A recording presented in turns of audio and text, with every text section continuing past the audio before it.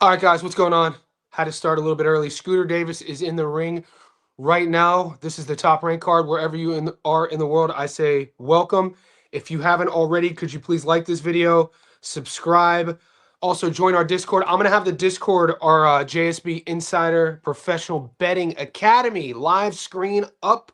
So if you guys aren't in the Discord, you'll at least be able to see what we're all about.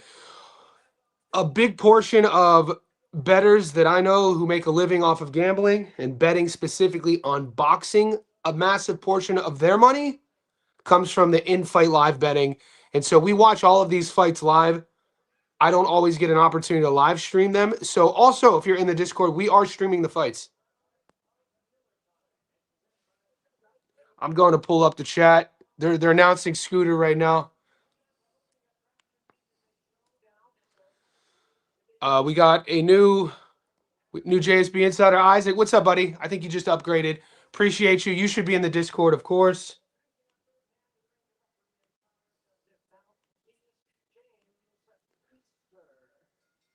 Okay.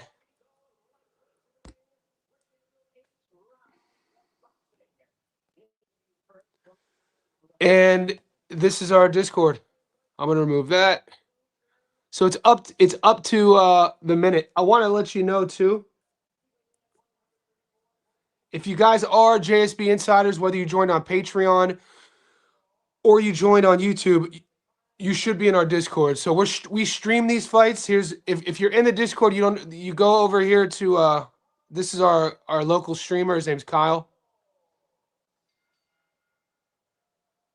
And then they're streaming in that channel there. But I'm going to keep, I don't want to get flagged, so I'm not going to show you guys on screen the stream. Live bets incoming.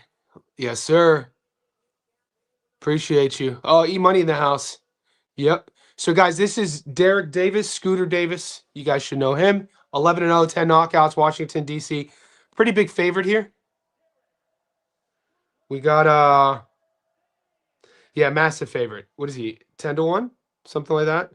So, our long parlay is live. We did a long parlay and a short parlay. Those are both live. In the JSB Insiders, I took Mason by knockout as a prop. And then I am going to do some live betting with Shushu and some live betting with Tiger. And I'll let you know, I might sprinkle a little knockout double. I haven't locked and loaded. I haven't put action yet. I might do Tiger and Shushu together plus 500. I'll let you know. What's up, C. Miller? Hope you're well too, brother.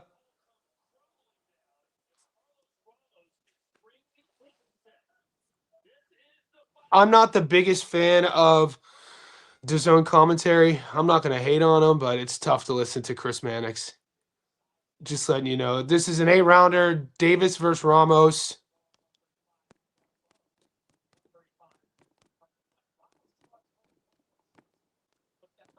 Round one. Let me know where you guys got your money. Let me know where your money's at, where your action's at. We got the JSB Insiders in the house. I'm going to stay on all card. Hopefully you're doing well. It is Sunday, July 5th, 10:17 a.m. Wherever you are in the world, I say welcome. This is a JSB Insider live stream. We're going to be doing in betting. This is round one of Scooter Davis versus Ramos. I used to do these in-fight live commentaries all the time before my channel was growing. And so I actually enjoy doing this. I don't do it all the time because my schedule, but I'm doing it today. Cleveland, Ohio in the house. I see Boom Boom Mancini in the front row, my boy from Youngstown, Ohio. Pavlik definitely has to be there. Mancini's sitting to the right of the guy with the green, with the bow tie, and he has the green button down on at ringside. If you look to the right of him, that's an Youngstown, Ohio boxing legend. So Scooter Davis, if you've never seen him fight, he's young, he's aggressive, he's from Baltimore. He likes being on the front foot, and he just likes having his way with his opponent. He has real power, has a good hook, really good understanding of the game. It's going to really come down to how they move him. You know, I think with a guy who's as talented as Scooter Davis, it's just going to come down to when they choose to have him step up. Oh, he gets hit with a big backhand there.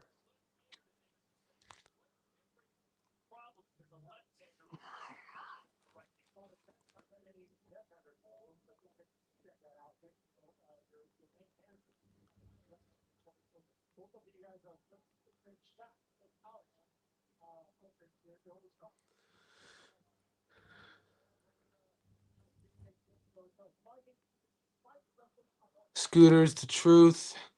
Yeah, so after this first, so the live chat will do is they'll be scoring rounds. Scooter does have a tendency to maybe stand a little bit too vertical, but he does that so he could generate power. He's getting touched up a bit, but nothing crazy. 30 seconds left in the first. He's just feeling out Ramos. Ramos is acting like he has Davis's timing already down, just kind of baiting him into locking onto his backhand. Classic orthodox southpaw fighter. Ramos is fighting negative, just pretty much looking for a counter. And this one should heat up. Nice body rip by Davis. 10 seconds left in the first. Nice backhand by Davis. When Davis gets cooking, he's a joy to watch. He's really aggressive. He lets his hands go. And that's round one of the books. C. Miller says, I'm going to go round 1-0 Scooter.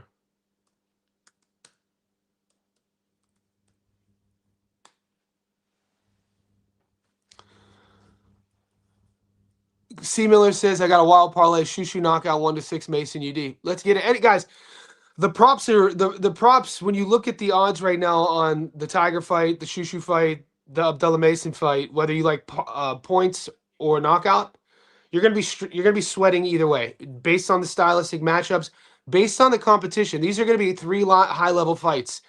I'm pretty sure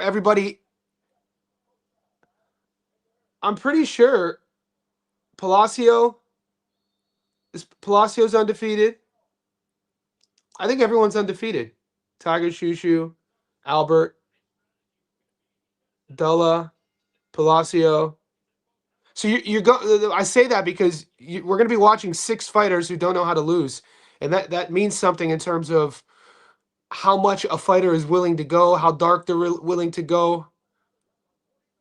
I like that though because if you're playing the knockout prop, you're banking on the fact that Albert Bell is coming to win. Albert Bell is going to fight not negative. Same thing with Tiger and Shushu's opponents. I like the body work Scooter Davis is showing. I love when young fighters invest to the body. They don't just headhunt. It shows you their sort of understanding of the game, and it shows you their patience. Ramos has decent counters. I got to be honest with you. I'm not saying they're not doing anything to Scooter, but you can tell Scooter is kind of he's acknowledging them. Ramos has good timing. I don't know if he's going to be able to withstand the onslaught that's about to come his way, though. James Drummond, what's up, buddy? Morning. Who you got for the main? I haven't really been on the Discord for a while. The Discord's live. Get in there, brother. I got Abdullah Mason. Hey, Johnny, Scooter Davis. You said you know Tony. He was on Rogan talking about yeah. Tony's a friend of mine. I can call Tony right now.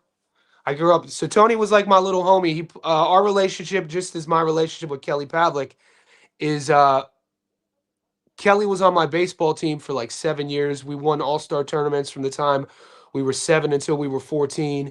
He was my catcher and I was the pitcher. And I was, we were the 2 best players. We traveled Ohio, Pennsylvania, West Virginia, beating every team. So like when I see Kelly, it's like we're 12 years old. Love that kid. Same thing with Tony. So when I was 11 years old, 12 years old, Tony was a year younger than me. And so I was the best player on the team. Tony was kind of small. He was good. He was decent. And I kind of like, he was my little homie. And then, I moved to LA when I was 21 and he moved to LA when he was a couple years after. We were disconnected and then we reconnected at UFC 293 in Melbourne when he opened for Joe Rogan. And that was the first time I met Rogan too. But Tony stayed with me in Sydney before. Yeah, he's a good mate of mine. Super smart, super talented, funny. He's not racist. I know people try to clip up some of his takes. He's a sweet dude. Dude, Ramos is landing on Scooter, though. 20 seconds left in the second. This is what I was saying in the first round. Ramos has good timing, man.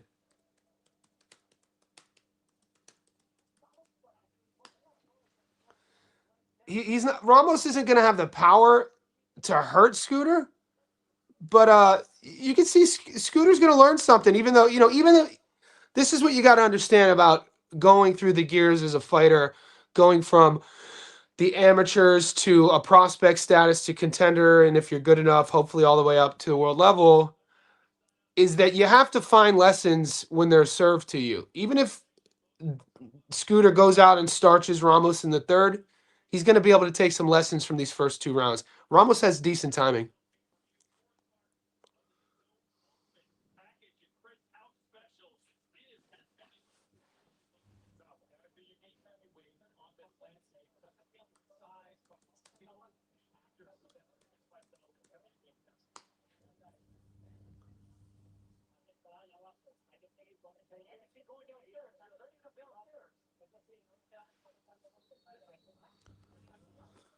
This is a dead cert. Nah, I disagree. I've watched boxing my whole life. There are no certainties, bro. I definitely disagree. Anything can happen. I don't believe in locks and anything. Nothing. Yeah, I definitely disagree. Oh, so Mancini's with his son. That's his younger son, ringside. It's good to see the boys. This is one of the rare times where I'm jealous that I'm not in Ohio.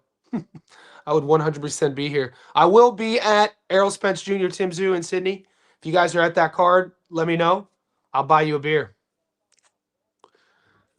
Third round, I got Scooter up 2-0. Ramos is having a little bit success, just countering him. You can see Ramos's craft. Good body. I think Scooter needs to go back to the body.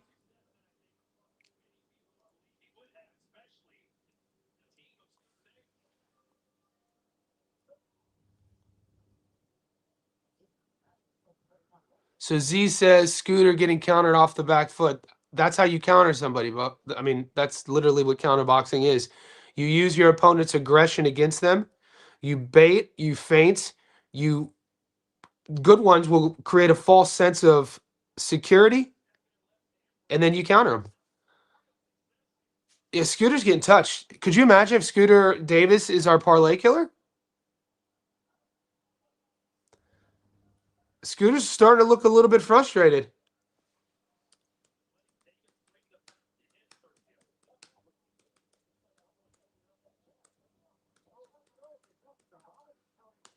I want to see Scooter stay to the body. And he's fighting him at the wrong range, too. He's giving Ramos, that's a nice double right hand. I love when young fighters double up on the backhand. You don't see it a lot.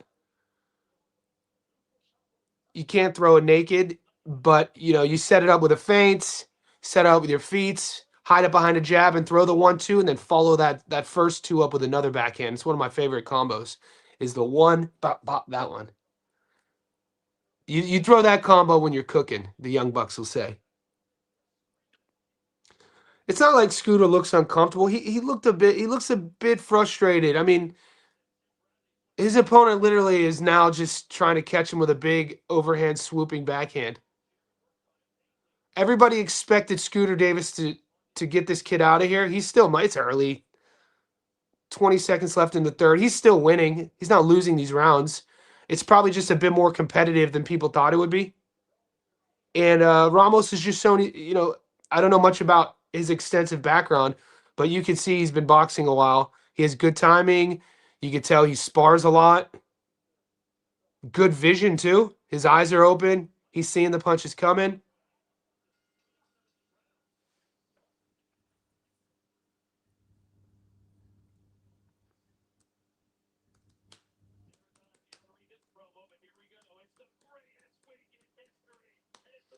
Yeah, so interesting.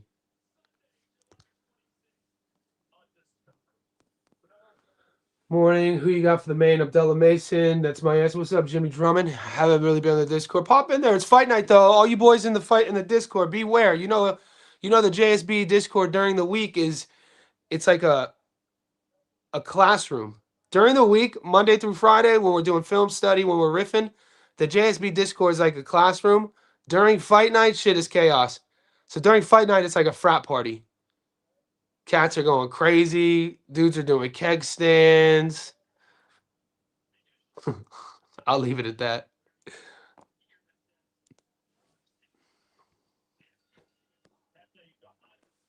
So if you catch up to the live Discord chat, Scooter, don't know, sweating the chalk. I'd slam. People were slam Scooter 22%. Odds dropped quick. No, people were thinking sharp money's coming in. These are the betters.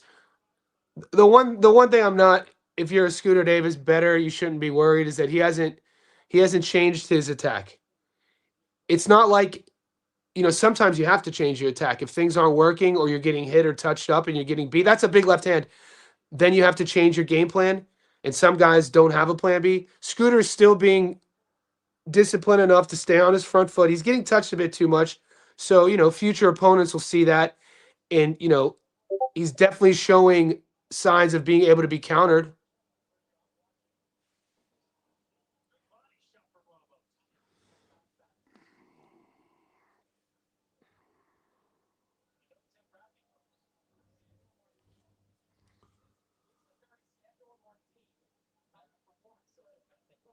Yeah, if I were you guys too, the betters, I wouldn't be listening to the DAZN commentary. So we got minute 40 left in the fourth. I got Scooter up 3-0. And the Chris Mannix has Ramos up. This I wouldn't be listening. Chris Mannix's scorecards are notoriously horrible.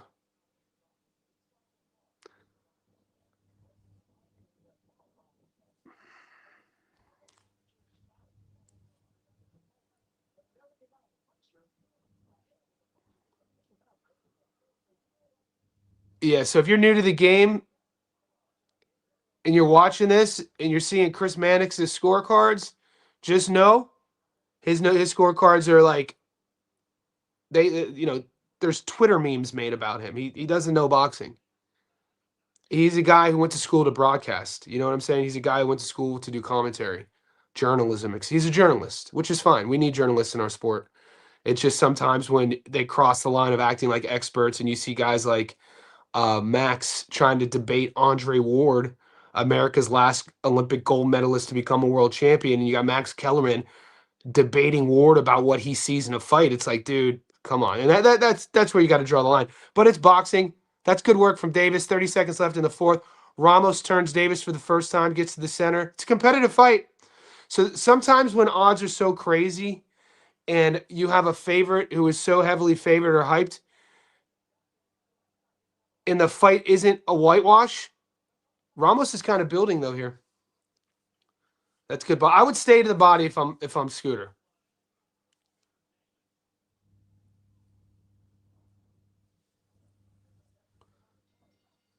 Interesting. What's the chat say? The chat's going to be super conspiratorial, by the way. These boys in the chat, they love the dog hunt. So do I. They're my boys. This is our family. But cats get crazy on fight night. Ramos not laying down. No, Ramos is there to win.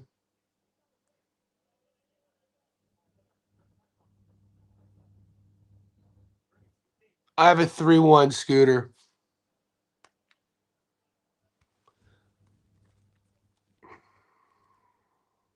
Read the chat. Look at the boys. What's up, Mike? What's up, Christos? What's up, PJ?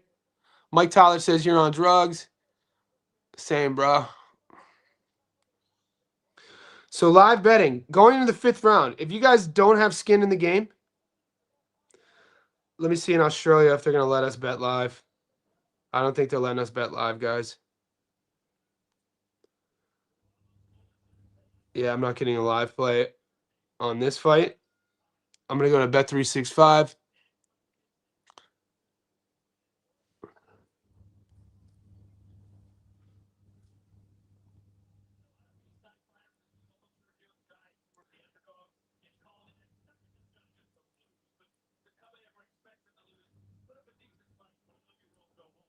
Ramos is coming to win. Wow, the live odds have Ramos. Ramos was a 12-1. He's now a plus 250. He's still a dog. All you dog hunters out there, maybe sprinkle on Ramos. I'm not going to take that play. But if Ramos doesn't knock Scooter out, he's not winning on the cards. That's all I'm going to say. It's a top rank card. It's a big right hand. This is boxing, though, man. 2 minutes left in the fifth.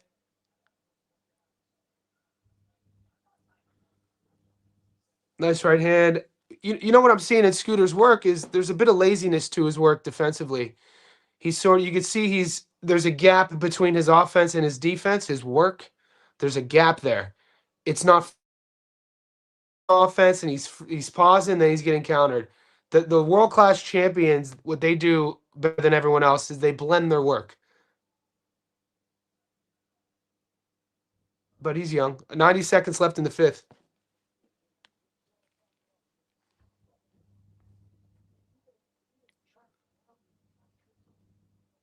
Ramos is going to have to get a knockout.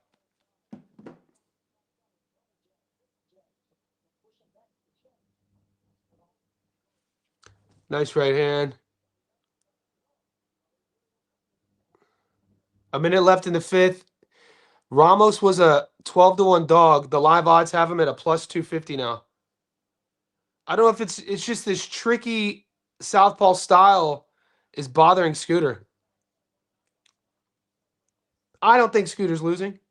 I had him up 3-1, but who knows? Sometimes it's tough to do commentary and judge. The chat definitely thinks that Ramos is live, and the live bettors thinks he's live. I can't believe my issue with Davis is that's the third time in 5 rounds I've seen Ramos just throw a lazy backhand, not set up, and it lands. That should never land. At the highest, if you have any sort of aspirations of being a legit world contender, you can't let those punches land. You know what I'm saying? That's what I mean by he's not blending his work. He's punching and he's just standing there. He's getting caught with punches he shouldn't be getting caught with.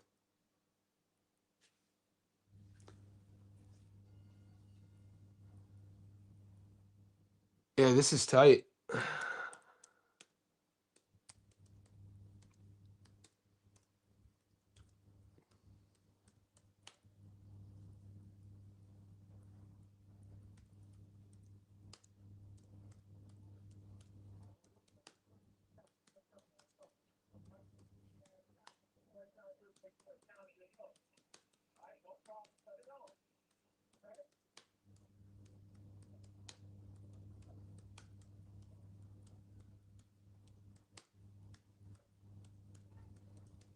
Truth be told in the chat, if Scooter Davis blows our long parlay, I'm chasing.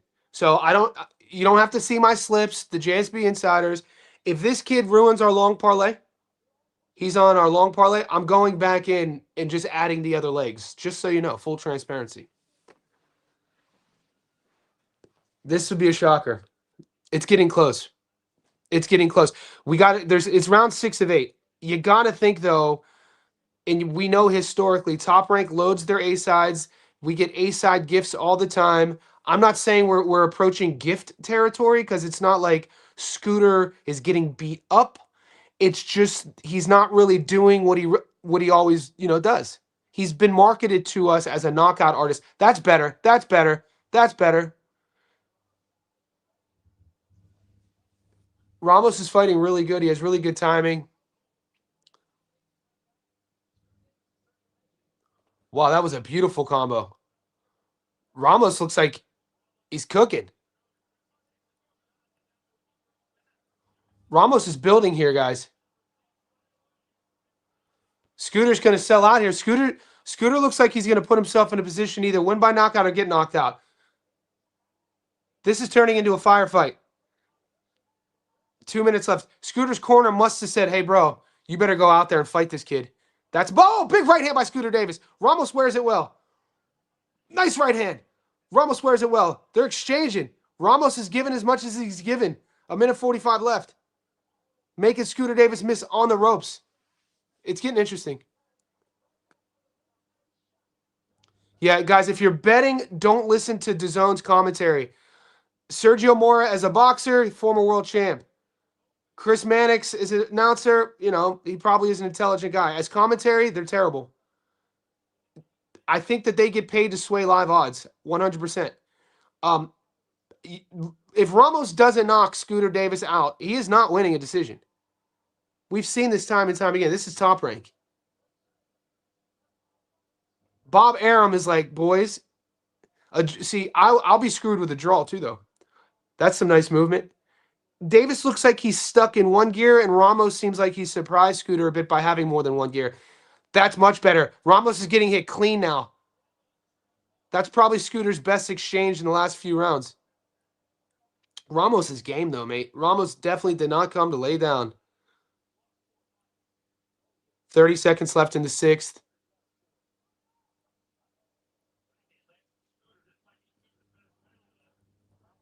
Yeah, so hope wherever you guys are in the world, like this video. Let me know how you're doing. If you're in the Discord, JSB Insiders, we up.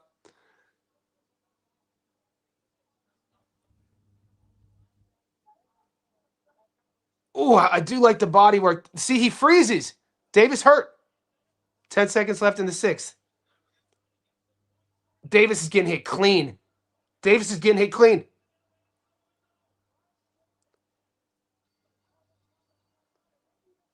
Wow, Ramos is taunting Scooter Davis. Said he gave him the stinky leg.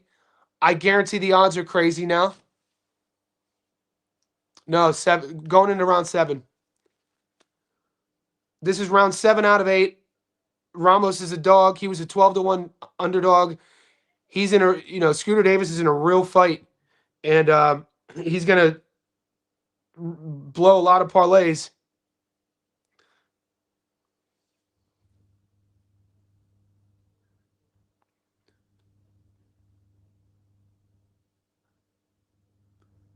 I still have Scooter up with a live saying.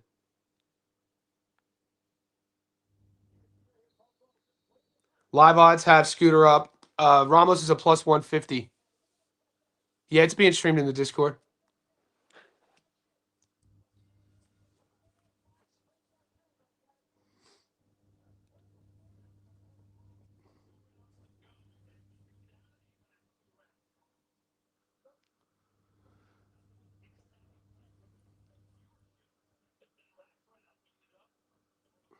Scooter staying on the front foot, round 7 of 8. He's staying determined. You can't just bully everybody, though. You could tell, if you're watching this fight along with us, you could tell Scooter Davis spars guys that he just bullies. You know what I'm saying? You can't be the baddest dude in the gym if you want to grow, especially as a young buck. You could see it. You could see that this has worked with every one of his opponents, and it works in the gym every day. This Ramos guy is not working on. He has more season. Ramos has 4 losses, and you could see it. Dude, his timing is nice. Ramos is building. I still think that Ramos needs at least a knockdown to even have a chance on the cards.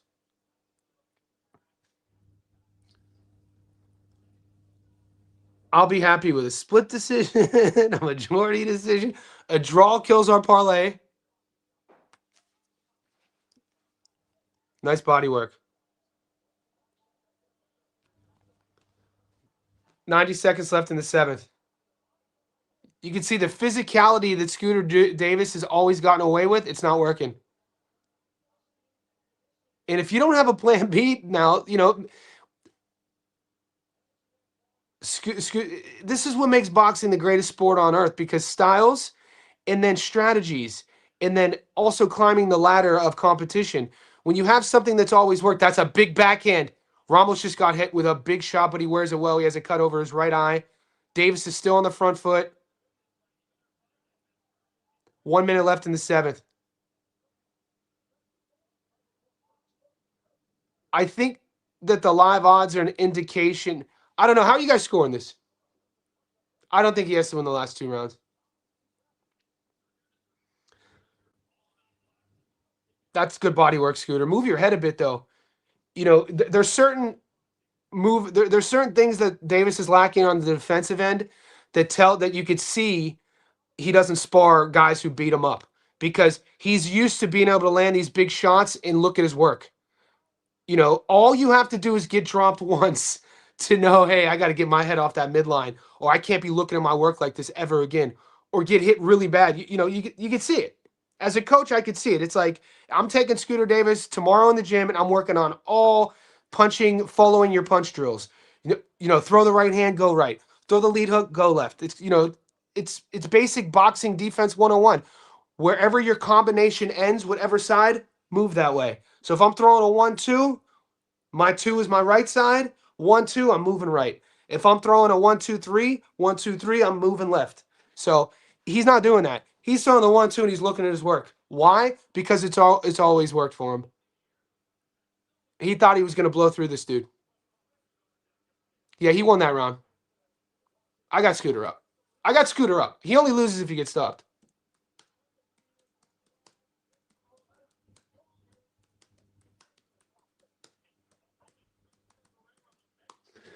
We got a good fight next. We got Tiger versus Guerrero. You guys will know Guerrero from the Eye of the Tiger cards, and you'll know Tiger Johnson from my channel. Guys, we're 30 minutes in. There's 47 in here. For all the JSP insiders, I say our team is the best team in boxing. You're not going to find a stronger, more knowledgeable, more researched community than the JSP insiders.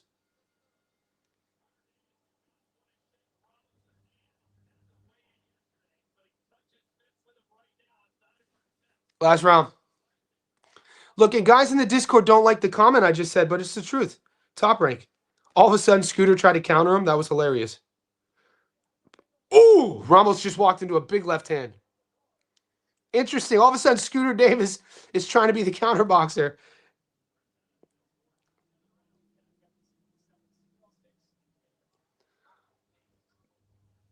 Mannix has Ramos up. The live odds have Davis up.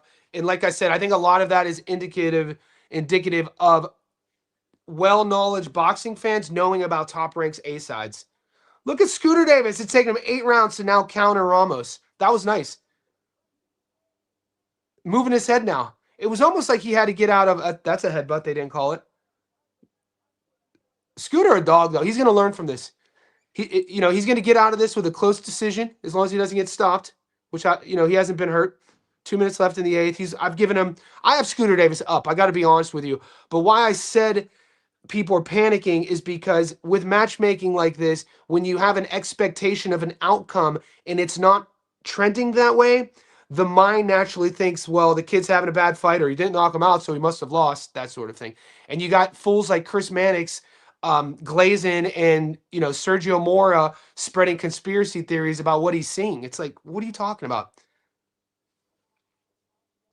Yeah, Ramos is definitely slowed down. He's getting. I like the adjustment Davis made the last 3 rounds. Is he's throwing the jab off of his backhand now? You didn't see that earlier. He would throw the 1-2, and then he'd bring the 2 back. Oh, nice uppercut by Scooter, and then he would throw the 1 again, and it's landed clean on Ramos a couple times. Not with a lot of power, but it's affected him. He'll throw the 1-2, and then he'll stick the 1 out again.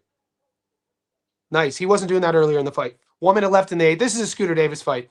As long as he doesn't get knocked down. Scooter, probably UD.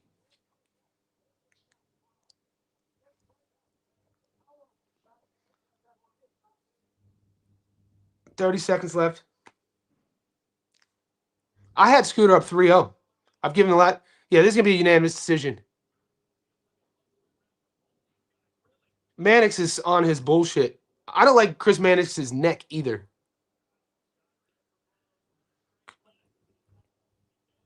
$20 seconds left. Nice little exchange. Ramos is bleeding. They're holding up.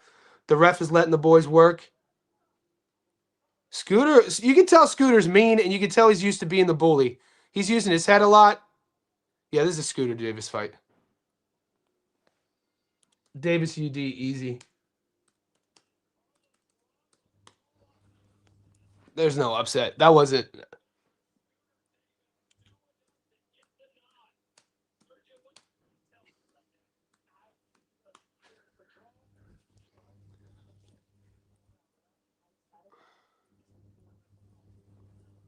Yeah, the commentators do that for live betting.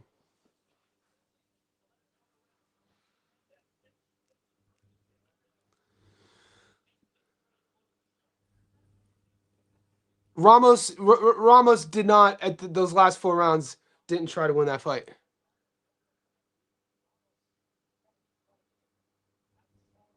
A draw is going to screw my parlays. So all the boys watching, if this is a draw or Scooter loses, I'm going back in. Got to do the chase, boys.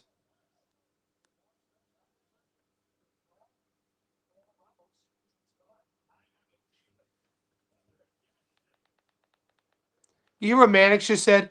I have a feeling they're going to give it to Davis. Dude, Chris Mannix. Oh, God. Do they not know anything about boxing promotions? Do they not know how the sport operates? The Young Bucks say the motion.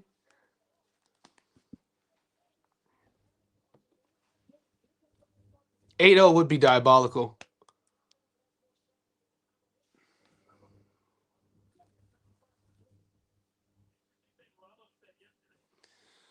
The they're getting ready to read the cards, boys.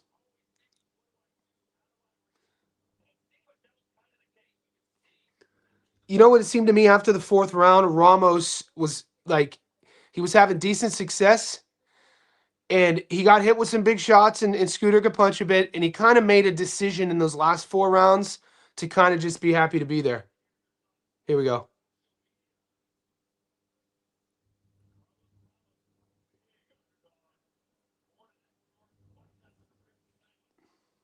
Here we go. They're reading him.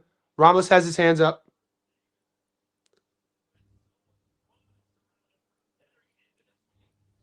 Davis thinks he's won. I think he won. No knockdowns. No one was hurt. He came to get rounds.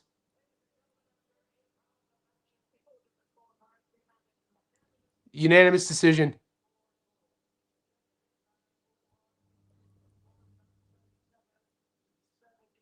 Yep.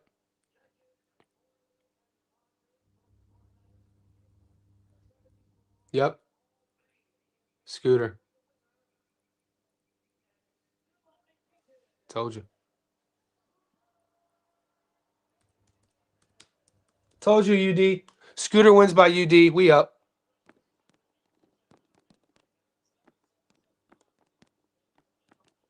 Don't listen to Chris Mannix. Trust me on this. Don't if you're new to the betting game, don't listen to Chris Mannix. Don't especially during the fights. They're gonna make you think a certain way. Think about how much money Chris Mannix just made Las Vegas. Think about how much money Chris Mannix just made Las Vegas because all those people thought that he was going to win. And so all these dog hunters, degenerates were betting on Ramos, but in reality, we know it's a top-ranked A-side card. The only way Ramos is coming in with 4 losses to beat one of their prospects is by knocking him out. And that wasn't going to happen. That's why they brought him in. Let's go. That's why we win money. You got to look at the politics, boys. You might not like it. Look at the live chat popping. Look at the live chat popping, boys. We up.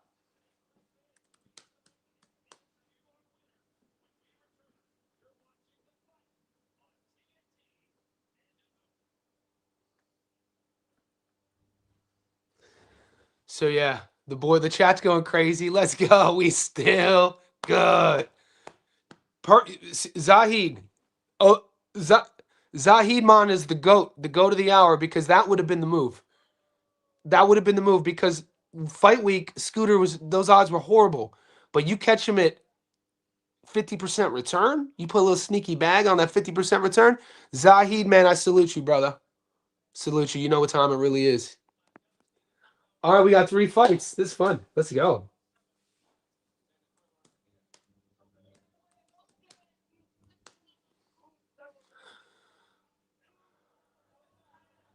I sprinkled on a knockout, guys. This is look at these guys. Look at the chat. You see how people sprinkled? They're putting hundreds of dollars on Ramos because they got honey dick by Chris Mannix. Don't get honey dick by Chris Mannix. If you got my number, if you're in our Discord, message me. I'll always get back to you.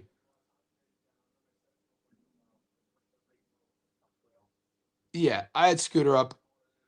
He was never going to lose that fight. No, he started countering. So Gorilla says Scooter is going to get knocked out by a counter puncher. He started countering at the end. If you rewatch that 8th round,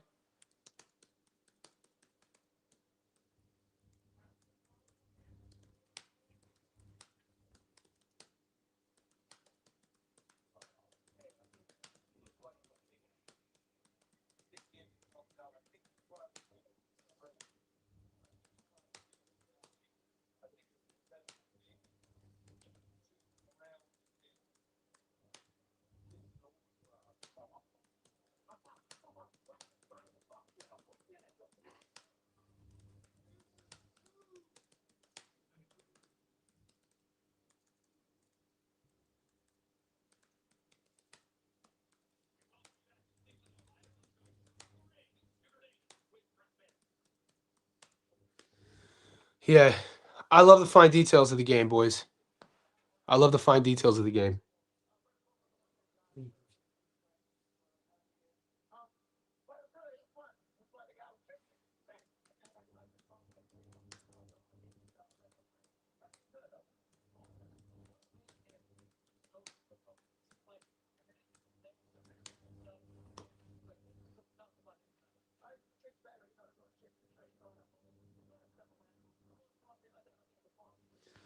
Scooter's getting interviewed right now, boys.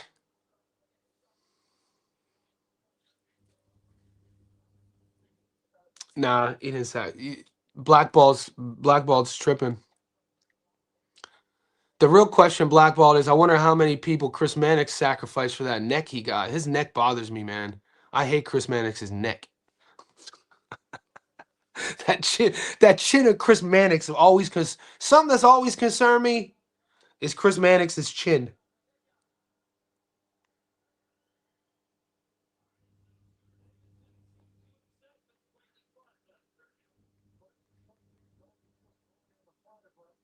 Yeah, you guys are hard.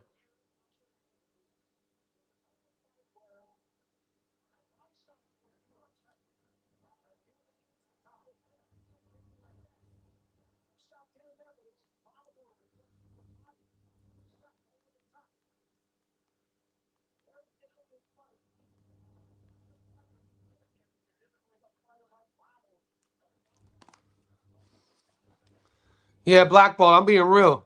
I don't mind a 23-year-old Scooter Davis winning a close decision at home. I mean, he's a Baltimore kid, but a top-ranked fighter. We know about Bob Arum, A side. He didn't get beat. He wasn't in danger. It was a close fight. I don't mind that. What I do mind is Chris Mannix's neck.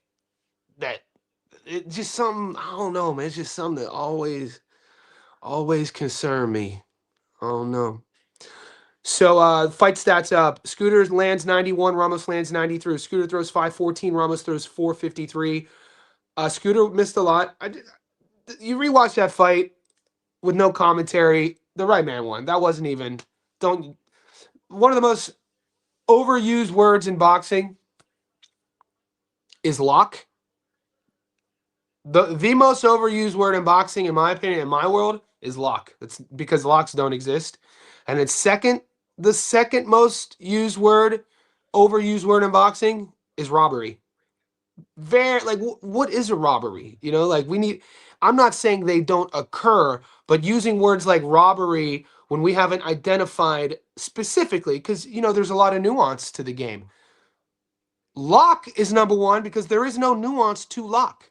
When people say this is a lock, that's you win or you lose. This is gambling. People who are locks lose all their time. So because there's no nuance, that's my deduction reasoning skills for why lock is the most overused word, but robbery is a close second. All right, so the boys are heating up in the chat. We're getting ready for Tiger. Is Tiger up or Shushu? Guys, it is 11 a.m. Sunday, July 5th here in Sydney, Australia. Wherever you are in the world, I say welcome. If you're not in our Discord, you can join our Discord. The link is pinned in the chat. It's a couple bucks a month. We do live betting. We live stream the fights. You never have to pay for a pay-per-view again. You never have to. And it's not just boxing, it's all pro sports. World Cup has been popping. We got MMA. American football's coming up. I make probably like 25% of my betting money yearly. That's a rough estimate. On one of my go-tos is college football betting. So that is coming up. I'm really looking forward to it. In about 6 weeks, we have a NFL channel, college football channel. The baseball channel is popping. So if you're not in the Discord, this is what I mean. Look on the screen right now. So we post all the fight links here for if you guys don't, if you're not, you don't have pay-per-view, the MMA channel, and then tennis.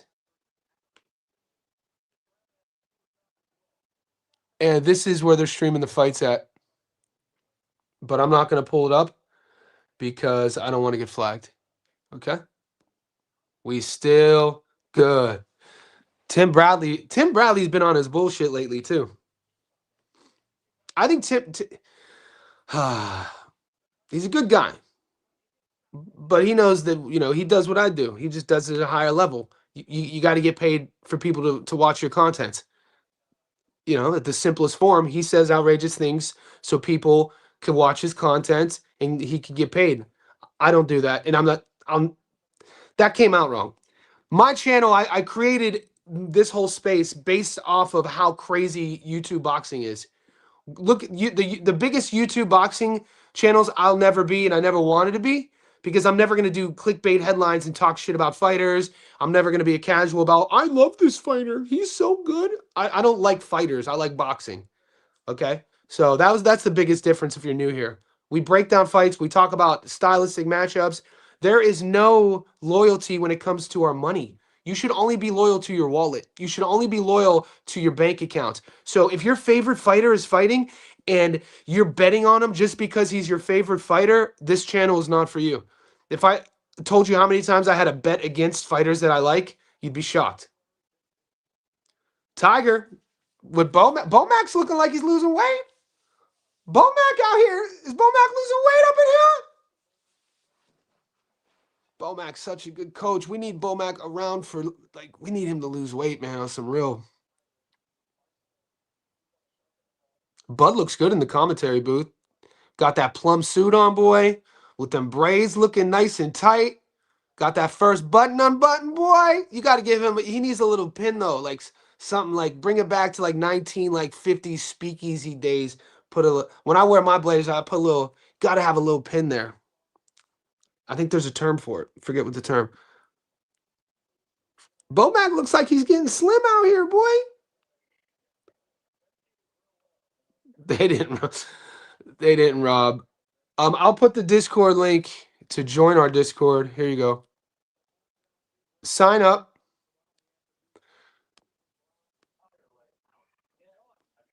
Okay, so if you guys want to get access to the Discord, you sign up at that link. You can either sign up on YouTube or Patreon, and then I'll send you the link.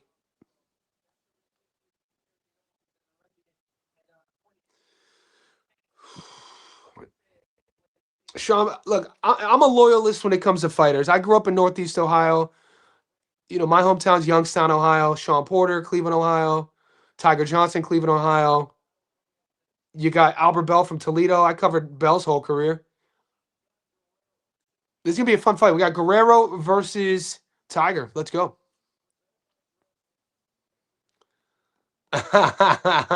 Now, you know what I was getting at, Teach. Teach knows what time it is. But you know what? They have hundreds of thousands of followers, and all they do is talk about their tweets. Hey, there's a market for it, man. I like our little corner of YouTube we've created. You know what I'm saying? We've created this. You know, not too long ago, I had 1,000 subs. I've never been about the subs. I've always been about the community. So I thank you.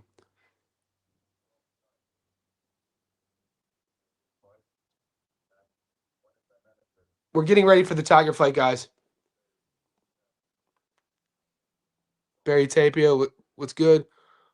Why did you move to Australia? We could do a Q&A while we're here between fights. And I was living in Las Vegas, Nevada. So I lived in Vegas. The story of my life is quite inconsequential. Summers in Rangoon, luge lessons. My father was a womanizer. He would smoke and drink and make outrageous claims like he invented the question mark. My mother was a one-legged whore from Burma. She would carry me around in a burlap sack. No, I was living in Vegas, and then I visited Sydney on a holiday. And I came back to Vegas, and I was like, I want to move to Australia, and that's why I did it. And then I became an author here. I became a coach here, an entrepreneur here. When I was in Vegas, I was a bartender. I had I was finished grad school, but I just wasn't doing anything with my skills. I was just working in nightclubs, slinging dick on the Las Vegas Boulevard. Can't do that forever. Gotta elevate your game, boys. And so Australia's been great to me. You look Italian. Yes, my mother's whole family. So half of my entire family is from Tuscany. So I come from the part of Italy that are like blonde hair, green eyes. So north of Rome, a little town called Intro d'Acqua. My father was from Czechoslovakia. But so I'm kind of, my dad barely, whole family from Prague. Mother's whole family from Tuscany. So we're in between fights. If you guys haven't seen Machine Gun Guerrero, he's a fun fighter, and this is why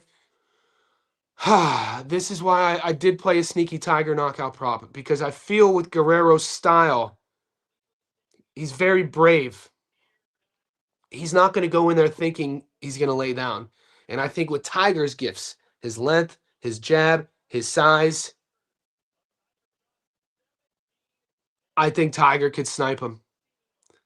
This is a fun fight.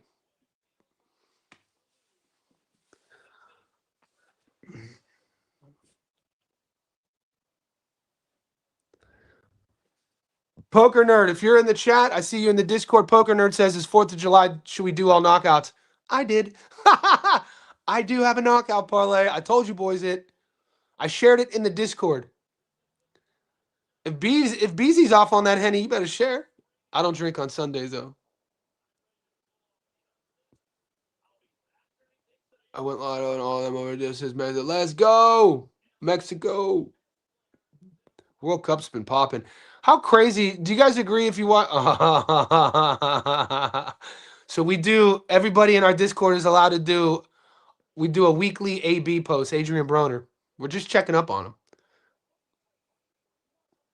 That's obviously BZ's Adrian Broner post. I went lotto and all of them over distance. Let's go. Tiger stoppage. Let's go. 10 bands. FJQ. Woody Barlow in the house. I did a sneak. Just to let everyone know, I did a sneaky knockout prop. So our long parlay is live. Our short parlay is live. I gave you guys my ticket for Abdullah by knockouts. And we'll see what happens. Let's see if anybody signed up on. If anybody joined on Patreon in the last 20 minutes or joined on YouTube in the last 20 minutes, let me know and I'll send you the Discord link.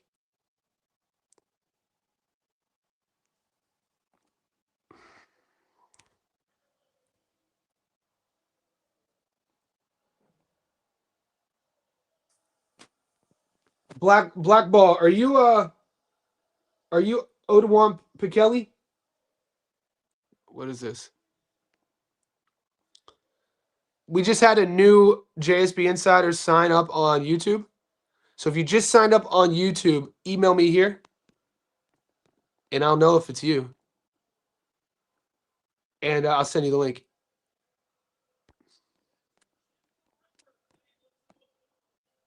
Let's go. Let's go. Let's go. Let's go.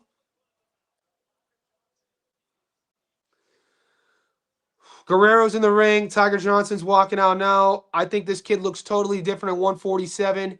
He's fought 3 times at 147 since moving up to 140. 2 out of 3 fights are he's won by knockout. He looks like he's put the weight on well. Great amateur. My channel is known about Tiger Johnson. I've been winning money on Tiger Johnson for a few years. It's crazy that the bookies though are starting to catch up to the Tiger Johnson knockout prop, because there not too long ago he was plus 1,000 to stop Nick Flaz, and guess what we did? We jumped on it. Now he was only plus 200 to stop Guerrero. So this is my Cleveland, Ohio in the house. Let's go. Cleveland is the city where I come from. Think about back in the day when there was 89. I always got to break out into some bone when I think about Cleveland. He's got to put a big hole in his soul. Shoot him up. Shoot him up. Big offspring on. Yes. Tiger with the shades, looking slick. Got that black leather look with the red diamonds on it. Let's go, Tiger. People have been knowing about Tiger. What do I know about Bone? Are you baiting me into freestyling some Bone? Everybody, I grew up on Bone, man. What my favorite Bone song of all time is actually the Crossroads original version. We all know the Crossroads one that went crazy. And I miss my Uncle Charles, y'all. He should be going to his home. What they came to do is. But the best one is, when I heard the word occurred, I said, oh my Lord. Laying on the curb, and I did it twice there, blended to the hair. And what about Loningsdale? Damn, she gonna whack the fool out of the. See you at the crossroads, even though you're gone, you still got love from Bones. Ooh, that one. That Tiger went. Tiger, first of the month. Get up, get up. Yep. This is gonna be a fun, dude. How crazy that Chris Guerrero's promotional company, he cut all his teeth, Eye of the Tiger, and he's fighting Tiger. It's kind of a, if you're into those sort of things. 16-0, 9 knockouts. He's a Mexican Italian, but I'm pretty sure he was raised in Mexico. I know his ethnicity is Mexican Italian, which is a great mix. But you know, he lives in Montreal, Canada. If he really wanted to impress me, he would speak French Canadian like John Arobio.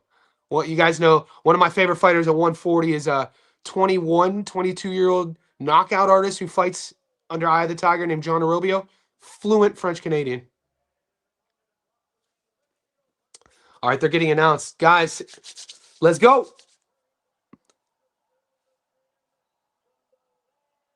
Let's go. I love hearing from Cleveland, Ohio. Good to see Bomac in Tiger's corner, man. Bomac has a great mind for execution. You know what I'm saying? Like, if the boxing way of things isn't just to beat people up. Obviously, it helps if you can beat people up. But as you grow levels, sometimes we see guys who shouldn't lose fights in their careers, but they do because their game plan sucked.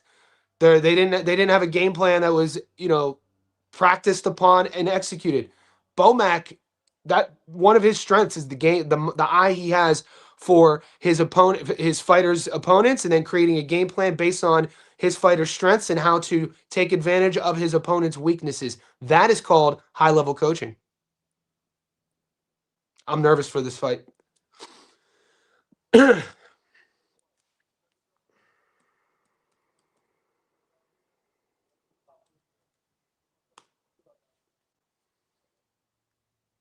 Let me know where your money's at, guys.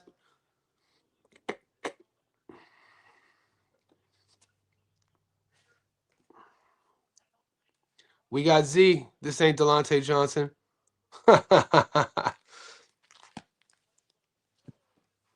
Round one, guys.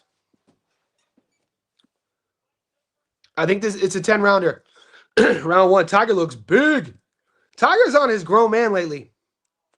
So if you've never seen Tiger, he's a long-range welterweight, has a great jab, uses the entire ring, fights on the front foot when he wants to. He could use a ring if he doesn't want to. He's on his front foot now, and he's learning to sit on his punches. That's the beautiful part about what he's doing. Whenever you're an amateur coming through the American Olympic system, you're going to be super skilled. I was telling this to the boys the other week, and no shade to the DR, but the Olympic boxing system is a little bit different than the Dominican boxing system, the Olympic system. So just because you're an Olympic, not all Olympic systems are created equal is my point. Tiger comes from one of the best. Think about the nice jab. So Tiger's cutting the ring in half. Guerrero's on his back foot, just trying to ease him out. See, Guerrero's kind of allowing Tiger to cut the real estate. Neither one's really throwing anything. Round ones tend to be waste rounds. But in a 10-round fight and Tiger in a homecoming, he's not giving me that energy. He's out there. He looks like he's hunting. I like how he has the area code on his waistline, the 216, baby. So if you guys aren't from Northeast Ohio, the 216 is our area code in Cleveland. But if you're from where I'm from, Youngstown, you'd be rocking the 330. It's about, from where my whole family lives, it's about 55 minutes to get to where the Cavs play basketball. Growing up, we used to call it it was Richfield Coliseum, and then they moved it from Richfield and then built the Gund. So it'll always be the Gund Arena to me. And then it's had, like, I think a few different names since then. Tiger's out here hunting.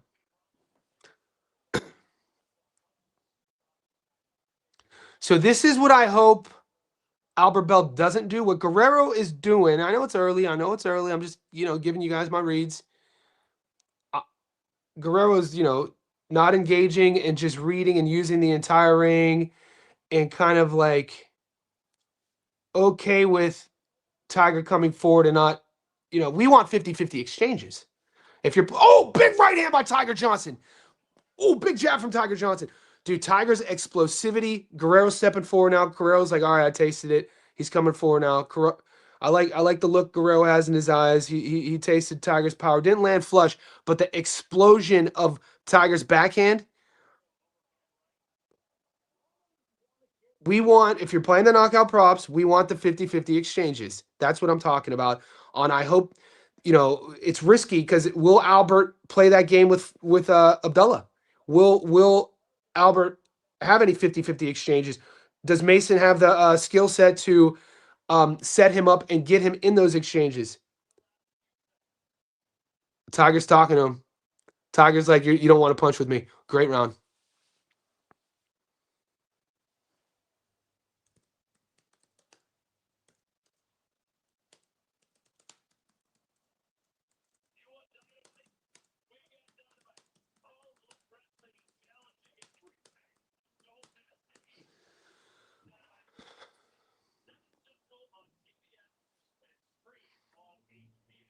Andre Della on points. I can see it.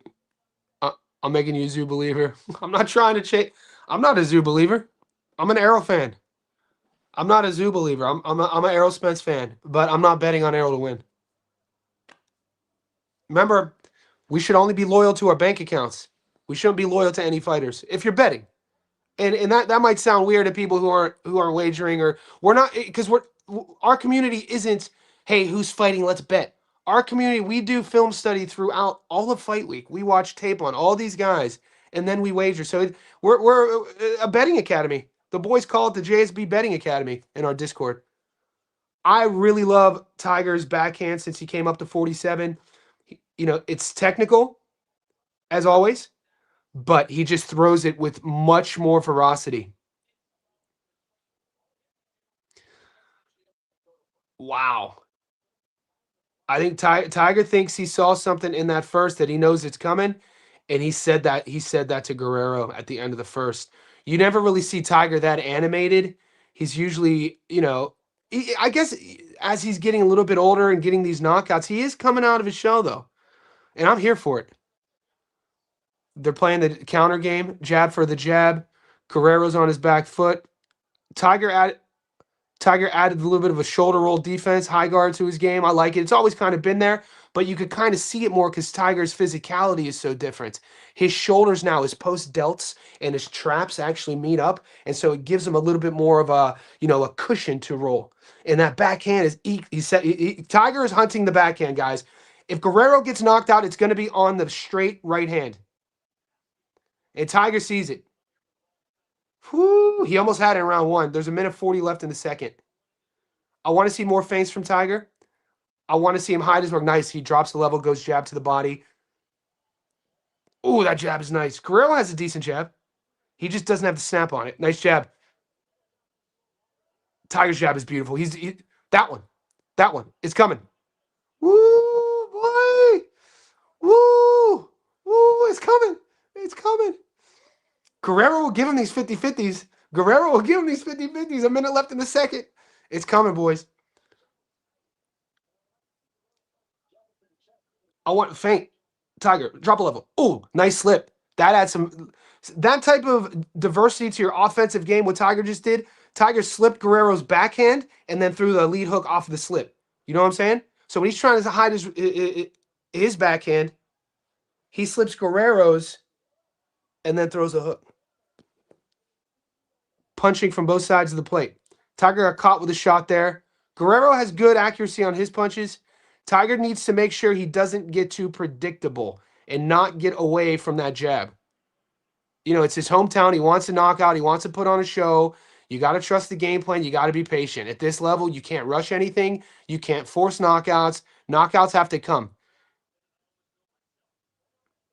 That backhand. Yeah, Tiger's punching with a lot of ferocity, but the thing is, he got out on his front foot. You never really see Tiger out of position. Interesting. Did you tip Tiger knockout? I propped him, yeah. On the down low. I put it in the Discord. I didn't post it publicly.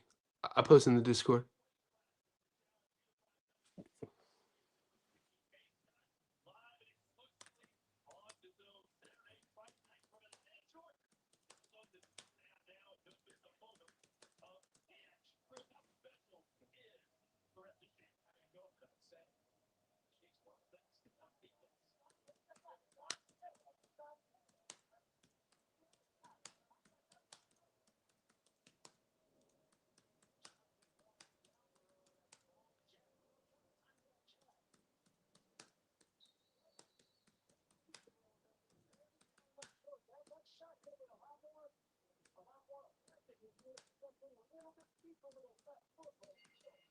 All right.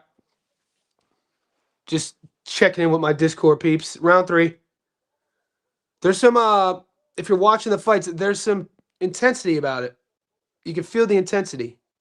Both fighters. I want Tiger to loosen up a little bit though. You know, don't force things. That's the one thing I'm seeing. And it's understandable. Yeah, be calm. Because the thing about Tiger Johnson, his entire career, he has a coolness about him. His temperament. He looks definitely, and it's not necessarily a bad thing. It's only a bad thing if he becomes predictable in there, and then becomes susceptible to getting countered. Because Guerrero has some crap: 16-0, 9 stoppages, undefeated, confident. These 50-50s. Tiger needs to keep his chin down there. Tiger needs to keep his chin down there. I want a body shot. I want Tiger now. 2 rounds have passed. Set the jab up, slip in, looking for the back. I want him now to invest in the body.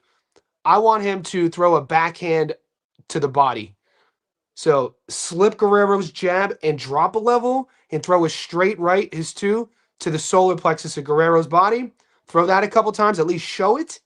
And then that'll open up his left side. That'll open up his lead hook. 90 seconds left in the third. Beautiful jab, crispy jab. Love the jab. For me, it's like Hitchens' jab, Tiger Johnson's jab, not too far behind. Yeah, you're not going to be able to. You see, Guerrero's shortcomings are on all the little things, the footwork. Definitely, he's on the front foot this round, and now Tiger is trying to see if he could do work counterboxing Guerrero. And these are sort of like little agreements that you make if you're skilled enough in a fight. I saw what these first 2 rounds look like. I want to see if you have gaps. Let me fight this round off the back foot. Let me see if you have gaps, and then let me recalibrate. And this is boxing at the highest level. Guerrero, Guerrero is coming close, but he's not bringing his feet with him when he's throwing that backhand. His feet are sluggish when he's punching, but that's just a skill thing.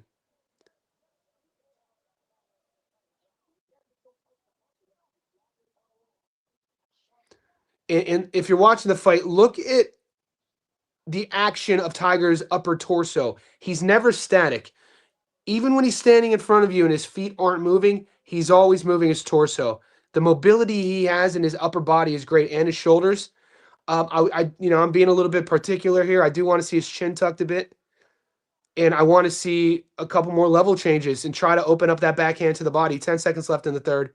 Tiger's winning this fight easy, but the knockout prop. All right, 3-0.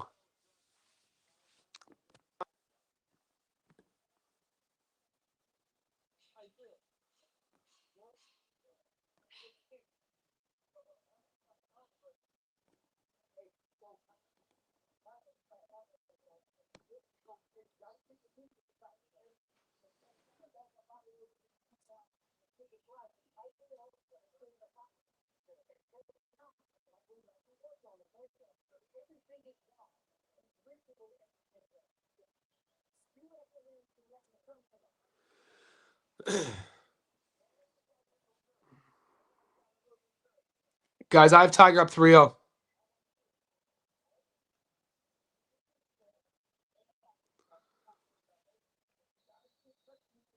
Long time to go. If you're watching it from a technical standpoint, Tiger fought round 3 totally different than he did rounds 1 and 2, which is a good thing. This is what you would call painting a picture. He's getting reads on how Guerrero is reacting when he's on the front foot versus when he's countering. And then it's up to Tiger to make the assessment of, all right, I can hurt him this way. And only a guy who's ultra skilled, ultra confident will do that. And this is why Tiger's special. But he's done this since the amateurs.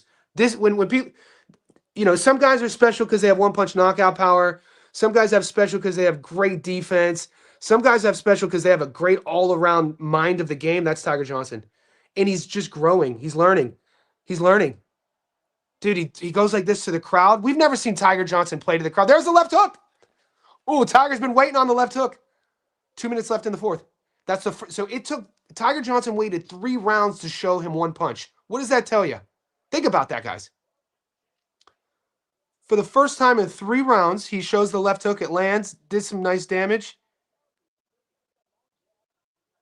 2 minutes left in the fourth. It's a competitive fight. It's very competitive, but I have Tiger winning every round.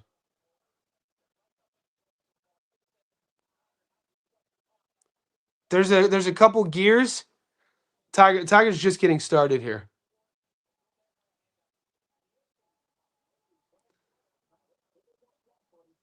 Look what he's setting up off his high guard.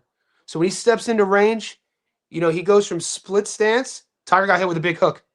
Nice hook from Guerrero. Tiger will go from split stance, like scissor blade, to here. And usually fighters will just shoot the jab off of that. What he just did there was he faked it. Yeah, Guerrero's out of position and threw the hook. I want a level change still. I want him to open up that backhand to the body. He can land where he wants to land. A minute left in the fourth.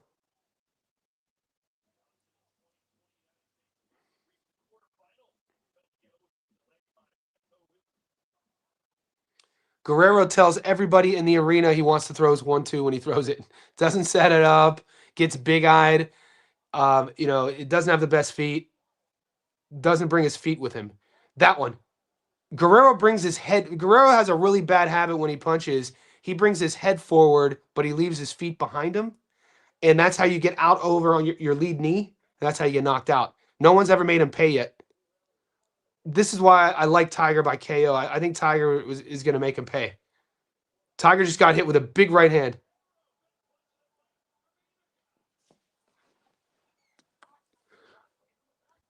Tiger got caught with a big right hand. Doesn't look hurt. They're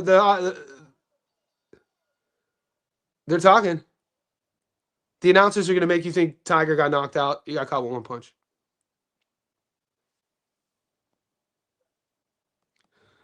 So he didn't have 3 different trainers in 3 different fights. He just adjusted. He changed his lead. He kept the same camp. He just, his OG lead, he went back to for the. I'm thinking because Aram's on the screen. For the Nick Flash fight, he went back to his OG lead, his lead trainer. But it's not like he just changed camps. And now this time, he has Bomac as his lead. Trying to level up. But he still has the people around him who've been around him.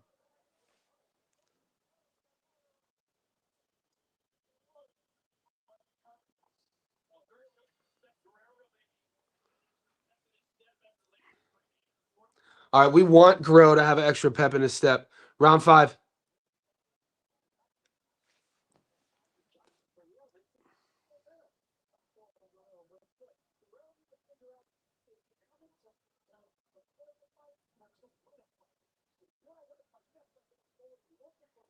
He's fighting real negative. Like his best moments are he lands a big backhand at the end of round 4, and he landed a nice hook in the beginning of round 4.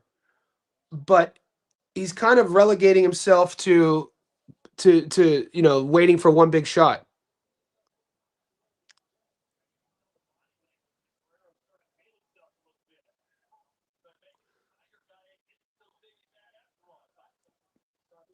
Two minutes left in the 5th. If you're betting on the knockout prop, you want Guerrero to feel confident. He's on his front foot here. We want that. And the announcers aren't going to talk about, look at that beautiful check counter. The announcers aren't going to talk about Tiger setting a trap. When's the last time you heard Manick say Tiger setting a trap or trying to predict? They're not predicting any sort of game planning or outcomes. They're just calling it punch per punch, and they're getting overhyped when one guy will land. And this is kind of like this is why they're very base level. They're not like Manick's knowledge of the sport is very surface level. You could just tell when he's talking about the fights. He's never been punched before. I mean, the only way to really understand what's going on is to get in there and either, if you've never boxed before, hire a boxing coach who boxed. And if you're liking that, ask them to slowly bring you along and build your skills that maybe you could spar to learn what it's like to avoid getting hit and set things up. And then from there, go from there. But you can tell Manick's his knowledge is very, if you just guys who just watch tape or just watch boxing, they'll always stay at a certain level. If you want to level your knowledge up, you actually have to get in there. And I don't mean be a pro. I mean to train, to know what it's like, to what you have, where your body has to be to not get hit, where your hands have to be to hit. 45 seconds left in the fifth.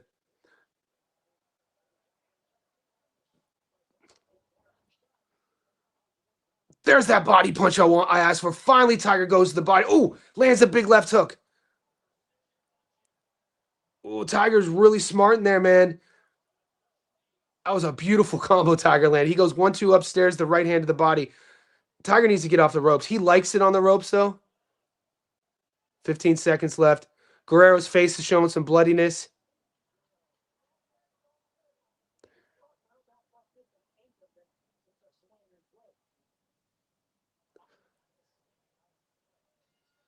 Another Tiger round.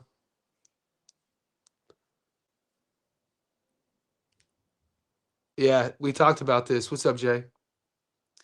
These two haven't. Albert Bell and Mason, or Albert Bell and Mason might have.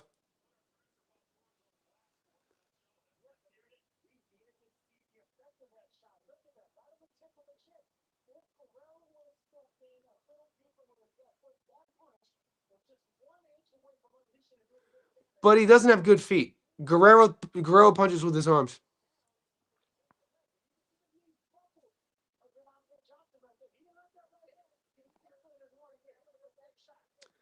What's up, Nathan? Get after it. Dude, go for it.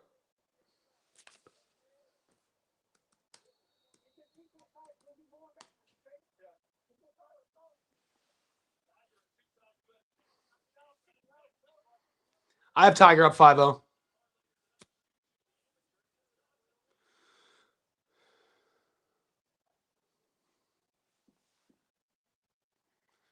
Sixth round.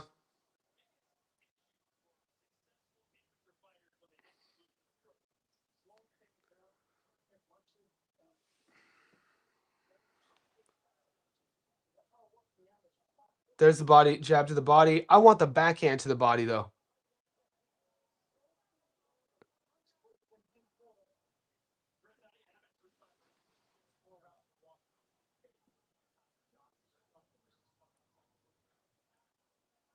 Fight halfway over, boys. I have Tiger winning. It's competitive enough, though.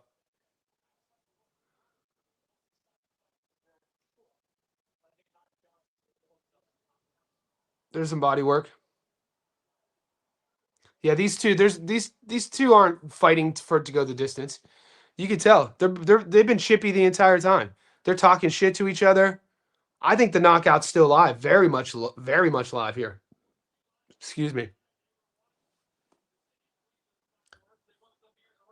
Round 6, halfway over. Guerrero's fighting way more negative. He's just big right hand by Tiger. Guerrero got a chin on him. I got to see that replay. Guerrero got a beard because that was gorgeous. Guerrero's not moving now. Tiger sit. Oh my God, a big right hand. Guerrero's wobbled. Dude, Guerrero got a chin on him. He can't take too many of those though. Nice jab. Don't forget the body.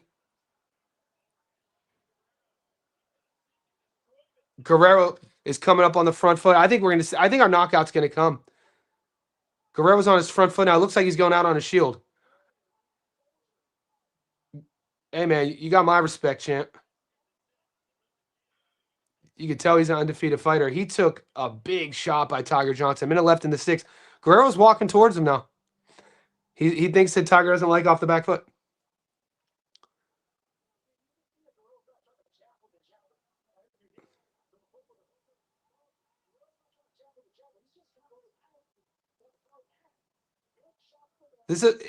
It's a competitive fight. And if Guerrero continues to put himself in a position to win the fight, meaning punching with Tiger, I think he gets knocked out, which sounds kind of counterintuitive. He's not going to win the fight fighting like this.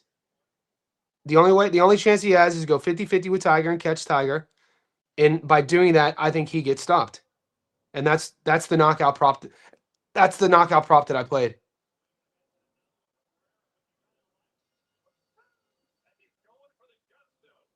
He's going for it. Nah, Mora's commentary is not good. I don't really listen to Sergio Mora. Like you got to separate fighter from commentator. These guys commentating on streaming services like DAZN, they're trying to get the live betting action. They're trying to get the gamblers to bet money by doing false scorecards and creating false narratives and jumping on one fighter or the other. They never do it unbiased. They never talk about game plans. They never talk about path to victories. They never talk about the operation of what's happening. They're not talking about setup. Like for a guy like Sergio Mora, who's a world champion, you would think he would talk a little bit more about setting traps, feints. What Tiger did here with that one. They're showing replays now. Guerrero got caught with a massive right hand. Oh! Guerrero got a chin on him. I don't think it's a dumb bet, man. That's on you, though. You get full... I give my boys, our team, you guys have full range to take your own tips. I never tell you to do what I'm doing. I just tell you what I'm doing. You know what I'm saying? And I think over time, why we're growing as a community is you guys realize that. I never say, hey, follow me because I get all my bets right. I say, follow me because we have an amazing fight community that isn't a casual based community. And we watch tape. Bro, we're getting those 50-50s, guys. 15 seconds left in the 7. We're getting those 50-50 exchanges, and Guerrero kind of has a look, kind of a stunned look on his face, has swelling under his left eye. Guerrero knows that's where he could win this. That's his path to victory, is in these 50-50s. But in doing that, he's going to put himself susceptible to getting knocked out. Tiger's really sharp.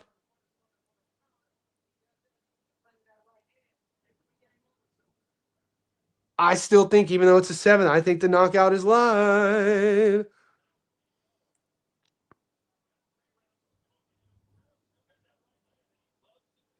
I think the knockout is live. 2 minutes left in the 7th. Guerrero on the front foot. Tiger on his back trying to counter. More of the same stuff. Guerrero has a cut under his left eye.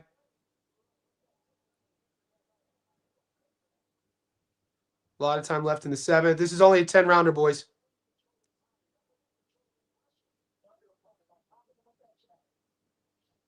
Nice body work, Tiger. He slipped that under the liver.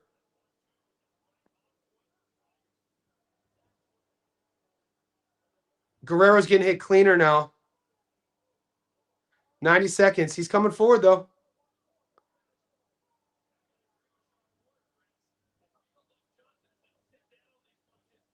Body punches. Come on. Body punches. Let's go. Get under those elbows. Get under those elbows.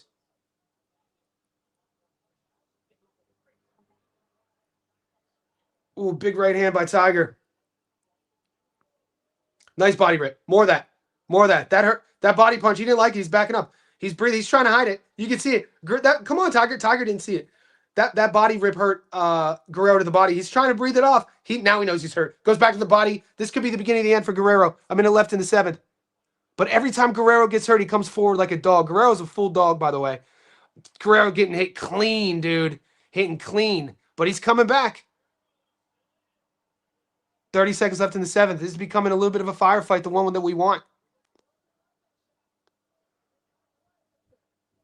Go back to the body, Tiger. Go back to the body. Go back to the body. You're going to hurt him to the body. That's how you're going to get...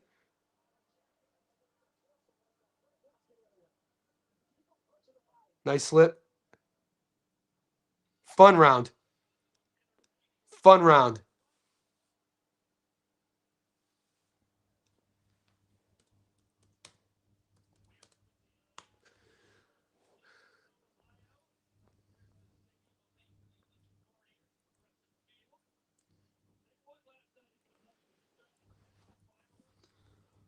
Guys, wherever you are in the world, welcome. Like this video. Let me know how you're doing. We're live betting Tiger Johnson versus Chris Guerrero.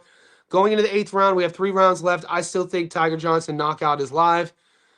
We got a single 670 to make. You cash it. Why are you cashing out? Tiger's not losing this fight. Am I tripping? Tiger's building, and he's breaking Guerrero down to the body. I want more body punching. I'm an old school sort of cat. That one.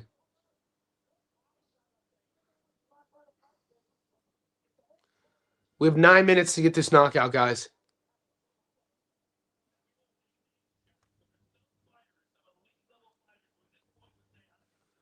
The swelling on the left eye is getting a little bit worse for Guerrero. The cut is a little bit bleeding for Guerrero. He's showing signs of damage. He's getting a little bit more flat in his movement, eating a little bit punches, a little bit more clean. And this is where you start to see levels.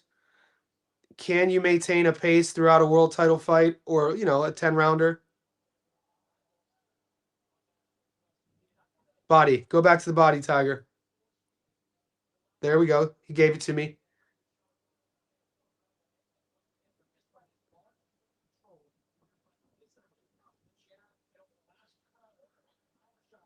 Nice left hook. Johnson totally has Guerrero's timing down, doing what he wants to do. He's letting Guerrero give. He's only taking what Guerrero gives him right now. A minute left. Oh, a big shot by Guerrero. Guerrero's not going away, though. Even though it's wide on the scorecards, it's competitive enough. Guerrero's losing all of these rounds. He's not going away, though. So that's why, you know, the knockout prop is still live. Minute 45 in the 8th.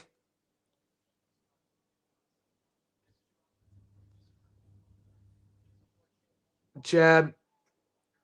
That Tiger jab is nice. 90 seconds left in the 8th. Nice left hook counter. Tiger Johnson wobbles him, hurts him with the straight right. Guerrero's backing up. Guerrero looks hurt to me. Tiger senses it. Guerrero turns him. He's grabbing. He's holding on. Guerrero looks like he's melting a bit. I'd go back to the body. A minute left in the 8th.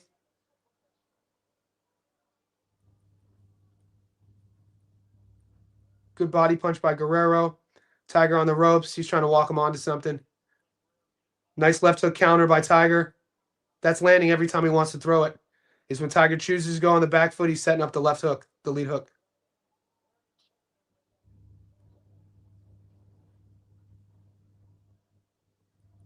.30 seconds left in the 8th.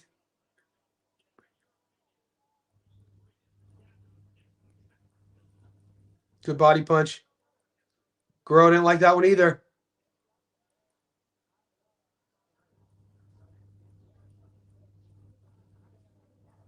Shotgun jab.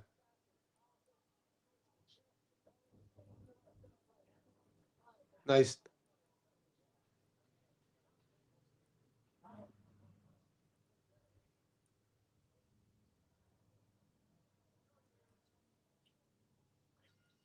Two rounds left.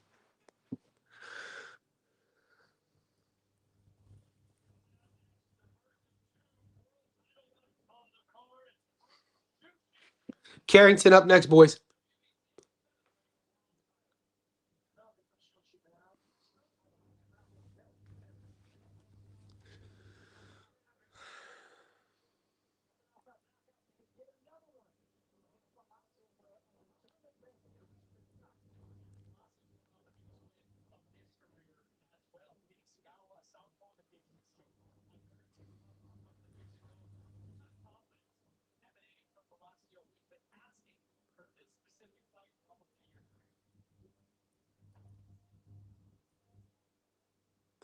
Going in around 9 of 10, guys.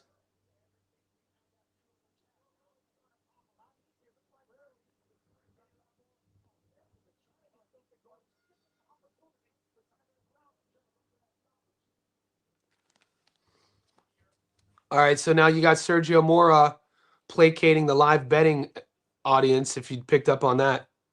He said Tiger Johnson has 2 rounds to get the stoppage. So they're not even talking about Guerrero's path to victory. They're talking about the odds. Oh, that's a gorgeous 1-2 from Tiger Johnson. Guerrero looks stunned to me. You know, that nose looks hurt. Nice body rip. Guerrero's a punching bag at this point.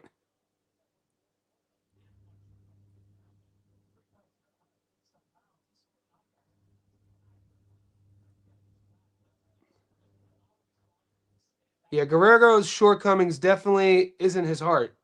You know, he has all the heart. Getting hit, he's getting hit a lot more here. He has bad feet. A bit limited. Decent level fighter though.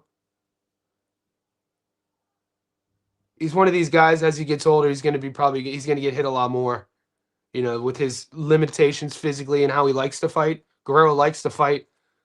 Well, he's acting like he likes to fight. Tiger using the whole ring. 90 seconds left in the ninth. Hopefully, big right hand. Oh, Guerrero gets hit clean 3 times there.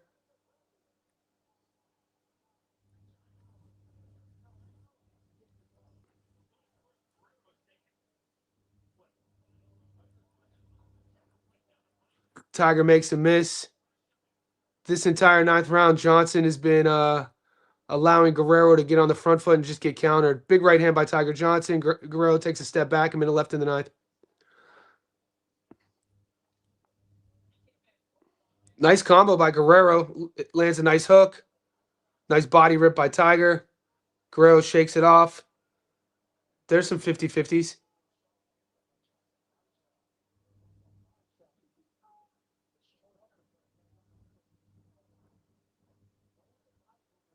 Thirty seconds left in the ninth. 1-2 lands by Tiger. Tiger looks like he has a bit of blood in his mouth. Nice body rip by Tiger Johnson. Shoe shining by Guerrero. Nice combination in the middle of the ring. Good body rip by Tiger. They're both standing in the middle now. 15 seconds left in the ninth.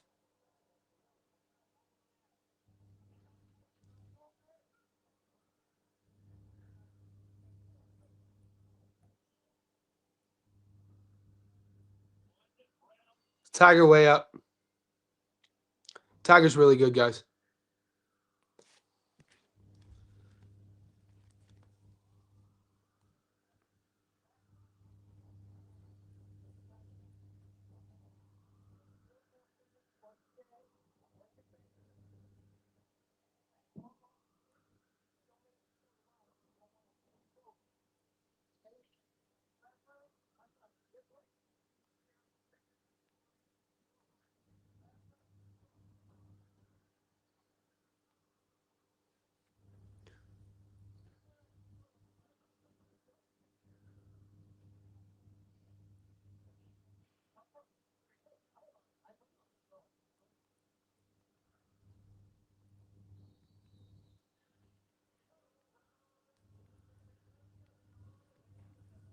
Last round, boys. Tiger way up.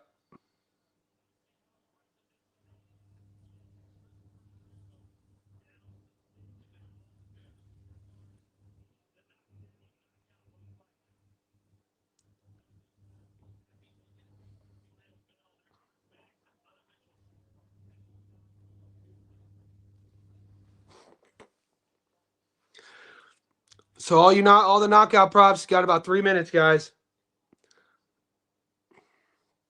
Props are always risky to bet. I always say if you're going knockout props, don't do full unit.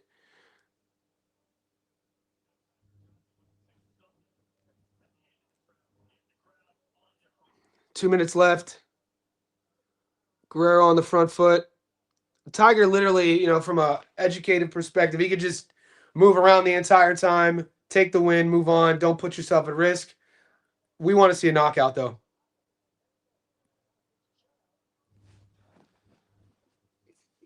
Yeah, he's up. He's up big. Guerrero needs a knockout.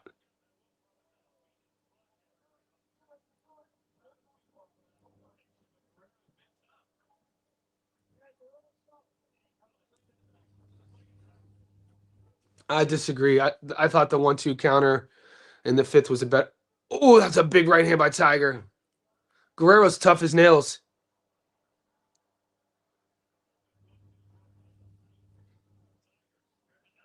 Oh, he took a knee. He wobbled him. Guerrero's hurt. It might come, boys. Guerrero's so tough, dude. Guerrero's hurt. He's still punching. A minute left. They're going for it. Knockout. Could you imagine Tiger gets it with a minute left in the 10th? He had Guerrero hurt. Guerrero's tough as nails, man.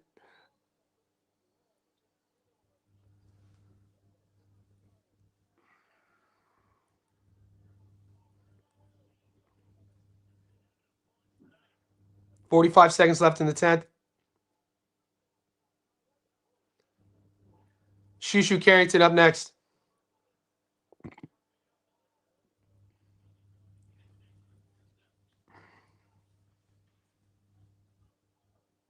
$30 seconds left. It looks like Tiger on points was the call.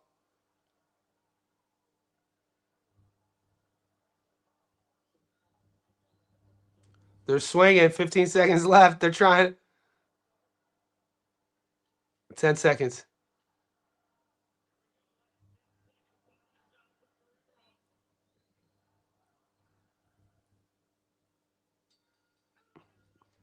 Bell to ass. Tiger Johnson on points was the move.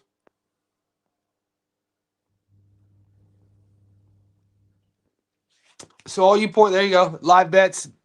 And this is the benefit of our chat. All the boys are coming through. Who just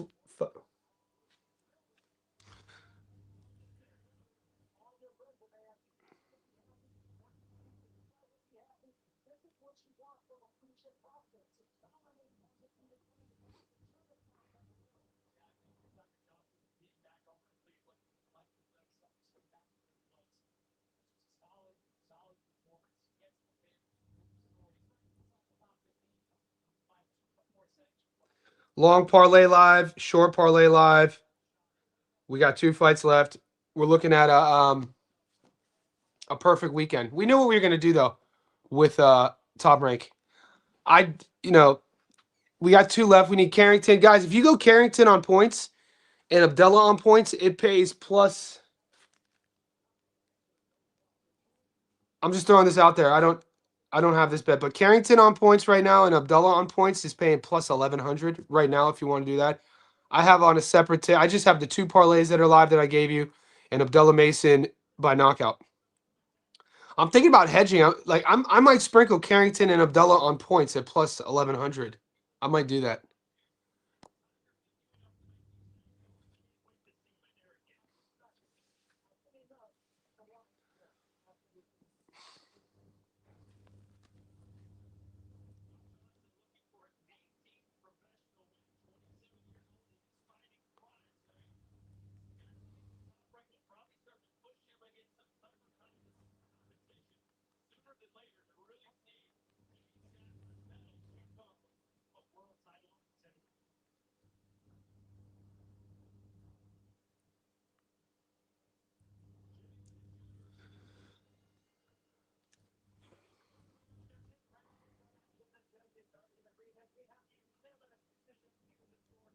Unanimous decision.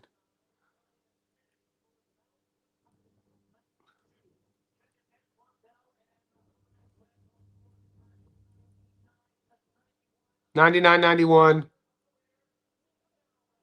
Yeah, that's kind of how it was going to go.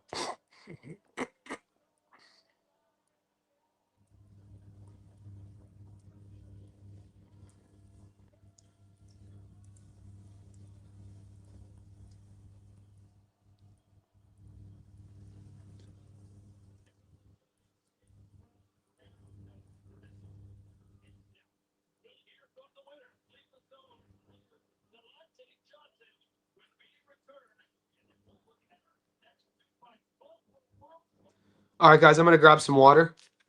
I'll be right back.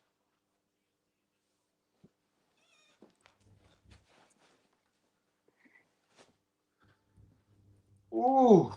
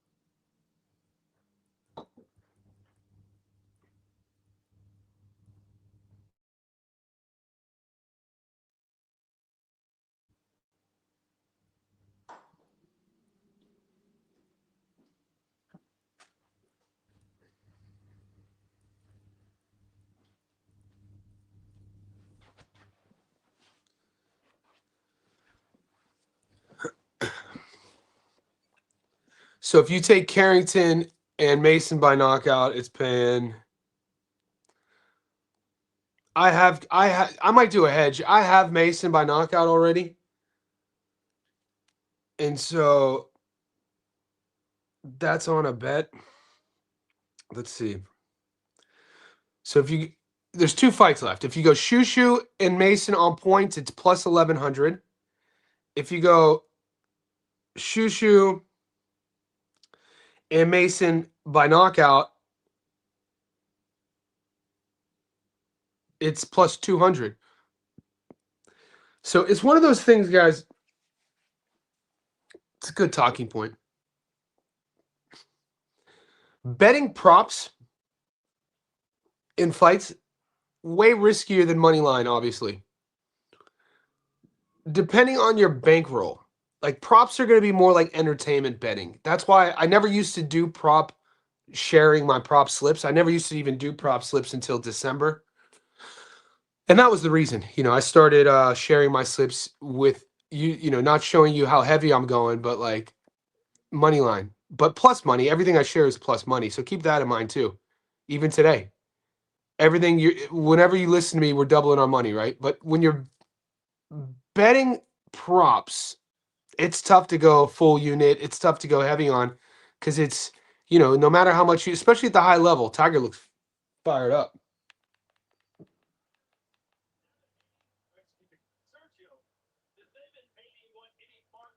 I like Tiger Johnson over Haney. I know that's not a popular pick. I said that last year, though. I think Tiger Johnson matches perfectly with Devin Haney. I'd love to see that fight.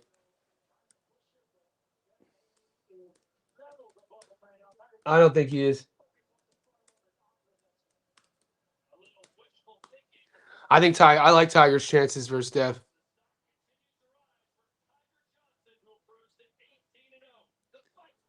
Look at people swearing now because they lost their knockout prop. That's so funny. You could tell the boys who played Tiger by knockout who lost now, and they're calling Tiger a bum. That's hilarious. Tiger would give Devin handfuls.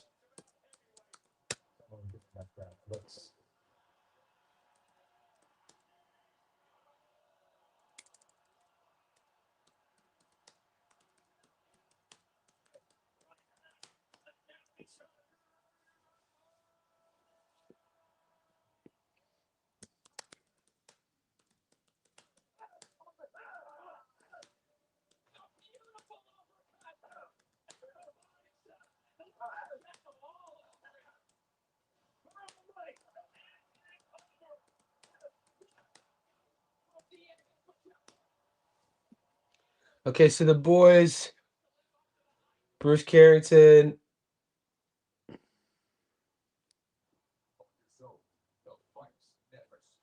Yeah, so they're playing the knockout props.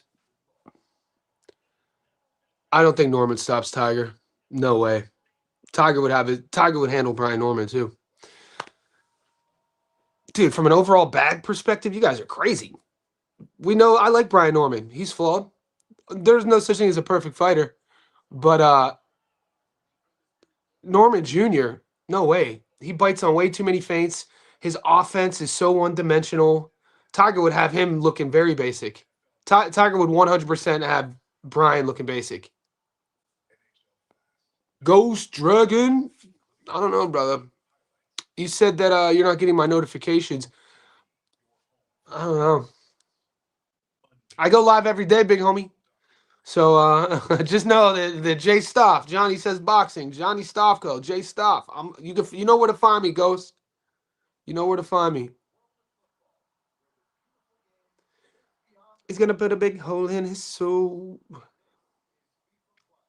All right, we need Shushu and Mason on the money line for our short parlay to hit. We need So if Shushu and Mason both win, both of our parlays hit, and we've 4x'd our money. So we did a long parlay of plus 142. So we're doubling our money plus 42% return. That was a 9 legs. 7 of them came in. And we did a 4-legger at plus 105, meaning you double your money plus you get 5% back, and the first two came in. And then if Abdullah gets the knockout, that's just the cherry on top. I did hedge Abdullah on points on a separate ticket at the plus 1100, just so everybody knows. You guys like transparency. And I'm kind of new to hedging. I've never really publicly spoken about. I've never been a hedge better. I'm learning the styles, all that too. Cody in the house. What's up, boy? Yeah, have them like Cody said. He knows what he's talking about. Have money line. We have money lines. Yep. And then when you're doing props, dude, just kind of it's a sprinkle. It's a sprinkle. It keeps you involved. If anything, too, prop betting allows you, if you're as a fight fan, to understand the game a bit more.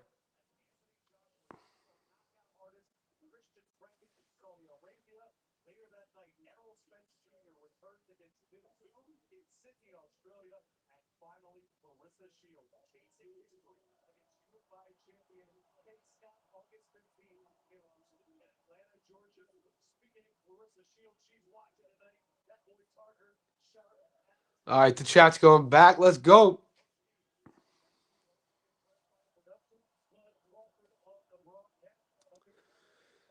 Guys, we got 2 fights left. Wherever you are in the world, I say welcome. We're doing what we do. Johnny says boxing. YouTube's best kept secret. Johnny says boxing. Our Johnny says boxing Discord, hands down the best boxing community. We're live betting here. We got, if you see the screen, you see all of our channels in there. So if you want to join a betting community, join the squad. All right, we got 2 titles. Get ready, boys. Let's go.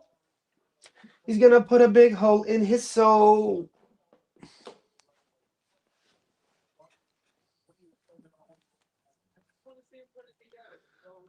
Sean Porter with that nice little he got a velour blazer on, boy. Got that orange suede popping, might be velvet. Let's go. Got that orange velvet on. That's an homage to the Cleveland Browns. Sean Porter's fit is on point. I got to give it to him. Got the classic diamond tie on, too, with the classic tie joint. You got Tim Bradley not wearing a tie. It's all good. I like Porter, man. My man's always a gentleman. Cleveland, Ohio, we up. We're looking good, boys.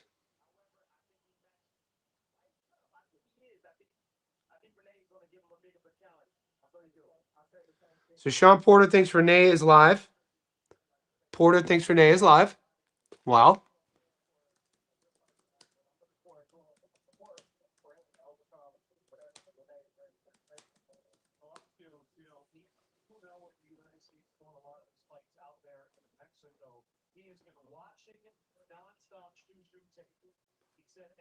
Guys, this is a 12-round world title fight at 126. Palacio is a 25-year-old Mexican fighter, undefeated. Bruce Carrington, you should know by now who Shushu Carrington is. Brownsville, New York, stand up.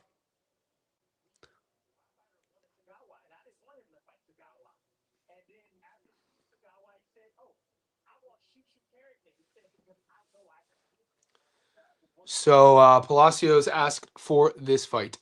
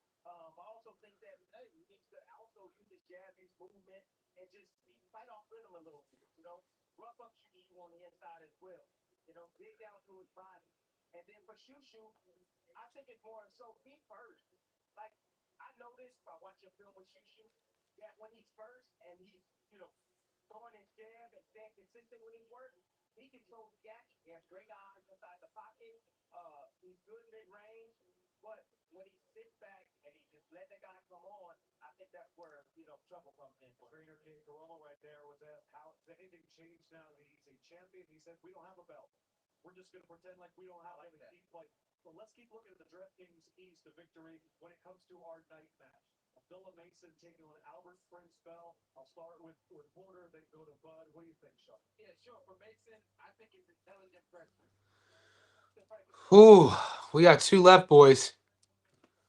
Dude, we're 2 hours on the live stream. This is it's like a different energy system. I'm exhausted.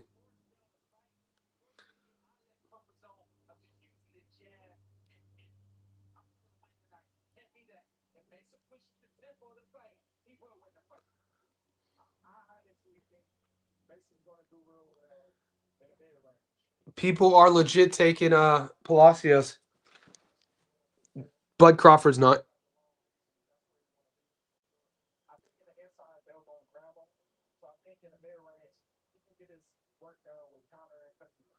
Bud has such a great fight mind.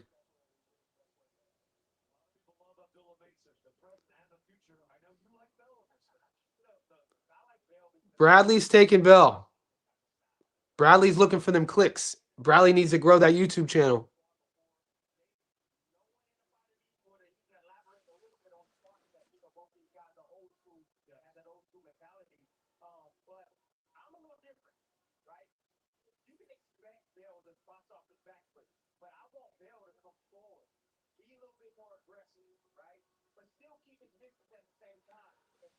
For the sake of the bankroll, I just need I need the money lines to come through.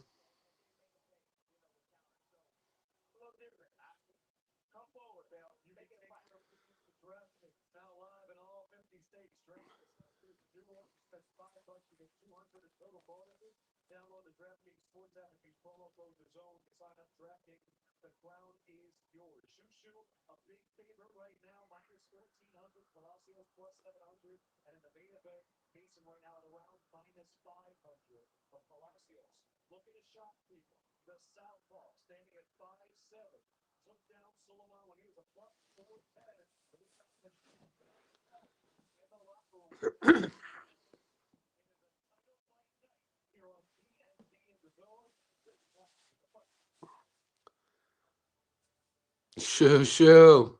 Jake says I have a co-host.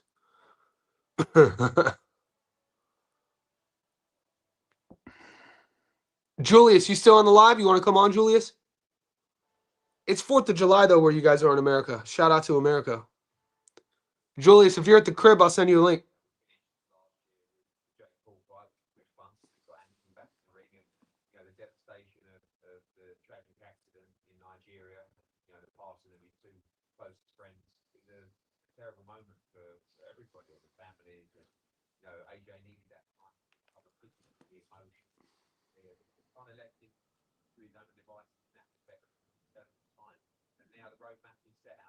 We're in between fights, guys. We got 2 left.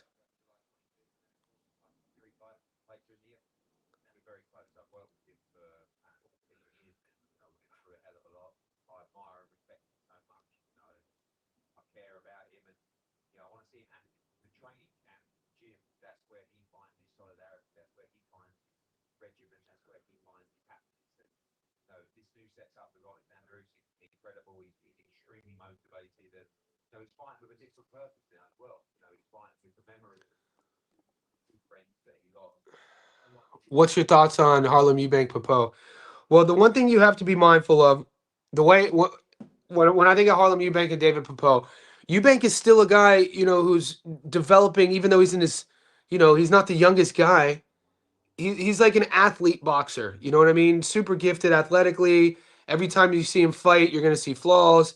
And, you just hope if you're a Harlem Eubank fan or supporter that he's adding levels to his game, right? David Popo is a big, long guy for 147. He's a real seasoned veteran, a French fighter. We saw him fight Liam Paro. Great. Some people say David Popo won that fight. So David Popo is tricky. He's awkward. He's going to make Harlem Eubank frustrated for sure. But remember, that fight is not in France. That fight is in the UK. So keep that in mind. From a boxing perspective, David Popo should be able to outbox Harlem Eubank and win a decision. From a political perspective, we always have to remember A-sides, promotional companies, where the fight is going down. If any JSB insiders are in the chat right now and want to come on in chat during the fights, let me know. I'll drop a link. What's up, Alpha? My boy right here. Alphonse, we up. JSB insiders, we up.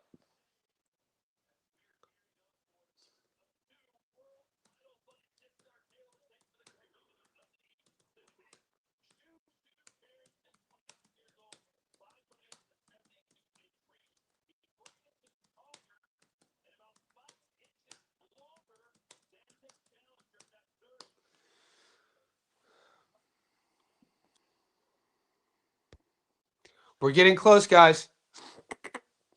Ring walks.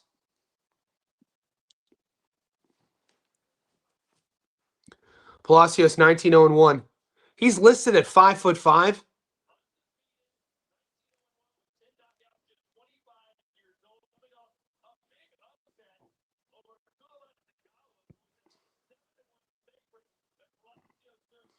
Wow, he was. I didn't know he was a 7-1 dog.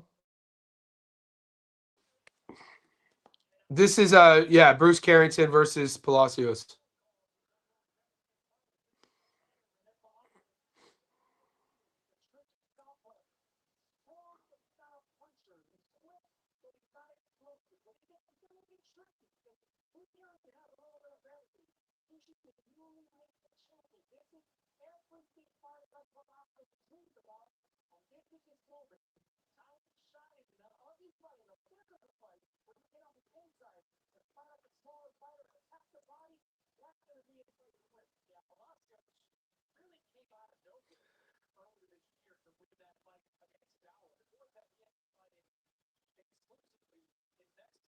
Danny, what's up? I got Mason by decision. So the bet that I shared, you guys have, is Mason. I do have Mason on a hedge, Danny. France won. France won. I turned France won in the 70th minute. Mbappe ended up getting a free kick. I don't. They might have scored after that, but I went to go train, and I know that they won. So it was at least 1-0, but it was close. You know, entering the stressful scenario time, and you can't give Kylian Mbappe a free kick. That kid just doesn't miss.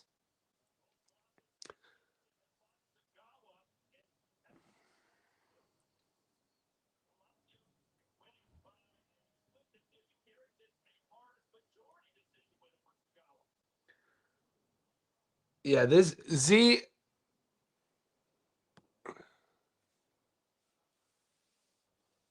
No, this card's fire.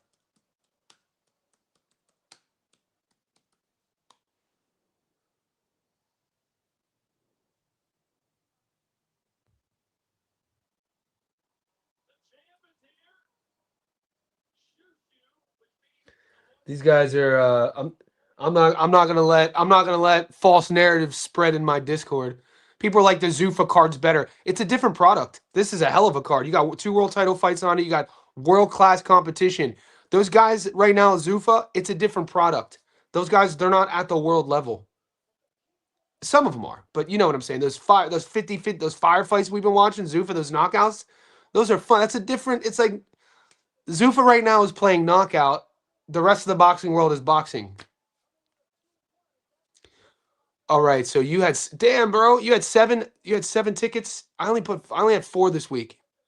The only ticket I lost was the knockout in Japan.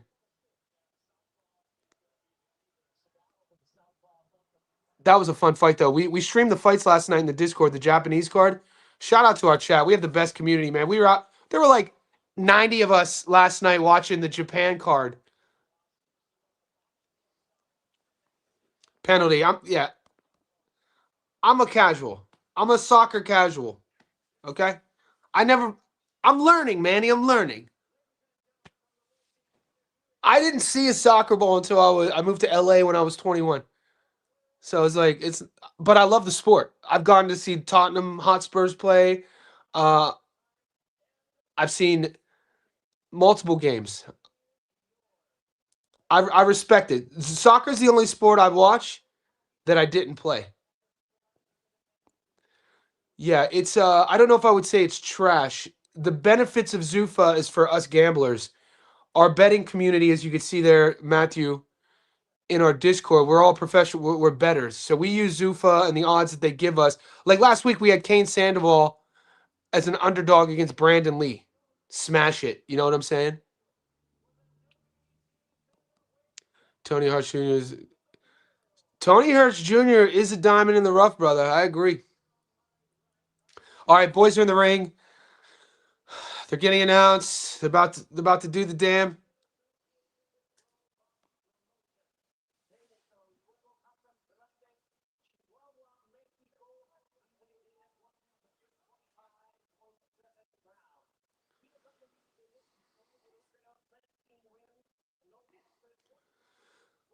Palacios, 5'5", 26 years old, 19-0, one draw, coming off that Sugawa win. He was a 7-1 underdog. And we know that, and this is the what like, and we know that Carrington fought Sugawa to a really close decision in a fight in which some people said he lost. My job is to win money on bets. It's not to say if somebody won or lost. We don't even adhere. We don't even allow that casual chat. There's no room. Why, Carrington, the only non-Clevelander or non-Ohioan on the A side tonight. It's been the Mason brothers. Actually the only non-Clevelander on the main card, on the A side list at least. Northeast Ohio runs boxing. Well, whoever, man, let me know who you're taking then, Al. I'm a casual when it comes to soccer.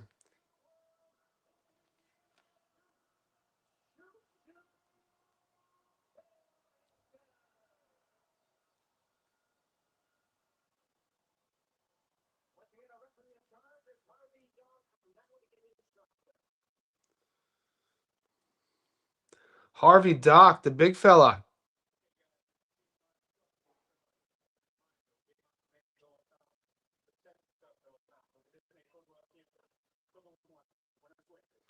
Oh, my man Harvey Dock is bilingual.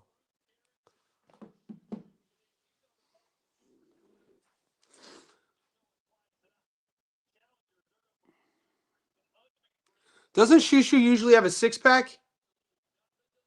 Hold on, did Shushu look to...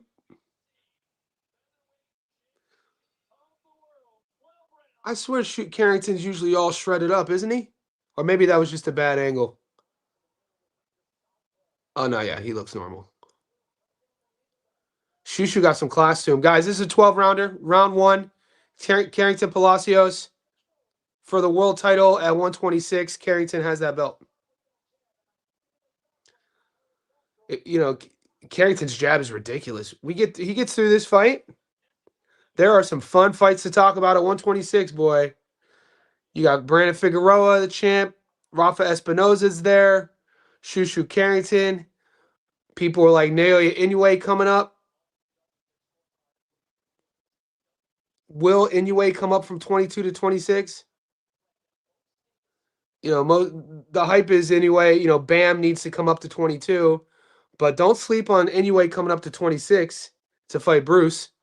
But, I mean, Bam versus Inoue is the fight. For me, that's the fight.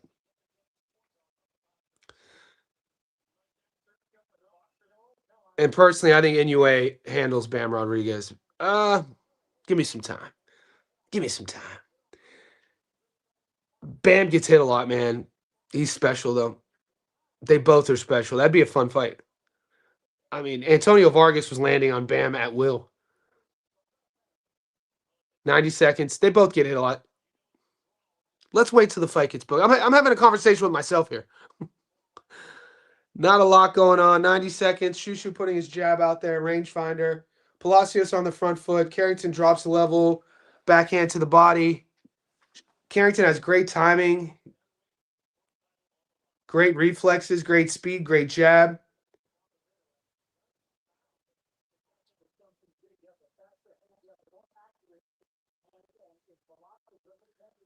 Let me know what your bet's on, boys. I know some of you boys are playing the knockout. Some are playing points.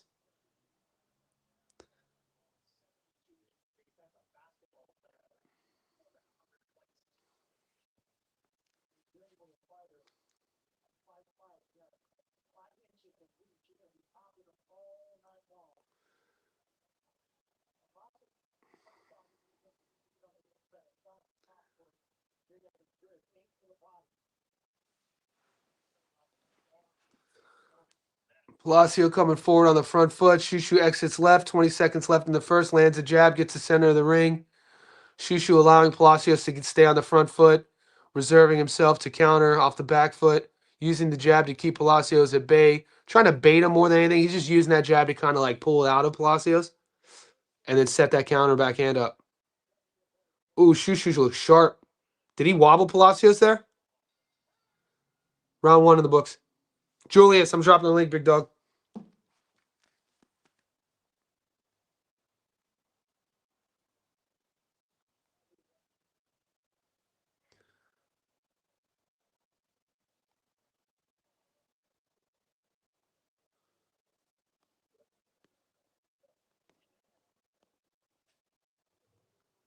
There you go, Jay. Round one in the books. 1-0 Renee. That's crazy. That's crazy. He took out many times to win. Only one knockout so far. The chat thinks it's going the distance.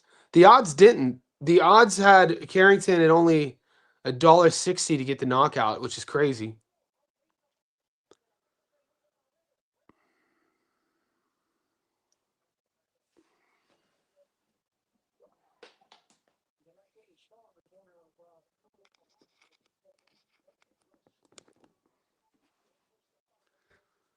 Round two, guys.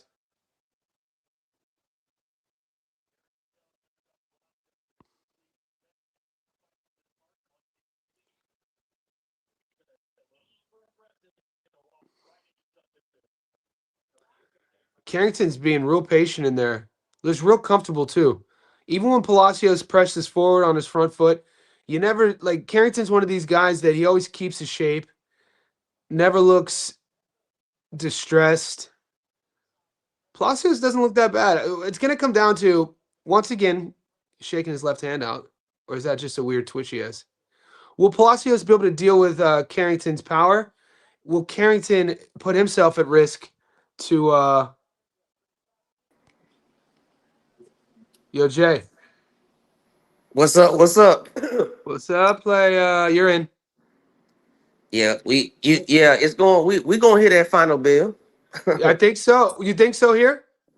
man. They were saying like already. I see that Shushu respects him. Yep. You don't think Oh, you don't think he's like what I'm seeing here is Carrington to me is like he wants Palacios to have this false sense of coming forward so he could just do that, pick him off with some sharp counters. You see that? What time is it? Are you second round, a minute 20? yeah. Yep. Like Palacios' game, and it's one of these things where, oh, nice right hand. Yeah, Carrington's letting him play this game. Carrington sharp. Did you know? I didn't know Palacios was a 7-1 dog against Sagawa. Did did Yeah, you did you I play remember that? watching that fight. Did we play that? Oh, Carrington lands a nice 1-2-3 combo. You didn't play that fight though, did you? No, I remember. Nah, that I didn't even. That was on my radar. About. I remember it was on Pro Oh, Box. Carrington gets hit with a straight right. I can't tell if you tripped there. That was an awkward exchange. They He lean it. did get hit, but it was a trip too. Okay. Yeah. The one thing I like about Shushu, like he never looks like he's calm in there. You know, he's watching, he's reading, he's comfortable in there. You know what I mean? Like he doesn't have a nervous, anxious style. Nice uppercut. And I think something that Tiger did maybe a little bit too long was, sometimes when you're this skilled like these guys, you'll maybe hang on the ropes a bit more, thinking that you'll always find that counter, and then by doing that, you could get caught with something. I kind of perceive it as a strategy to avoid inside fighting Okay. Okay, because interesting. because both okay, like if you notice fighters like Tiger Johnson, Bruce Carrington, they have an extensive amateur pedigree. That's Hmm. great, but inside fighting is not rewarded in amateur boxing. It's Yeah. no need to perfect it. And when they fight these Mexican guys who have no amateur pedigree whatsoever, who only know inside fighting, they say, let me keep it at distance and try to pick them off. But the whole fight goes by, ran up the round, and you did not land that one hit a quitter. That's how the Yep. last fight. I saw the last fight. I saw points. This I'm right now. I told you. I said plus money. I got it at plus 160 just to go the distance. I'm seeing it. It's the recipe I see is cooking right now. Distance. Yeah, the boys in are you reading the Discord chat too? The Discord chat's always the Wild West during the fights, but you can tell a lot of boys. Oh, a lot of boys are playing the knockout. I understand. I didn't like the odds, man. $1.60.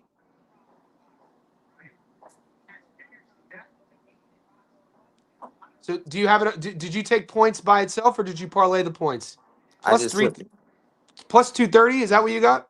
I just took the distance because I'm saying I'm kind. I gotta say I don't know that this Oh, fight go y- on later. I mean, okay. hey, Carrington already thrown those uppercuts though. he We got 2 minutes left in the third. I got Carrington up 2-0. You know, those early these rounds, right? They're just marinating right now. You could have given Renee one if you wanted. All these B sides on this card are going to have to win by knockout. So why even score it?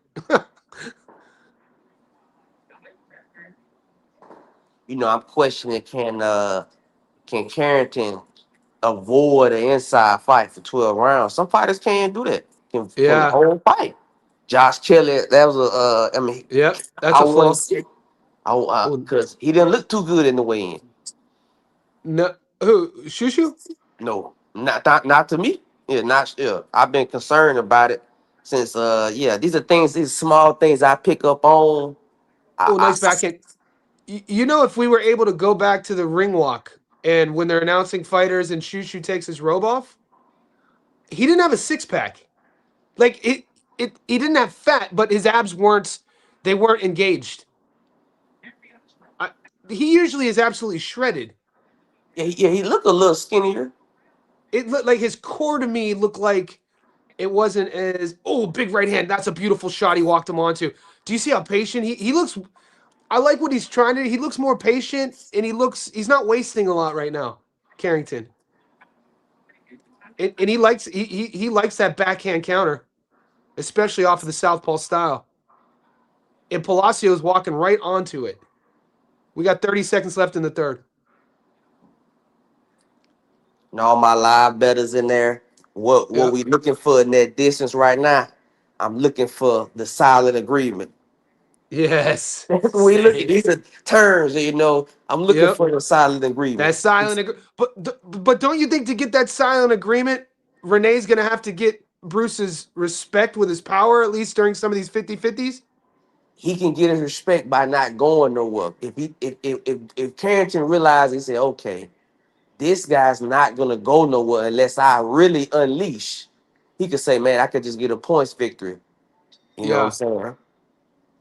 See, these boxers talk all that stuff in the promotion, but in real terms, when they get in the ring and they say, okay, do I want to put myself in harm's way? He's not gonna go away with a single shot. So let me just coast to victory. He ain't gonna beat me in the boxing match. The that's not silent, gonna happen. silent agreement. Not gonna win rounds. I'm gonna win. You know I'm gonna win, but you Yep. gonna stay here, be tough. Yep. You gonna get another call. Yep. It's the business, But y'all.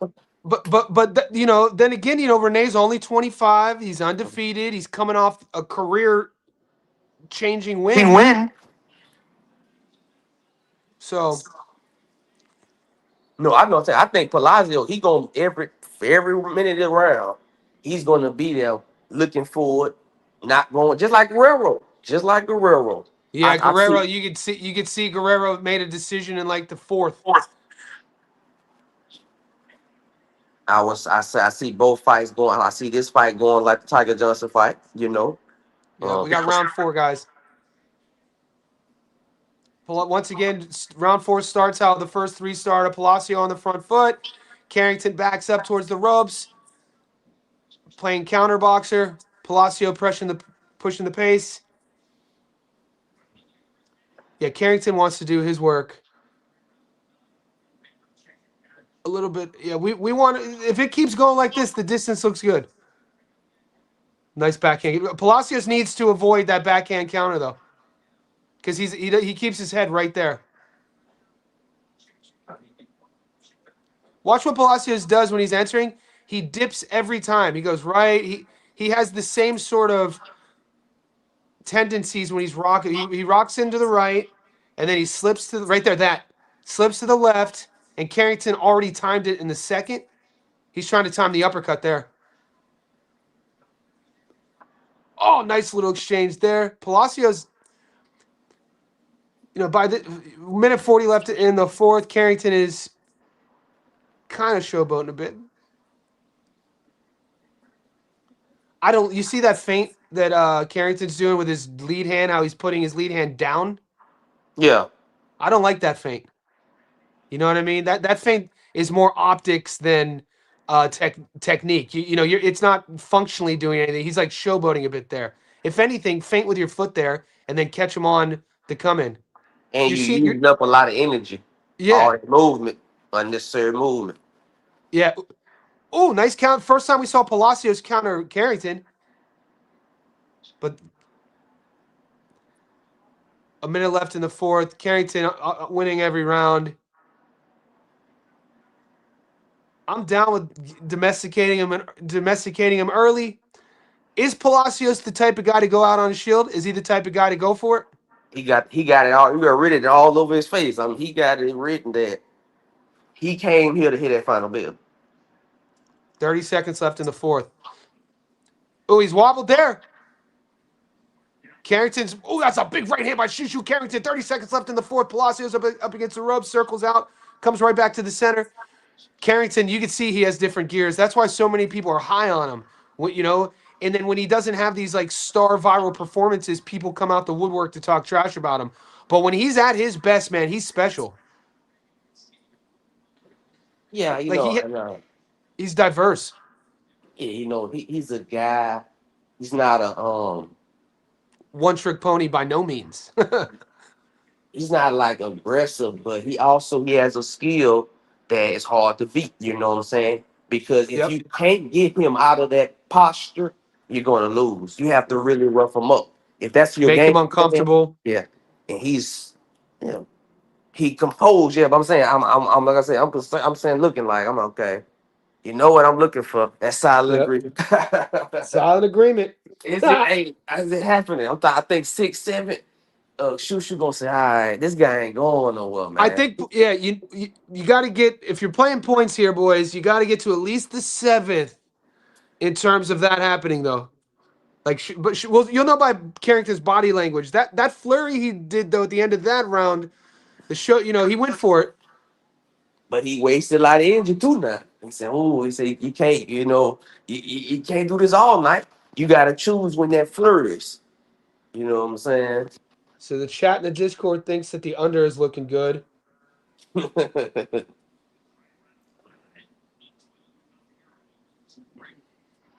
I see a guy. I see the Mexican dude. I don't see him in his posture. I don't see him hurt, wobble, tired, nothing. So think about it, mate. We got an undefeated Mexican here. What does that tell you? What's it tell you? Super durable, super brave, gonna have a great gas tank, a great engine. And his game plan is obviously what we're seeing is try to get to the mid to late rounds and see if you could see Shushu fade a bit.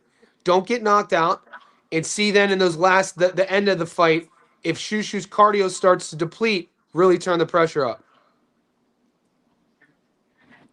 We have to see if he could get to the 7th. Because he doesn't look like he has the power to hurt Carrington.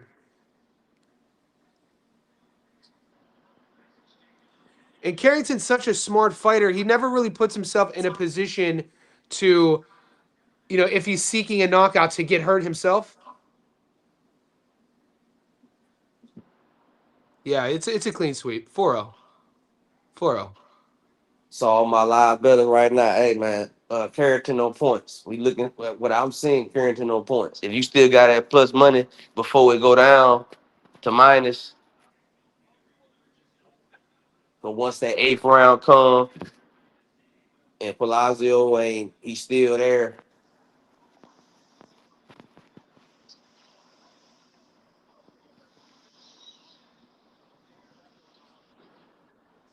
Doovie Kid says he's not boxing like a Mexican typically does.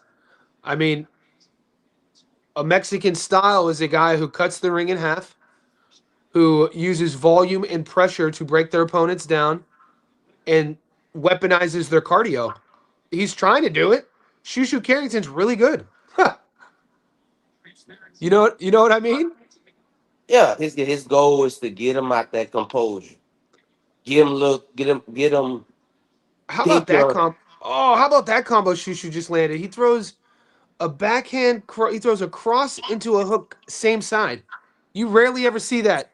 A 2-4 combo. You know what I mean? Oh, a big left hand by Palacios. Shushu wears it well. Carrington throws a 1-2. see, and those punches like that gonna have Shushu thinking like, okay, do I really want to be in the 50-50 with him? I Yeah. could just 12-0 this. Do I He really can't. want to? He could definitely 12-0 this. So there is a the point betters. You know that's the path, and then the knockout would be the guys who played Shushu by knockout would be Palacio fading. I don't think Palacio is going to fade. For him to get stopped, it'll be in these next few rounds. I think. He can fade if Shushu up the output, but as the fight go on, he's gonna be less likely. Who do you think would fade? Who do you think's going to fade first though? The later this goes, Palacios or Shushu? Shushu, because That's what Shushu, I'm. That's what I'm he's saying. He's more he's explosive. yeah, he's throwing way more punches. Yeah. He he tilting left and right. If you notice, Palavio just falls around the ring, just walking, falling, not really throwing nothing too heavy. He just falling, just standing in front of him, taking pictures. Really, Yeah.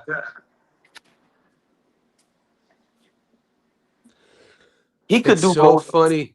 What's up? Palavio could do more though. I'm in that corner. I'm like, man, you could. Have you What made do you, it? do you think he has the skills to do more though? When you say do more, I mean we see the game plan. Like what does that look like? Is it corner Shushu, keep him there, clinch up, try to fight him in the pocket? In the clinches, hitting him in the side, making Carrington point to the ref, saying, "Hey, hit me on the break." That's that. I'm talking about. You need to be making him uncomfortable. Dirty boxing. Sharon Carrington, it's borderline. Carrington is comfortable now. Yeah, At very least you comfortable. you can make him at There you least a go. little uncomfortable. There you go. The boys are fighting. Harvey Dock in there, yelling at the boys, separating them. It's rarely you have a big referee. Most of them it be like some 60-year-old dude that's like one Yeah. 40. You feel This me? is And he this this, this is Harvey Dock. be wrestling the OG. heavyweight fight. Yep. I didn't know until tonight the bilingual Harvey Dock spoke really nice Spanish. Backhand from Carrington. 2 minutes left in the sixth. There's a 50-50 exchange. It's heating up. You can see that they've both cut the distance. Palacios putting the pressure on. Nice little combo. Carrington's on the ropes. 1:45 left in the sixth. Neither guy I've been hurt already yet. seen it. I've already seen Carrington lose a little steam. Just a little bit. It's a slight. Oh, Carrington, is he complaining? He got hit in the low blow. That was a weird exchange.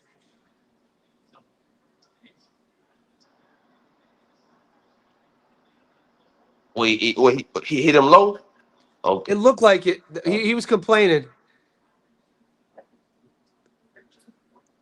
Palacios, he's sticking to his game plan, and it looks to me that this is what he thinks is going to happen. Overcome that storm, that explode. Good exchange here. They're both swinging and banging. See if I could bring Bruce into the later rounds. They're both working hard here in this round. That's the Mm. first time. That's the first time we've seen Harvey break him up more than once in the same round. He's broken him up twice in this round. Something to think about. What that means is, a little bit of infighting, clinching. Well, hey, Fly's starting to make him a little uncomfortable. Oh, Yeah. Palacios is trying to land his backhand. I don't know if he has the power to hurt Bruce. Okay, now yeah, he getting warm. 20 Yeah, I see. seconds left in the sixth.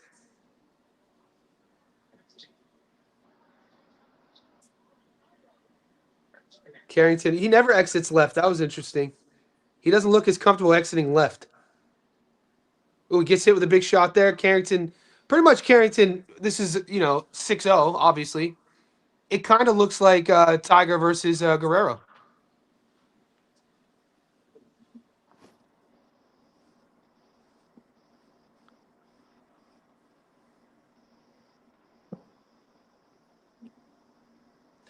Let's see what those live odds are saying. Well, yeah, also, yeah, I put in the chat over 9.5, man. That was, yeah, over 8.5. That's, I got that early in the week. What was that hitting? Oh, that was just a minus 125. My over 8.5. Then it went to a couple days ago 9.5. I'm trying to check the live odds right now. They got it frozen in between rounds. 6-0 already. This guy didn't get hurt yet. I want to see Ohio crime banging in the pocket. All right, guys, round 7. Wherever your money is, to be fair, wherever your money is, boys, if you're prop betting, whether on knockout or points, this is one of those, you could probably, I wouldn't be comfortable either way yet. But I don't know if Shushu is going to be able to hurt Palacios. That's a big left hand by Palacios, mate. He lands that hook clean. That right there, I'm gonna tell you right now, y'all need everybody take the distance. That right there is going. That he is not finna try to do this. He gonna say, "Look, I'm not. Hey, this dude's serious. He has something for me. I'm gonna just try to outpoint him." And carrying, yeah, that was his best punch of the fight so far for Palacios. I mean, Carrington wore it well. He showed no signs of being hurt. It was just you don't really see Shushu get hit clean that much. I said he's slowing down. He's not. I see the steam off of him. He ain't as twitchy as he was. We in the second half now. Yep. 2 minutes left in the 7th. Way more stationary. Yep. And you get Palacios trying to land that big left hand again. Just land another one. Oh, good body punch. Carrington actually reacted to that one. Carrington hurt. Yeah. He's laughing. That hurt him to the body. No, that hurt him. Yeah, he hurt He's him. acting like it didn't hurt him. Now Carrington clinches up for the first time. Oh, the parlay killers. Palacios going to shock the world. Man, I should have took him, man. I was thinking, remember I said this was the one yesterday. Remember I said this is the one that pushes. I didn't like. I said Carrington, man. I was like, but He's I good. still He's think good. He's good. going He knows how. He knows how. He's not hurt. He's just. He hurt right now. No, he is. No, this dude is in serious trouble right now. Like this is Palacios looks just. Oh, gets hit with a big right hand there. Oh, another big right hand by Shushu. Big uppercut by Carrington. Palacios needs to move his head. Misses with the left hook. There's a lot of time left in this round. Both guys have taken some big shots. This is a Palacios round so far, though. Man, Carrington is uncomfortable right now. He's uncomfortable. He needs to move his feet. Carrington needs to get out of the corner. Man, Carrington is hurt. It looks like something's wrong with him. No, man, this dude broke a rib. He broke a rib, but I'm looking like how he punched over. Like in the first round, I said it before the fight started. I didn't like his core. He didn't have his abs. They weren't flexed. Carrington's bringing them out of his mouth. 20 seconds left in the 7th. Oh, yeah. You seen that. You seen that. Yep. He's still keeping it together. This is a good Palacios round, though. But even if Palacios win the next 2-3, they still going to give it, he going to have to put him down. Left. Nice comeback by Shushu. Yeah. But you see how he's breathing now. I tell you, man, I'm concerned with him. Here we go. I'm concerned with him. I would like take distance. I say I can see him now. One scenario I can see is him realize he's like, oh man, oh shit, I ain't gonna let him stop me. I'm gonna reach the final. Carrington's a dog though, man. He's good enough. Okay, so you saying he would get stopped? He would get stopped. Like what you saying that would he, knowing he hurt, would he try to clinch, or you think he gonna slug it out? I think he's good enough to survive. I think that no, I don't think he'll try. When guys try to slug it out and they know they're down if they're hurt, that's their way. So they don't of their corner throwing the towel, but they want to go out on their shield. You know what I mean? Carrington, I don't think this guy is going to hurt Carrington like that, in which his only way out is to slug it out and get knocked out. I think he's good enough to use the entire ring, clinch when he has to clinch, let the ref break it up, that sort of thing. I don't think it, now if he has a broken rib, that's a bit different because Man, that's functional. You know what I I, mean? s- I see, bro, something he took. Like I'm saying, that was a good body punch when he It was a really great body punch. It was a great sneaky body too. punch. He was not expecting it. No, he threw it from around. You know, it was an awkward angle of how he threw it. In Palacios' punch placement is awkward in itself. You know what I mean? How he dips and throws a lot of his shots at weird angles. It's not your atypical sharp southpaw straight punching style. Like, look, oh, a big left hook by Palacios. That's why I Carrington, said, yeah. I said, Clancy, look at he too skinny right now, man. I just think I said that weight. I think this weight could. I think this will be his last fight at 126. You see his back. You can see his spine for real, man. Dude looking like I'm saying, look at oh, nice right Ethiopia. hand counter. Carrington's backhand is nice. This is Carrington. You know, he feels safe on the ropes here. And what Remember I said, Palacio needs to punch a little bit more too, though. He's just standing there. There's too many moments where all right, Carrington needs to get out of the corner, but he's comfortable there. He feels he can't be hurt here. and Carrington on the ground. Oh, that's a they're drop. calling. That's a drop. Oh, No, they said it's not. it did. They said it's not a knockdown. What was that? Hey man, that's that top rank, man. I was a clear knockdown. He The did camera. his. Where did the camera go though? That's that top rank.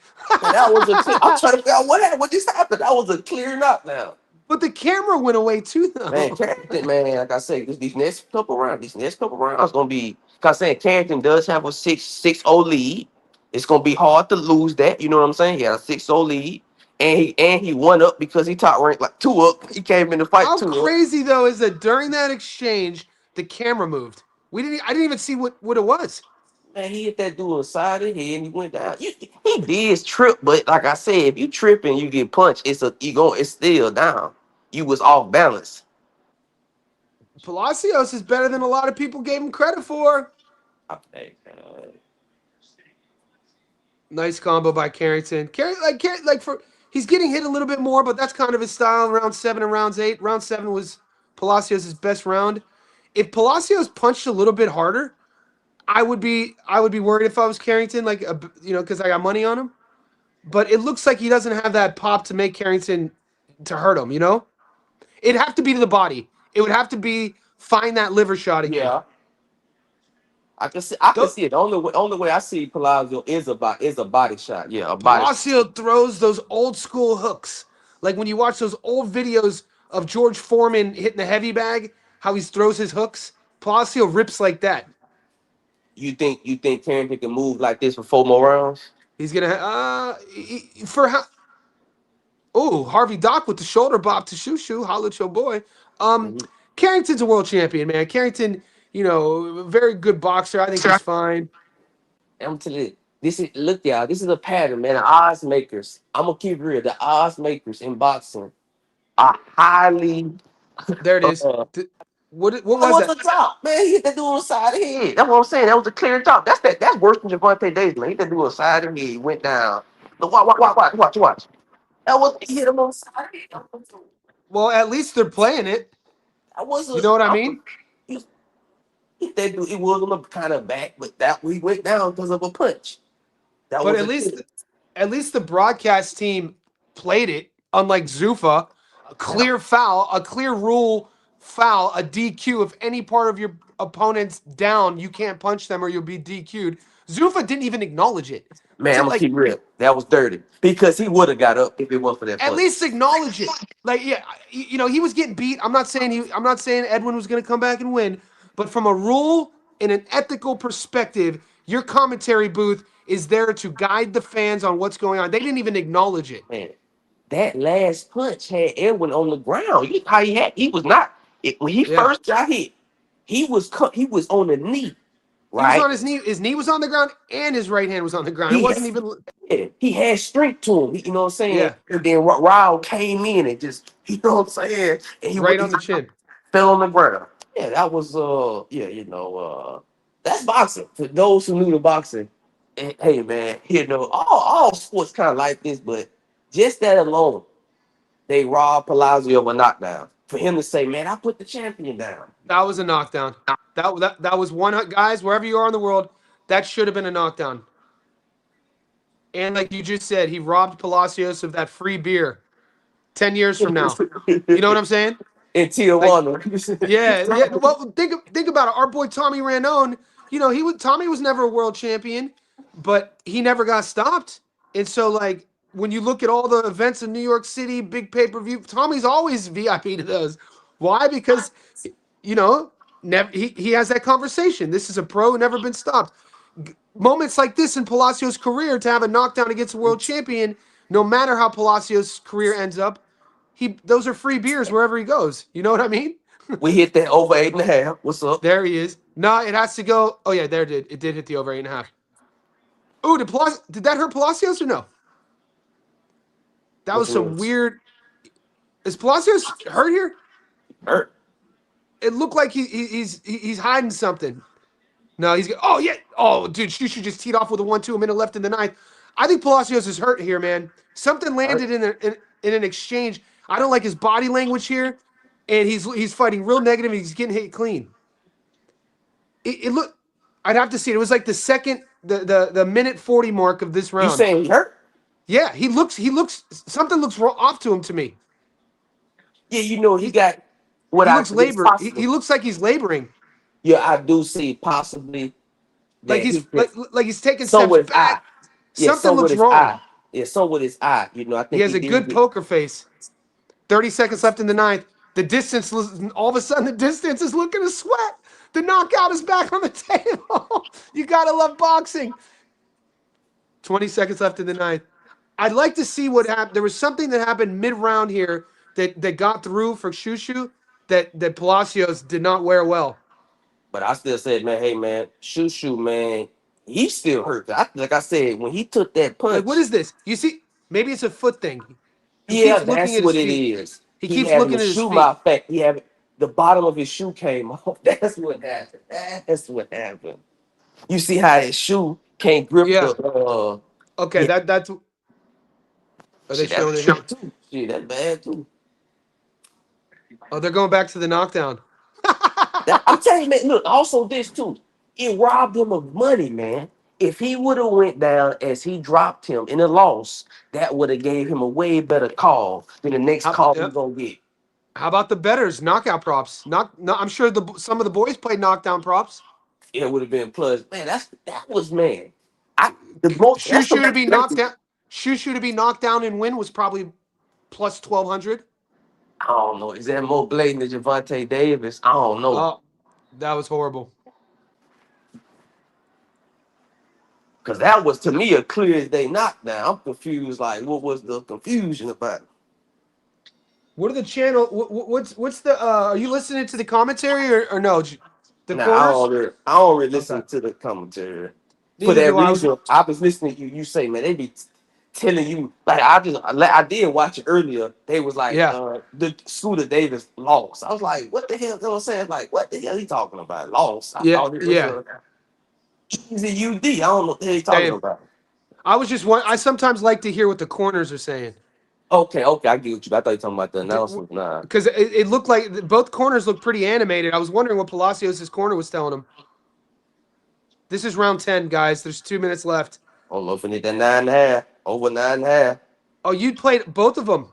Yeah, I got Palacios trying to bully Carrington. Carrington stay. Oh, headbutt. Was that a headbutt? Nope. Carrington's clinch game is not that good, mate.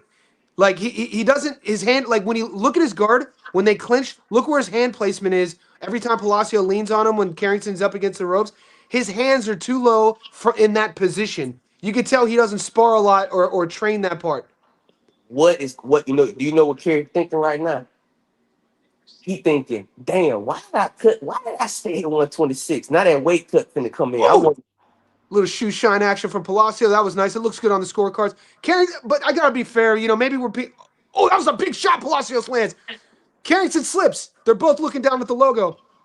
Yeah, I think something wrong with the decal. Yeah, the floor. Yeah. And see, look, also, man, you see this ring? How big this ring is compared to the to You know the what's one in Canada. Crazy. I'm just thinking about that. That shit oh the like Eye of the 4 times Tiger, bigger. dude. We're talking about The 4 times bigger. yeah, the Eye of the Tiger rings are in a phone booth. That's how Like, they made. That's how they got Stephen Butler the Edward Berlanga fight though. You know what I'm saying? you don't give them no chance. But I mean, you have a promotional guy who's pretty limited, who's a big puncher. You put him in good spots against guys who are below his level. You build that knockout to win. Top Rank did it for Berlanga when Berlanga was younger.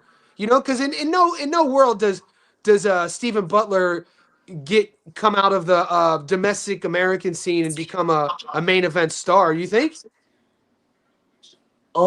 Like I said, I because kind of like him because he always wins me money. Like Butler has won me so much money in the last year on the knockout prop. yeah, every time he plays since I've been real talk, Yeah. yeah, since I've been betting on Boston, Oh, this is every a time, nice exchange. 15 seconds left in the 10th. Dude, are we giving Carrington too much shit? And is Palacios better than people thought he was? man. Like I said, like I told you yesterday, man. Like I said, I really think he ain't gonna say it, but I think it's his last fight at 126. His last fight at Yeah, 126. He we ain't got gonna two do it no rounds more. left, boys. So the knockout boy. Okay, look at you can see his core here. Like usually Shushu's abs are shredded, and I'm only looking at things like You see, this because I'm you see how he grimacing? You know what I'm saying? I well, feel like even right before the fight started, Jay, right when he's in the ring, if we rewind this live stream, I said it. I was like, oh shit, Carrington's abs aren't even showing. So that does what I'm trying to say here is I'm not necessarily saying he's not in shape. Sometimes when you're hiding an injury, maybe it's an ab or a rib, you can't train a certain way, or you have to work around it, or you can't engage. He looks like he's dealing with something. yeah, okay. What I see, he thinking about that body punch still. He thinking like, damn, man. He said, this dude ain't going nowhere. He thinking, everybody told me I was gonna stop him.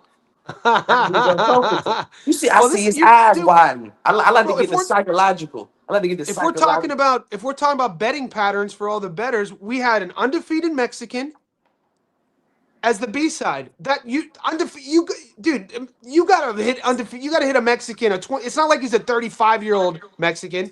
He's a 25-year-old kid who's proud as hell and who has conditioning for days. And look, he's not going anywhere. He's still this right there. And Carrington's not like he's not breaking. It's not like Carrington's getting hit clean. It's not like he's falling apart or anything. Has he made the silent agreement? I think at this point, yes. I think he's thinking, man, let me get out this fight. He clinching. Oh, Yep, we he we clinching. brought that up in the fourth, boy. He I don't clinching. want to. I don't want to jinx anything. He clinching. He thinking like, let me get out of here with this guy. Because right now, if he was just to coast around, he got enough of a lead. Well, all he doing right now is trying to end. Because I see Carrington faltering, man. He looks uncomfortable. Carrington's mouth's open. Do you like that? Do you like that? That backhand counter Carrington keeps throwing with his hands down up against the fence. The one that Floyd was so good at throwing. Like I Carrington's get what gone to you're the saying. he's gone to the well with it a lot. And when he does that, though, his hands are down, and that's the big punch that Palacios landed early. Was that backhand? That backhand hook over the top. I And see what you're saying. Palacios gets hit with a big combo, but he got a chin on him. 90 seconds left in the 11th. Carrington's breathing hard. Palacio is not going anywhere. He's sticking to the game plan. He's thinking he's gonna be able to break Shushu down. Shushu, man, he's tough as nails, man. People try to, they give him a lot of shit, but I like Carrington. Man, you give me an undefeated Mexican at plus money to go the distance, and I'm Yes, taking every that's time. Every big time. uppercut by Palacios a minute and that's why I took that bet too. I did it after.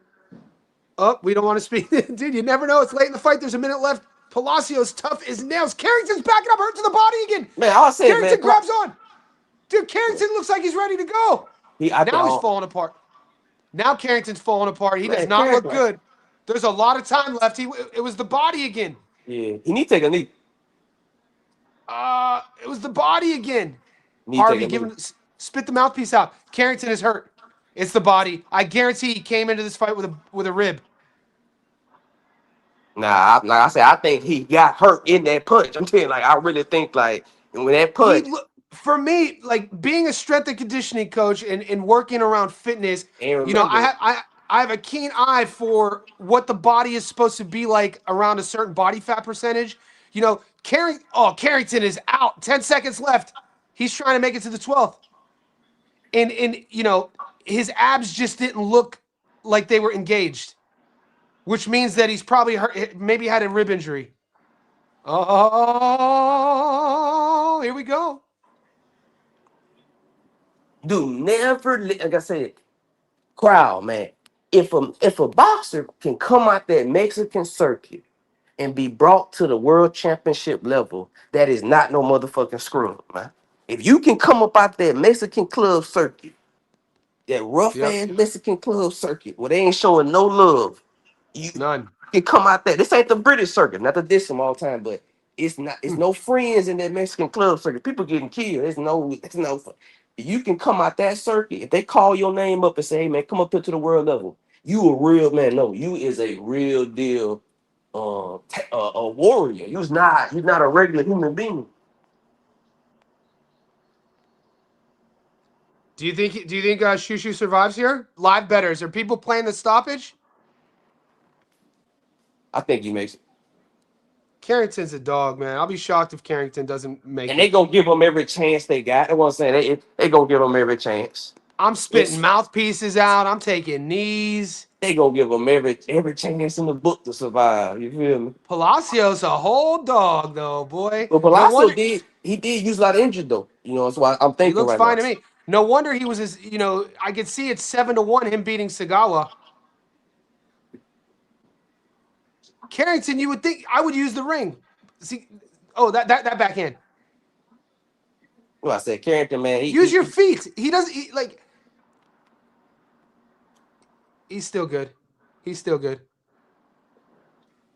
I said Damn, Carrington, man. If he's smart, just man, you do not slug it out. You're going to get the decision. Even if you get dropped, man. Even if you take a knee, you'll get a decision. Yeah, because when you're looking at the optics of the body language of Carrington's face, he's still there. It's just his elbows are pinned to the rib. I'm gonna, I can't wait to see what he says after this. If he said that he came in with an injured rib. Ooh, beautiful body rib by Palacios. We got a minute 45 left. Every bet is sweat right now. Whether you took Shushu money line, you took points, you took knockout. Cass is sweating. This is gambling. This is not for the faint of heart. JSB Insiders, we up. You would think, though, Julius, that Carrington with the skill. Oh, a big left hook by Palacios. You would think Carrington would be able to use the entire ring. Man, Palacio, man, like I said, Carrington right now. Get on your bike, big fella. Get on your bike. A minute left. He gonna be pissing blood tonight. Oh, that sucks. Do you remember the first time you ever pissed blood from a body shot? Hell no. Because I didn't want to insinuate. I remember the first time you pissed blood. I looked at it. Oh, Carrington's getting hit clean. A minute left. Yeah, look, he just needs to survive here. His eyes are still there, though. He's still in the game. Bruce Carrington is a really tough kid. He's been through everything. You're going to have to knock him out cold to stop him here. That was nice. Yeah, he's definitely dealing with a functional injury. 30 seconds left in the 12th. I remember the first time I pissed blood, I was so scared because it's not red. It's dark, real dark. I was like 12 years old. I didn't tell anybody about it either. I don't even think I ever told my parents about that. I'm telling you guys, though, now. Oh, nice left hook. 15 seconds. As long as nobody gets knocked out in 10 seconds, the distance hits. I did take Bruce Carrington on points. I took him on the money line. Rene Palacios is a night at the office for anybody at 126. And Palacios was the smaller man. We up. Hell yeah. Attaboy, Shushu. Palacio stops ball, put like that. Anybody I'll take Palacio over ball right now. You give me that. Would you take him over ball? Ooh, does Ball have anything booked in yet? Because I can see that. I say, like, what the next call he could get is like, hey, man, come up to England, man, fight. You went the distance with Carrington, so your name got some credibility now. Come on, I don't know. I'm looking, say he a full-fledged 126, and he gonna bang it out with Ball. You know what I'm saying? You know what I'm saying? That's a fight I would love to see. Fatboy Slim. Fatboy Slim is the new JSB Insider. You've asked twice, brother. You have to email me, mate. I put my email guys in the comment section, johnnystofco@icloud.com. Fatboy Slim, email me and I'll send you the link. Yeah, that's Shushu on points, easy money. That was plus 230, mate. Isn't that crazy? Like I said, they be disrespecting them, man. They be disrespecting them undefeated Mexicans, No, man. I told so right before you popped on, I said I was doing Carrington on points at plus 225, and then I have on a standalone Abdullah by knockout, but then I hedged Mason on points as well. Mhm. And Yeah, hedging bets is new to me. You know what I mean? I'm new to that. yeah, I lost. I would say I lost. I did. I put that in the parlay, that side Joe versus Coulter. That went the distance. It's my That's only. crazy. I didn't get That's my I only. didn't get I would have taken the knockout, but I didn't play it. I didn't have the option. Yeah, that's the I lost. But the Johnson decision, Carrington decision. In the next fight, I got over on 10.5. And I got a parlay of all the A sides on this fight, all the A sides on this whole card from prelims to the end parlay. What do you think about the chat? The chat, both in our Discord and on YouTube, is cooking Shushu, and I think it's a little bit disrespectful. They, they, I, I seen them I, this week. Everybody thought character was gonna stop him. I didn't see that at all. I mean, I told you yesterday. I did not see that. I did not see that at all. Fatboy Slim, just email me now, johnnystofco@icloud.com, and I'll send you the Discord link. But If I think Carrington with stays at 126, if he's fighting another dude like this again, he's staying at 126. I yeah, we've don't seen know. Carrington hurt. He got dropped in this Oh, fight. That's got crazy. dropped. You feel me? He got away with it. Got we away with Bruce, it. we saw Shushu have to survive. So maybe I'm the one tripping. Maybe if he didn't have a cool marketable nickname like Shushu, and his name was just Bruce Carrington, because nicknames have a lot to do with marketing and public appeal. He's super marketable. He's great on the mic. Speaks really well, really intelligent. Everything I know about him, he's a super great human. This is why he's who you would want to represent our sport. A guy like that. You know what I mean? Yeah, World you know. world It's a world title fight, man. You're at the highest level. You're not going to be able to steam through everybody. Rene Palacios, that version beats a lot of guys at 126. I don't want to hear it. I'm not saying my mind. I'm Here thinking we right go. now. Here we go.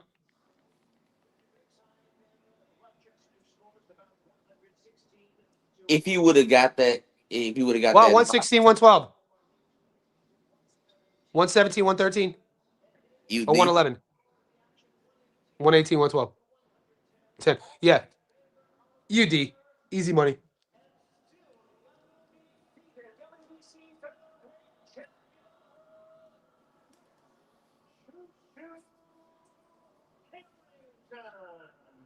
We up. One more, boys.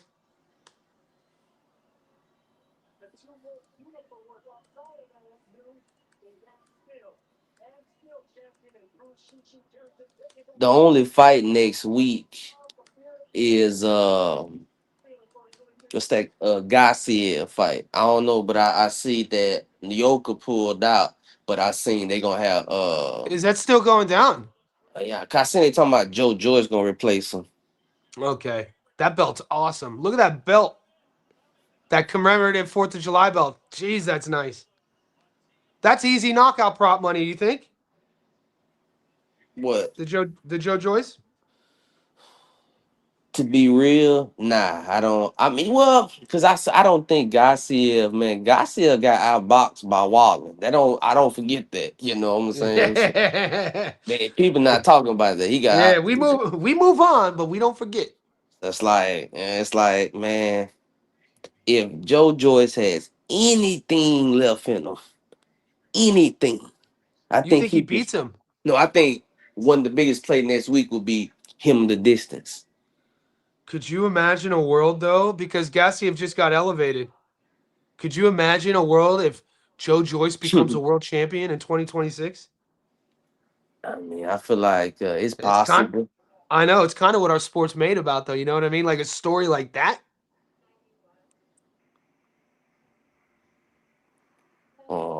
And then if he win, then he definitely gonna fight Moses next. Do you give Hergovich any chance?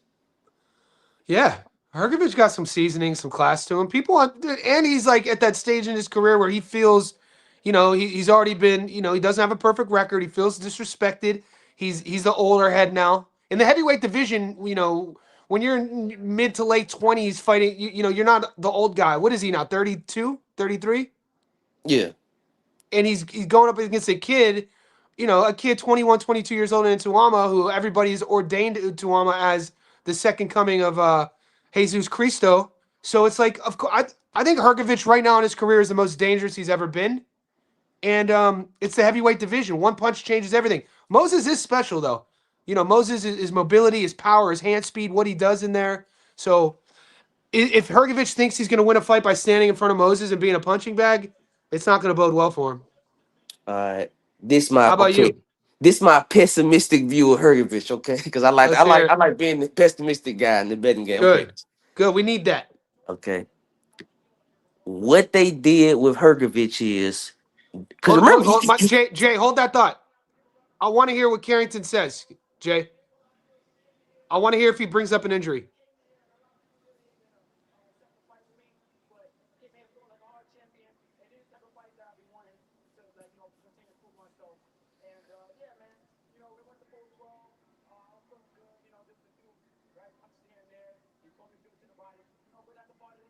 Okay.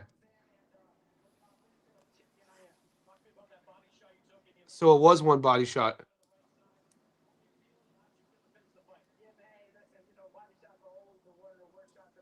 Yeah. Okay. Very likable guy. I'm a fan. I've always been a fan of Carrington. The betting community is really hard on him though. You know what I mean? he's not a Carrington and But Johnson. don't you think a plus 220 on points for a guy who fights like Shushu was a steal? Yeah, I'm like I said, hey man, all like I said, I didn't see what nobody saw in him stopping Palaz. I didn't see it at all. I don't know what I saw a I dude. That's why I didn't you didn't hear me say it. Yeah, I mean, I was like, when we look at the perimeters of betting, once you look past obviously who's fighting who, you then dissect the records. Dude, you have to know where your fighters are from. If you guys are just betting on odds, we're not the community for you. If we know our group knows a 25-year-old undefeated Mexican is fighting for a world title, we know that bitch, and he's the dog. It's going the distance. Like that. And if you're getting distance at plus money, that's like Mexicans will fight for your money. let's look at the pattern, y'all. Look at the pattern in the last couple of weeks. Guerrero went the distance. Palacio went the distance. Abraham Perez went the distance. Y'all forgot him? He was an Yep. undefeated Mexican. Everybody Yep. thought he was gonna get beat up and shit. Him, who else? That's just right last two That's just weeks. in the last 2 weeks. You know, It, that's it, yeah, it, it that's it's a pattern. It's a pattern. We see it's one of those things that you could bet. Like not all patterns you could bet on, but right now that's a pattern you could bet on. You know what I'm saying? As long as Gabby Fundora stays in the division she's in, her by knockout is a pattern you could bet on. That's what we're talking about. So you were Stephen saying Butler, no distance. If Stephen Stephen Butler Butler fought, no distance. It, I gotta be honest. If Berlanga can't beat Butler, he probably needs to hang him up. I will say that the only thing cause I if what I'm thinking gonna happen, Butler gonna come in round one, you know, and just try to make a slug match with him. Um, so you were talking about Hergovich and Ituama, and you were talking about being the pessimist. Oh, okay, okay. What they did was, like I said, British boxing, man, they know how to promote it. You had Hergovich come in, knock out Dave Allen in a stadium, right? Sold out stadium. So his Yep. name is buzzing in England, right? And the English fans, I'm not dissing them, but they just when they love a fighter, they think he's good. They just don't like they really put like they think Dave Allen is good. Like I see Dave Allen finna fight and on the Katie Taylor card. Again, I don't know how he keep getting all these calls, but him knocking out Dave Allen, doesn't tell me anything. Literally, it doesn't tell me anything. Like he to me, he gains nothing from that. Well, I didn't. the thing that I would do if I were you though is learn to sort of compartmentalize American boxing and British boxing in terms of what entertainment is and what like it takes with America. So many more people, so many more distractions, so many more pro sports, so many more stars. You have Hollywood, so that sort of thing. Eyes are everywhere else. When you're from like Sunderland in the UK, or when you're from you know these towns, Derby or Rugby, these towns that have soccer and then boxing, you're gonna sell out arenas. It's not a good perimeter to use that somebody if you're selling out an arena, you're good. We watched Nathan Heaney sell out an arena against Jerome Warburton. You know what I mean? So it's not the perimeters are different. In America, if you're selling out an arena, you got to be that dude. That's so Like yeah, you get what it I'm wasn't saying. that Like long. yeah, It wasn't that long ago. Jerron Ennis couldn't sell out the arena in Philly until he got signed by Eddie Hearn. Like the thing, I'm not saying he wasn't doing it, but like it took. We were waiting. Ennis fans were waiting for a big promoter to step in and take control of Jerron's career and turn him into a superstar. And now look what we have. You know what I'm saying? But if Jerron Ennis was from a village in the UK, those things would have been happening since jump. he been selling out Wembley. He would Yeah, have been selling out, man. he Like is. It's just a bit different. And in the Brits, man, they love a fist fight. um, Look I'm at gonna these. say What is Bud and did you see that? Was that is Bradley clowning Shushu here? Bradley. I don't know. Like I be like, is he trying to really make a serious prediction, or is he trying to go viral? I'm not be He's listening trying to to. go viral. Cause He's I'm trying to go like, viral. he's not putting out good, legitimate boxing advice. No, and that's the sad bit because there's guys like me who remember his career that the great things he once did in his career for me become tarnished because I can't even listen to the guy anymore. Do you know what I'm saying? I want to see Moses fight a young guy, not a guy he's 10 years older than. I want to see Moses. Who do you want to see Moses fight? Oh, hands down, I want to see him fight Wardley or Dubois, somebody like that. Like already though? This what I'm saying. One thing about Moses, right? Is I've been seeing they've been promoting him. Y'all been promoting him as if he's a world champion already. So to me, nobody's off limits. You know how they promoting him? It was almost like I said, he's almost ordained as the next guy in Britain, right? The next No, he heavyweight is. guy. He is. I So want to see. anybody, But I want to see Moses versus how he would handle like Justice Hooney, like a guy who is going to use the entire ring, yeah. who's also a big athletic guy who does things at heavyweight that most guys can't do. I just want because there was a time in boxing where before fighters were moved up and before they were leveling up, you would see, all right, how's my guy handle a southpaw? How's my guy handle a swarmer? How's my guy handle a slugger? How's my guy handle a counter boxer? Do you know what I'm saying? We don't have that. That's kind of missing in modern boxing at the moment, and that's why we see champions with so many flaws. It's just fine. I'm not saying one way is right and one way is wrong, but as a fan of the sport, I'd love to see how Moses would mesh with Justice Hooney in the ring. My concern with Moses is he does a lot of movement. And I seen him in his fight. He went to the corner and said, "Man, I'm gassing." I'm like, and people were saying, "Hey, that's a smart move to acknowledge that he is starting to diminish." But I was like, how you breathing hard in the fourth round? Like, what ain't you 21? What are we talking about? That shows me, man, that's a serious question mark. If somebody can get you in the later rounds, yeah, that's when I don't. Nobody talking about that. If I see that as a major question mark, if a dude, and I think, man, like I would take Cabier over him. Over Tuama. I would right now. If they fought, if that, Wow. yes, Wow. You think the grittiness, the body punching, that style would be too? You think that would get to Moses?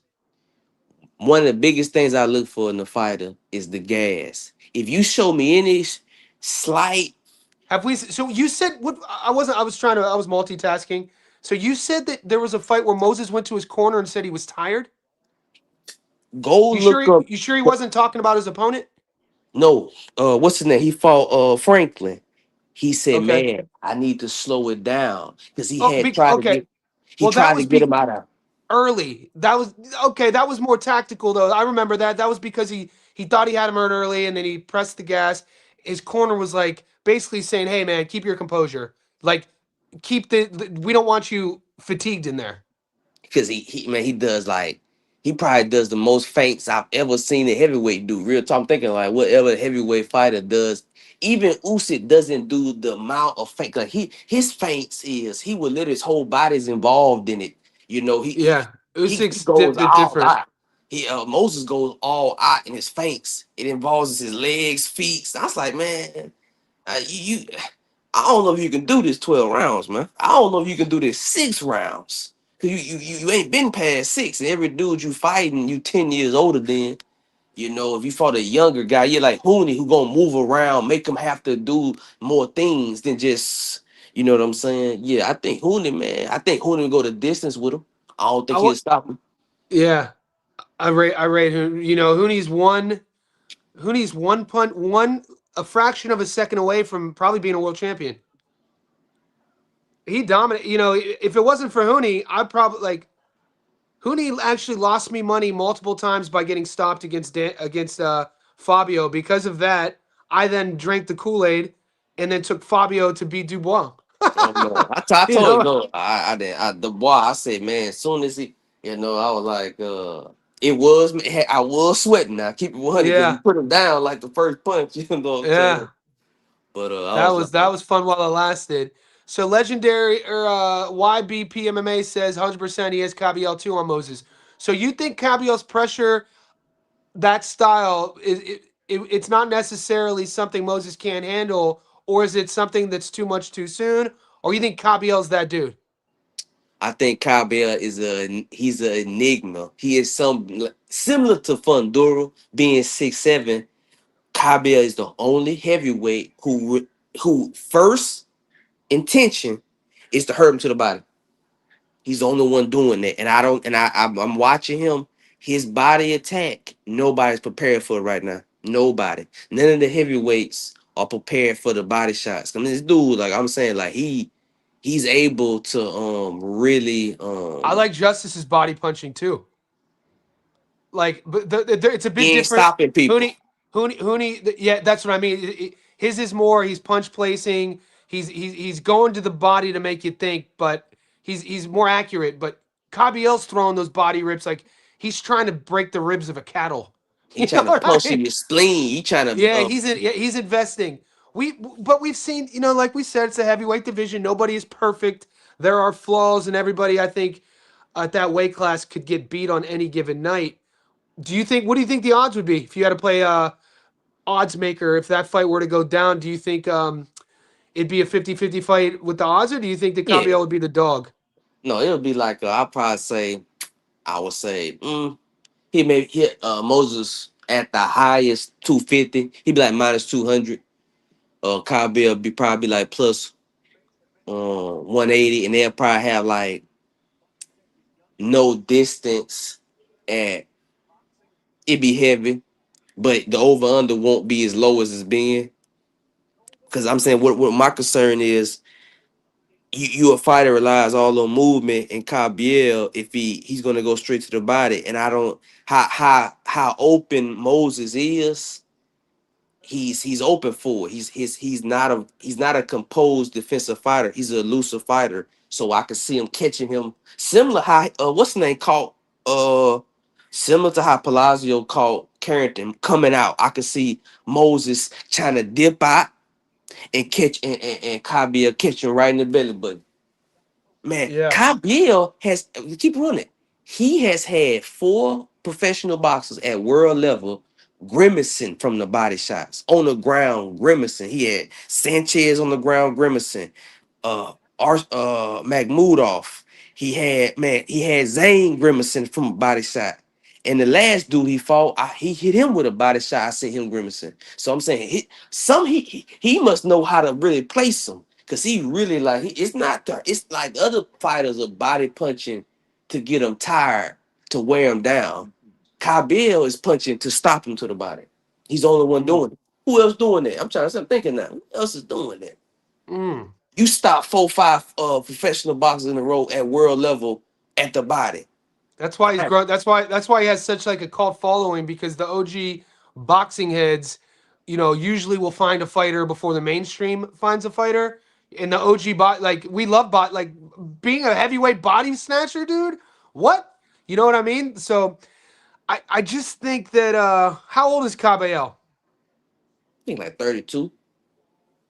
That's the scary thing about Moses' talent.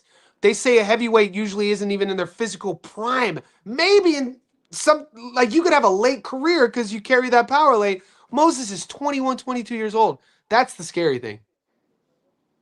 Like, will Moses retire undefeated? Who knows? Cabiel, you still there? Yeah, well, Cabiel, will he retire undefeated? Like I said, I think he's the dark horse. Now that Usyk is gone, I think he's the dark horse. Is he? In 24 Yeah. months, Does he? I Uh can huh. see a situation where Cabiel is the top dog. I can really see that. Yeah, the chat's agreeing with you. Fatboy Slim says promoting Moses is the light skin prophet. He goes, Cabiel Moses is tricky. Julius knows ball hitting that Bruce decision. Yeah, Julius knows ball. That's why he's on the show. Come on now. We're not.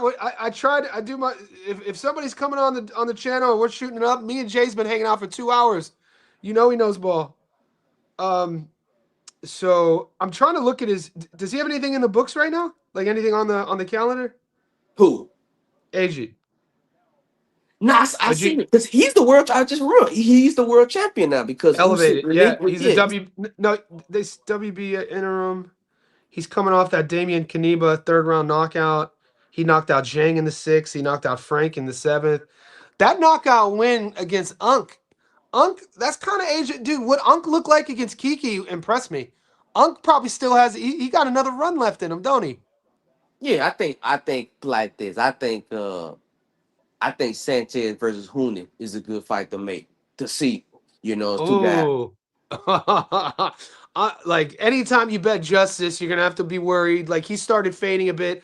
And then he came on and won those last two rounds against uh the British fella who actually fought his ass off. What's it? Fraser Clark, bro. Fraser Clark fought his ass off against Justice. You know what I mean? I was impressed with how he fought, and it took Justice to make some adjustments in those last two rounds and use his movement a bit, and then win the decision. But Fraser Clark came in looking good. Less fat than we usually see him. Was in shape. I'd like to see him out again as well. I think we're too quick to throw away fighters when they don't have perfect records. You know what I mean? Yeah, a lot of people. But it's like I understand because in boxing, one loss could be the end. But Yeah. uh, nah, I Fraser Clark, man. With him, be honest with you, I think he would. Can he win a British title? That's really right at this point. Can he win a British title? I'm thinking, can he win? Interesting.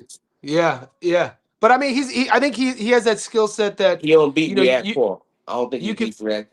You don't think he beats Riakpo? No, I think he We won stops him. money. We got Riakpo plus I was wrong. 300 by Yeah, I was knockout. wrong on React I'm saying, but I see So now. was it not the midnight train, baby? I Not many see of us now. were though. His No, power is legit. He do you remember that fight week? Everybody was debating us. We were like, his power is legit, and he has Chris when he punches. He's way more technical than that old boy they brought in. What was, who's the kid who's like everybody loved him? TKV. Yeah, TKV, Jamie TKV, shout out. So the guys asking in the chat, they're doing the national anthem right now. Then they're gonna call the fighters out. Then we got a world title fight at 135. Abdullah Mason versus the Prince. So, but the Al- last thing, I'm gonna tell you the last thing. Like I just realized this. I just thought about this. That's kind of cool. Why I love boxing so much. Cabiel is the first Turkish heavyweight. That just let you know, man. Boxing is still growing. yes, 100%. People say it's dying. I get what you mean. People saying I don't know, like when people say boxing dying. What you mean is it's just spreading out. It's not concentrated. You know Just what I saying. think? You know what I think it is when people say boxing's down? is that they're used to the 1980s or 1990s, basically pre-internet fandom of boxing. Before the internet, if you were a boxing fan and you're an American, you only watched American fighters. You know what I mean? Or you're not going to have a well-rounded game. Now with the internet, and if you're truly a boxing fan, the sport of boxing, you're watching like our group. This is why our group is growing. Last night we had 90 people watching the Japanese card, the Naira versus Haka fight, and boxing is in a great spot. But dude, more streaming services, more cards, more fighters, better coaching, strength and conditioning is an all-time high, more sports science. Like we're seeing the most skilled fighters we've ever seen, athletically gifted. If anything, where we want to see advancements will probably be coaching. I think where boxing could improve is the coaching side of things, bring things back to the fundamentals, focus a little bit more on the sweet science versus, I guess, the shiny toy stuff. Cause I like that. Cause I said all them kids in Turkey and Kurdistan, where he from, they like, man, we got a heavyweight champion now. If you Yep, would have that's told a guy, crazy. you would have told a guy 20 years ago in Turkey, we gonna have a heavyweight champion from Turkey, they would say, hell no, ain't no way, ain't Isn't no that way. crazy? They say, man, I bet it. I'll bet my house on it. Now you got he might have a heavyweight. Cause I see him talking. He may have a heavyweight fight, championship fight in Turkey. And so that's like, and that's just making the sport bigger, growing, more people getting involved around the world. They seeing themselves in it. Cause you right, at one point boxing in the 80s, it was just America and England. That's it. If you wasn't from America and England, North America, Mexico, okay, yeah, okay. yeah, Julio Cesar Chavez, yeah. If you wasn't yeah. from if you wasn't from this area, North America, England, no, you not gonna make it to the big leagues. And I think that's making more people want to get involved because they say it's open to us now. You know what I'm saying? Mm. Yeah, it's in I, a great spot. I Like hate it when people say that. I hate it when people me say that. too, man. I don't get defensive over a lot of things. One of the things I would is somebody tries to bash our sport and without any facts. Like to say a blanket statement that boxing's in a bad place, I hear, oh, you're a casual then. You only well, like if you're not telling me why it's in a bad place. What Anyway, your favorite fighter's not fighting, or maybe you're losing money. I don't know.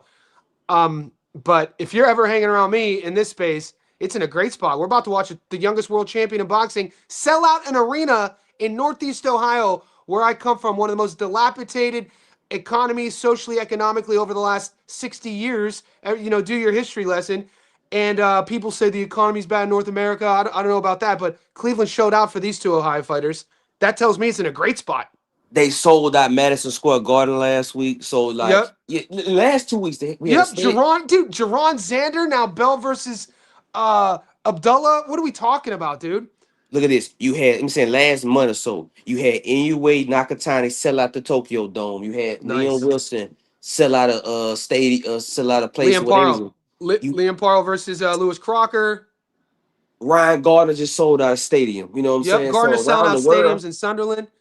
man, around the world, like they having yeah, you say is this too. The main The reason Egypt why. card, the card in Yeah. Egypt. Yes, had a card easy. You right. It's like they is mad. They mad because not all the title fights in Las Vegas no more. And because they don't, Exactly. That, that's what I bro, think it is. That's what I that's think it is. exactly what it is. The chokehold has been released and it's expanding. And through expansion, people are afraid of things they don't know.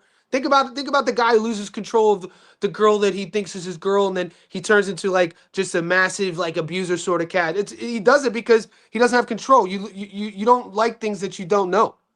I watch a lot of true crime, so I apologize for the awful analogy. Oh, you do? I do too, man. I watched first 4 days a lot. I like watch Okay, first 4 yeah, days. yeah, me too.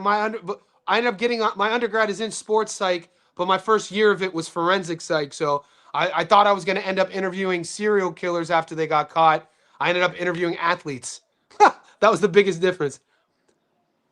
All right, so the boys say upset alert. Jay Doza likes Albert Bell. We've been knowing about the Prince for a decade, mate. He's an Ohio guy. I was taking Albert to beat Andy Cruz, by the way.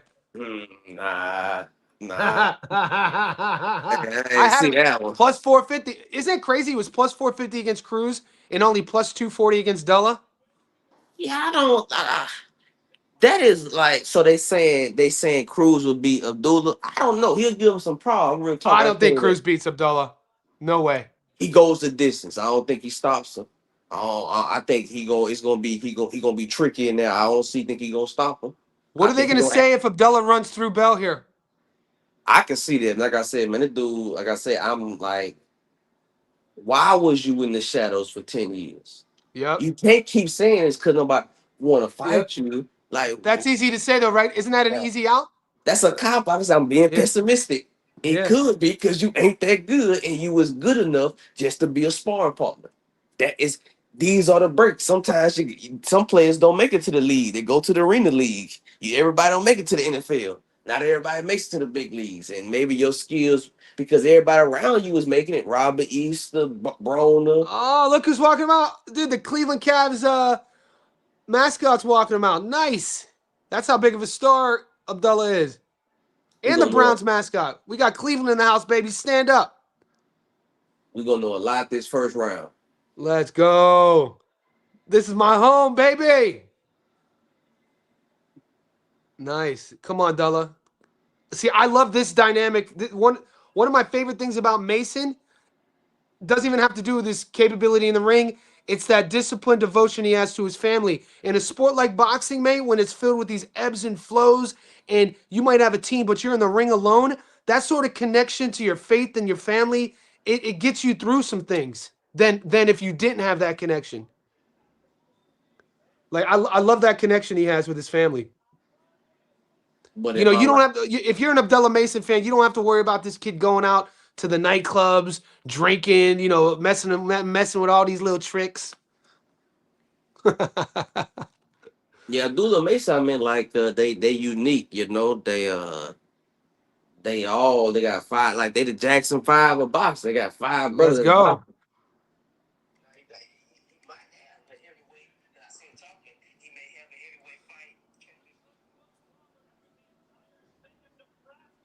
Yeah, this is akin to when before Bud could nobody would sell tickets or promote him. He had to do it all himself in Omaha. And then for him to finally get that stadium fight, he had to go to fight uh the Ricky Burns fight. He had to go all the way to wasn't it Ireland.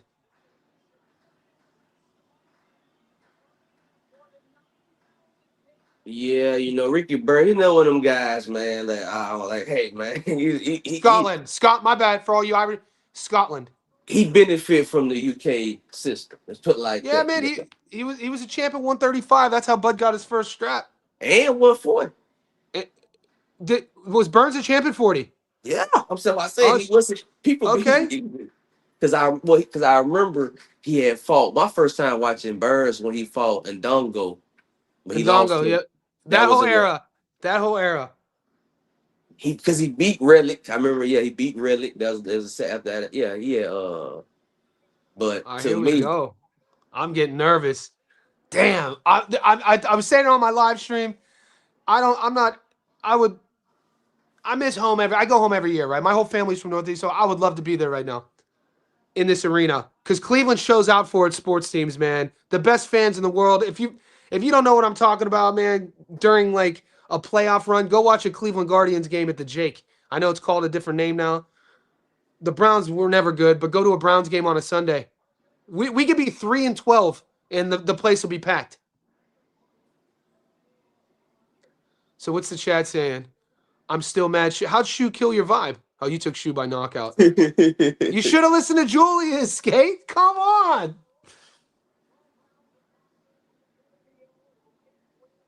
Julius, you before the fight started, you and I literally did a 10-minute clip of why that was going to go the distance. We talked about the non-spoken agreement, the silent agreement. We talked about the undefeated Mexican pattern. And I told everybody this week because I see boys in the Discord kind of chatting shit about me how I didn't post prop tickets this week. And I said all week I was going to wait until fight night to see what everyone's looking like. We only had one fight card this week, really, and I wanted to pick and choose my spots, and everything's hit so far. We just need Abdullah here. Yeah, I mean, to me, how big of an upset would this be? Yeah, I think this would be the upset of the year. This would definitely be I think this is the upset of the year. Hands down. Where's your wallet at on this fight? You just got Mason on the money line Oh, I got over over. 10.5. Because Let's what go. I do want to see, the only I do want to see his legs, Albert Bell legs. They don't look right to me. That the first round I want to see. That's what I'm Yeah, looking for. I'm I looking at his was legs. I was talking about that earlier in the week on the live. We were playing the videos of him. I know it was just a shakeout, and I know he was just hitting the pads, but something with his legs to me, I don't know. And he is awkward. He's always going to be awkward in how he fights. I'm interested to see what he chooses to do from the opening bell. Is he going to get on his bike right off jump, or is he going to stand his ground and put his lead foot in the tire and stay? You know what I mean? Skate and review. Shushu kill my whole vibe. So we got 130. We got 130 in the Discord, and we got about 50. I forgot it's 4th of July in America. Did you just keep it local around your way, Julius? Yeah, man. I love keeping it local, man. This stage of the game, I'm not. I don't. I'm not a big going out in large groups type of guy unless it's in a fight. But yeah, I'm like, yeah, I'm like this. Yeah, I live in the New Orleans area, so it's popping. Put it like that. It Yeah, was, yeah. especially in the you ever been to French Quarter? I almost went to Okay. Tulane University. Okay. Well, Yeah, okay, you know how the yeah. French I got Quarter. I got I got a scholarship offer there, and I went down for a college visit, and my dad was like, "You're not going here." Man, I'm telling you, French Quarter different. What I tell you, when I moved out here, I was like this. I was in the French Quarter last week, and I was at this bar, and I had backed up, and I hit another dude. He was backing up too, and I turned around. He was smoking crack. I said, "What the fuck?" I said, The "That's a big crazy dog place." He smoking just crack. walked off. He just Yeah, walked the off big smoking dog. crack. I said, "That's French Quarter for you." Yeah, it's unique, man. But the culture, the food, the languages, the history, it's a special spot. It's barely America. It don't fit. Yeah, that's and I feel I do relate to you. You a transplant. I say you from Yeah, Ohio, but you went to, yeah, I got something from Alabama. But I feel what you're saying. As you get older, it is. I do go back to Alabama a lot, but it's like, man, I'm from the country, man. I'm not. yeah, I'm from the country, man. yeah. I Dude, there's ain't- a people. I don't think many Americans know the Alabama coastline. Like played in a baseball tournament. I remember the first time we played along the Alabama coastline for the summer league tournament. I had no idea Alabama had beaches. Oh, you know that? Okay, yeah, bad beaches. Yeah. Okay, boys, here we go. To let they, that's who got me in a Wilder, man. When they told me we had a champion from Alabama, I said, "What?" Yeah. Did you take Wilder in his last fight? Yeah. Yeah, that was the one that got away from me. All right, so Bell's on his back foot, round one. We know that Bell was in camp to fight Andy Cruz, and Mason was in camp to fight Cordina. Mhm. And have you heard the conspiracy theories on what really happened? Did you hear the one about how Eddie Hearn did this on purpose? He didn't want to feed he didn't want to feed Cordina to Mason. Did you hear about this? He didn't want to feed him. What he's saving him for? Oh, 35. beautiful counter by Bell. Okay, Bill, Uh, AB, if you've never seen Bell fight, this is what he's long. standing up. He makes good decisions. This is do you think Bell beats Sam Noakes? Yeah, because I think after that fight with him, because he ain't had a fight since. I think that fight really took some out of him. Now, I don't think he's gonna be the same again. Yeah, he got hit a lot. He been ghost. I thought he was gonna. He been ghost. He ain't, you know what I'm saying? Yeah, I don't like what Bell's doing there. Like Bell has a real tell to dip down to his right, and Mason has a nice rear uppercut. Watch when Mason feints. Bell's looking good on his counter so far, though. Yeah, he's just touching. AB's just touching. What I'm Is saying, this is this we got Unks versus YNs?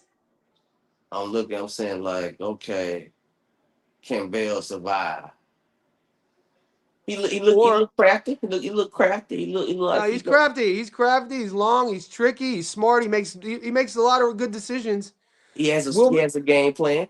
for how young Mason is, will he have the fight IQ to overcome some of these sort of like, I don't want to say stressful situations, but maybe, Bell could frustrate you a bit, and sometimes think about it in life.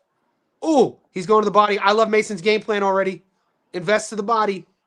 In life, just, you don't have to be a pro athlete to get frustrated. When you're younger, you make emotional decisions.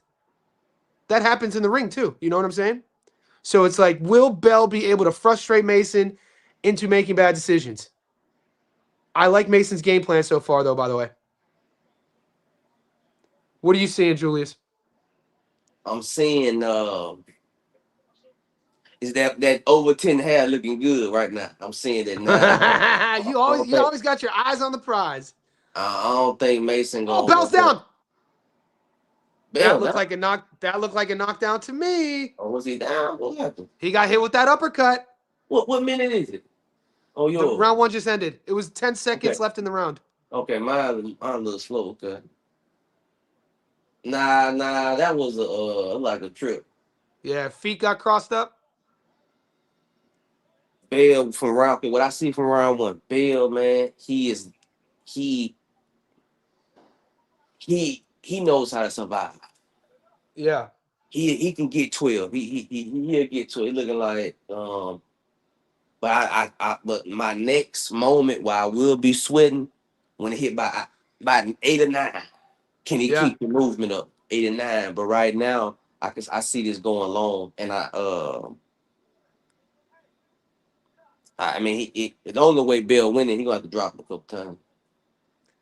I might be looking into this. I didn't like Albert Bell's reaction when he got up, even though it wasn't a knockdown. That look he gave to Mason was kind of like he smiled at him, but it was kind of like I felt like he was like, we're back here again. Like, oh, it seemed like people talked about the sparring. Uh, I don't know. I don't look into sparring. They said Bell got the better of Mason. At 22 years old, every month you're in the gym, you're getting better. You know what I mean? So they're sparring. Wasn't he like 25 and Mason was like 15? I'm confused. I'm like, we got the It better wasn't of him. that. It wasn't that long ago. It It wasn't. was when he was professional. Okay, I thought Yeah, okay. yeah. No, Mason was a pro. Okay.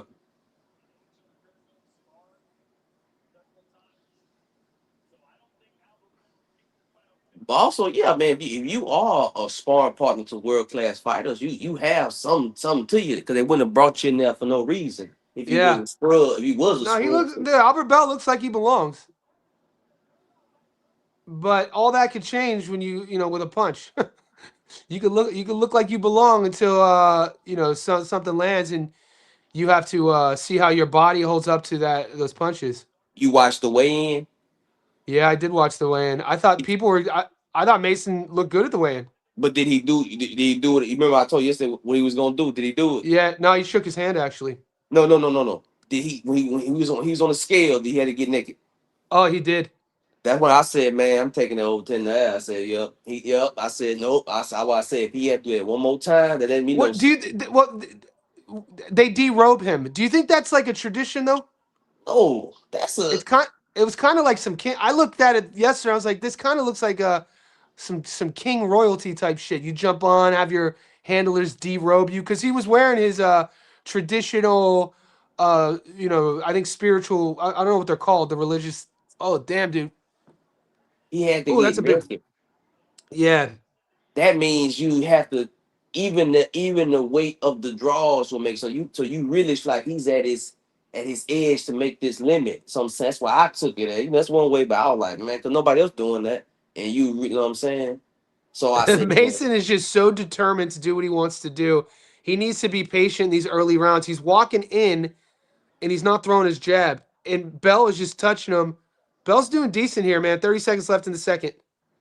I want to That's see. I that want to see uppercut. can he That's clinch? that uppercut. Can Bell clinch him? I think Can he effectively do the clinch? Hmm. oh yeah, I heard he's using my stat. I said that stat in my breakdown. Mannix actually said it too. It's the first southpaw Bell's fought since 2019. I didn't hear many people saying that. How you scoring this? Oh man, Mason 2-0. You don't win rounds in America on the back foot. Yeah, that's an interesting point. You know, they're not giving to you. If you on the no, they rarely do. Very rarely. Yeah.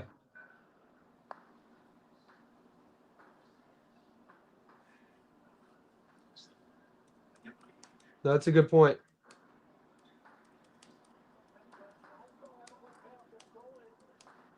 You know, a guy, he asked me in Discord, I can't get them plays. I can't get FanDuel and the other sites. Cause like if you from a state that doesn't have it and you move to a state that does have it,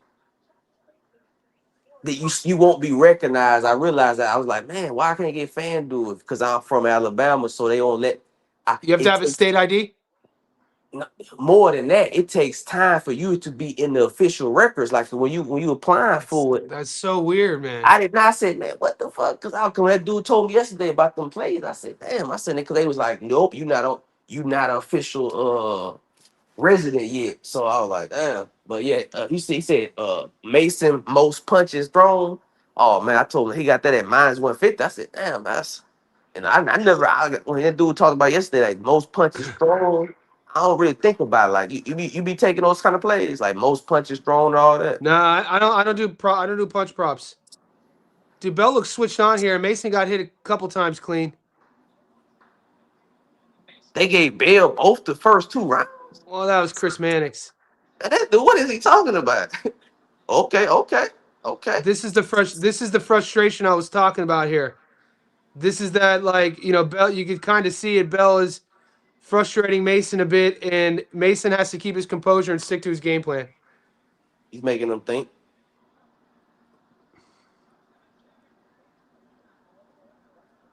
Mm. Abdullah looks cut above his left eye. Am I tripping?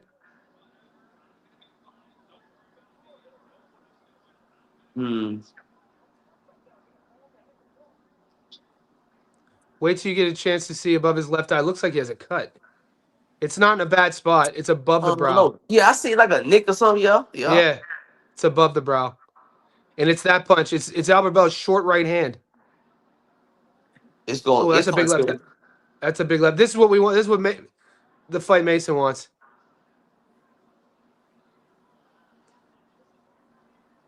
I'm Not surprised. yet. It's early. Minute left in the third. Yeah, that's definitely a cut.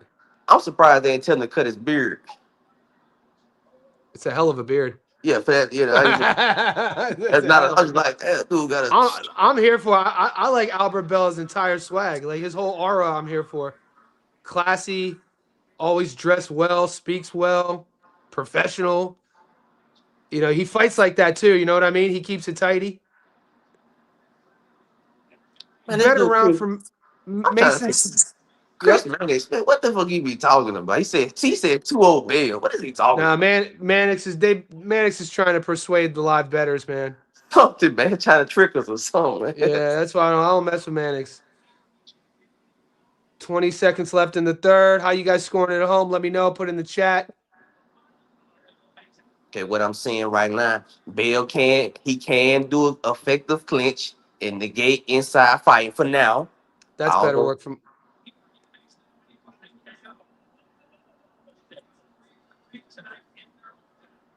Does Bell look comfortable to you? Uh, he kind of looks how I expected right now. It's only the third round. He looks like a guy who's has sparred him before. The game plan is definitely to frustrate Mason, but you have to have you can't, if you're in Albert Bell's position, you can't just have a game plan to survive here. You need to have a game plan to win. Live odds have Bell right now at plus 260. It's tough to give him any of the rounds. It's competitive though. This is kind of like what we saw in the last two fights. You know what I mean?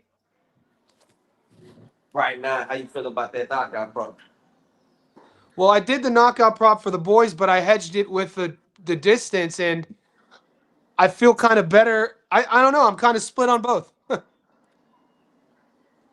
about you? I see. Right now, I'm feeling great about that over 10.5. Feeling great. Yeah. Round 4, guys.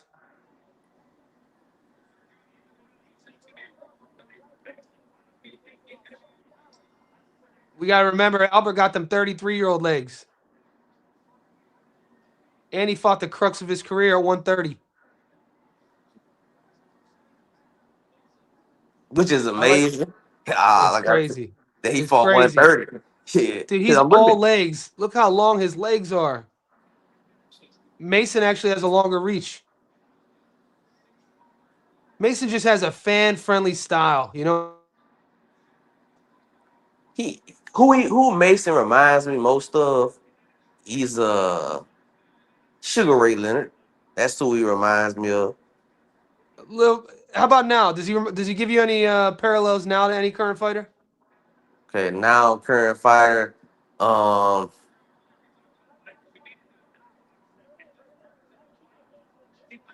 I'm not saying so much stylistically, but from a sort of psychological perspective, he kind of has some Ennis in him how he chooses to fight. You know what I mean? Like on the front foot, he is a southpaw, getting into 50-50 exchanges. You know what I'm saying? Like action-packed sort of style. But he's much more technical with his guard. He doesn't have his hands down. Albert Bell lands a big shot. Mason's still coming forward. Mason has blood trickling down that left eye again. Very determined style, Mason. If he gets through this, man, you know, this is just a big challenge for him. man, I hope Mason would be. Now, if I say, man, we gotta go 140 next. A fight that I would love, man. I'm talking about like it him versus a Oh, Robio, man. Bell got some. Which one? Mason versus a Robio. Oh, God. You know how I feel about Bell. I'm a big fan of Robio, man. Sheesh. Bell's trying to wink out that left eye. 30 seconds left in the fourth. These are real close and competitive rounds. This one, yeah, this fight, this round is competitive. Yes, I give Bell this round. Still fighting on the back foot. Mason, he really ain't throwing too much this round. He wants to be on the inside. That's why. He has to use his jab to get on the inside, but he keeps getting countered. There's some 50-50s. Albert Bell piecing him up. Albert Bell hurt him. Oh, shit, dude. Bell's fighting good, bro. Bell looks great. That's an Albert Bell round.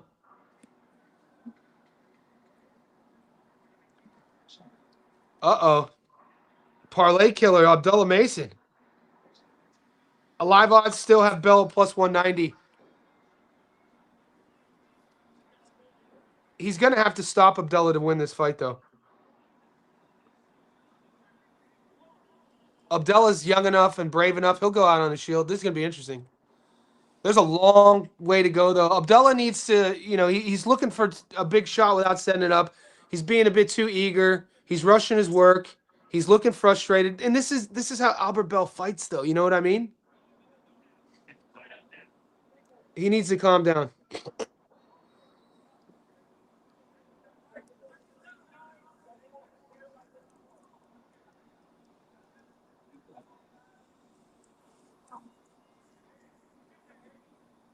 Yeah, Bell's counters look good. I think 2-2's fair. Round 5, guys. We could say 2-2. It's just like from a game plan perspective, Albert Bell is fighting the exact way he wants to fight. Mason is not fighting how he wants to fight. You know what I mean? I get you. You want Mason to be a little bit more patient and less eager to try to land something big. Let it come to you, young fella. You know? Let it come to you. Don't force it. Chris Mannix has it 4-0 Bell. That's a big shot. Bell looks hurt. Oh, Bell didn't like that at all. Snap. Oh, another big one. Bell's head looked like a Pez dispenser.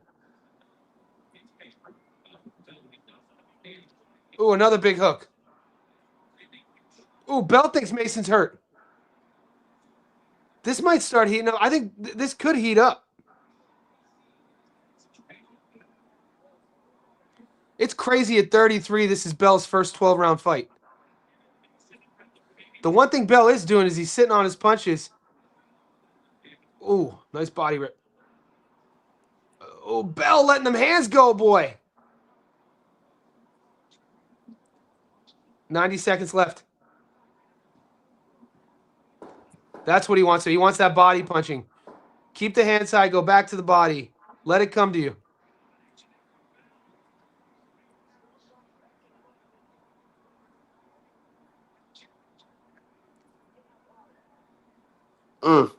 Yeah. Okay, his clinching game ain't too good this round. What time you got? I got 1 minute 18 seconds. Okay, I'm 1 minute. I'm 58 seconds of the fifth. Okay, you wait. Let me check my. I might ain't got it on back to live.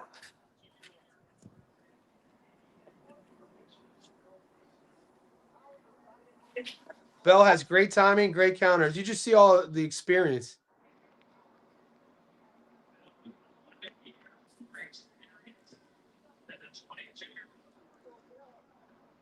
Yeah, Bell's just countering him.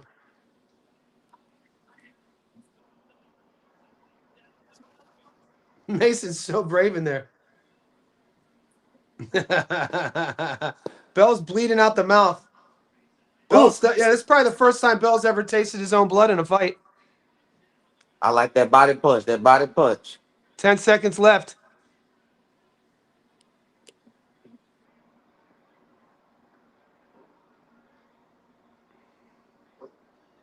Nice combo.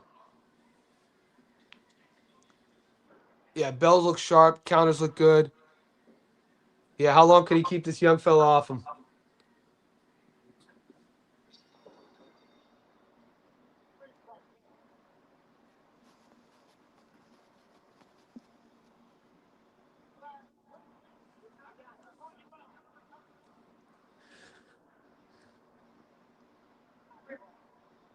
Oh, his dad a trainer too. Yeah. That's a nice left hand.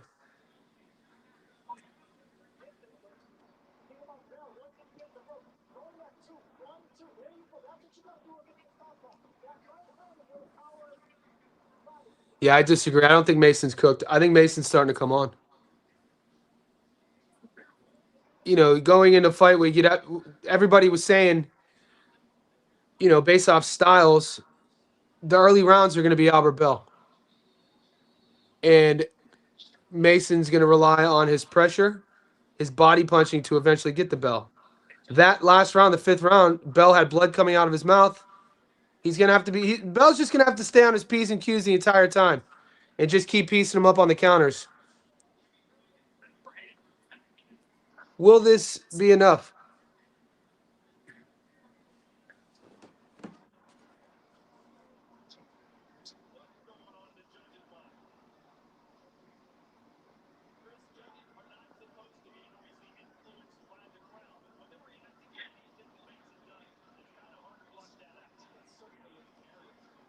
Big shot by Mason. 2 minutes left in the sixth. Like, it's just tough to see this. I mean, his counters are great. He's boxing really well, but it's tough to see as the B side fighting this way on a top rank card, trying to win a decision.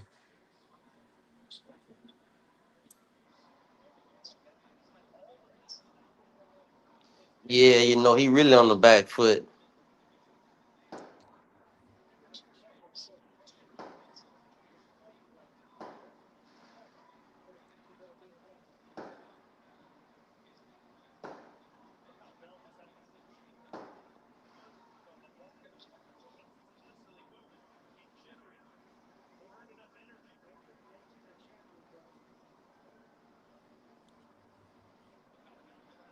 That's a nice jab. That's a good body punch. Yeah, Bell reminds me of like he does not want you close to him. You know what I mean? He throws those like 50% flurries when you get close to him. Oh, that's a beautiful backhand counter by Albert Bell. A minute left in the sixth.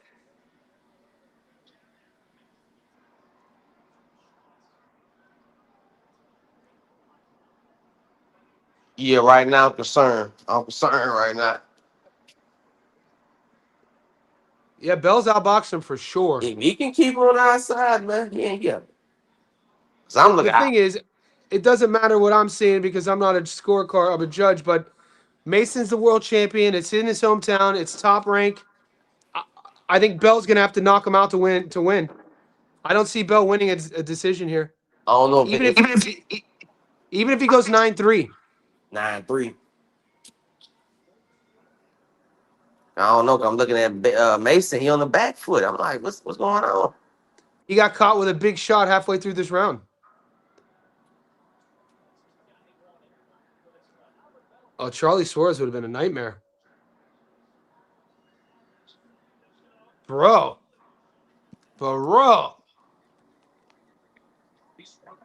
Bob Arum will do everything in his power to not let that belt go to him.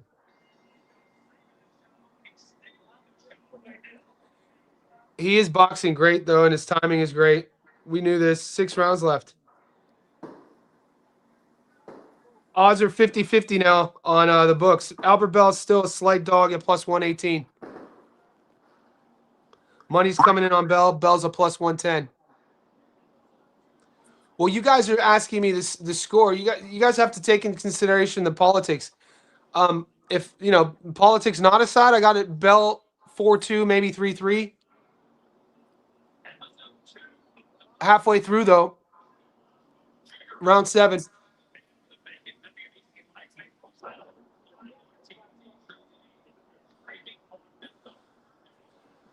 Yeah, you couldn't expect if your team Mason Albert Bell to give you the fight that Sam Noakes gave you. You know what I mean? We knew that wasn't going to happen. So you'd have to think they worked on setups and feints, and they sparred with this kid before, Albert Bell. You know you'd have to worry about a long, rangy, awkward, orthodox fighter fighting at distance. So work on your feints. Use your jab a lot. I want to see more jabbing.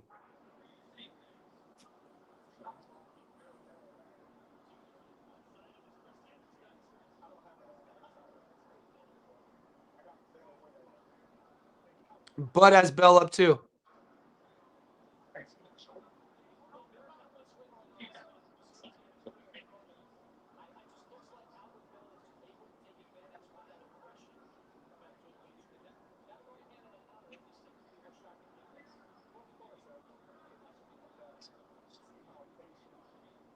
That's a nice body rip by Mason. Mason's so aggressive. There's like so many philosophical lessons watching this fight about age. You know what I mean? Yeah, that was a good. Yeah, that's a good body punch. That's a nice. Oh, Bell's hurt. Bell's wobbling just like that. He's holding on. Wait till you see it. 10, 9, 8. He down. Bell's. No, he didn't go down, but he wobbled and buckled, and he does not look right now. 90 seconds left.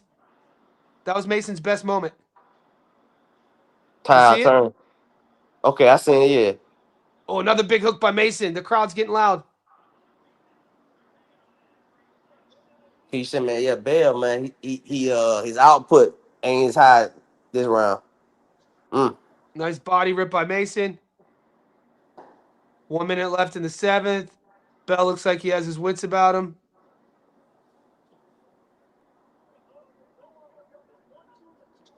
Better round for Mason.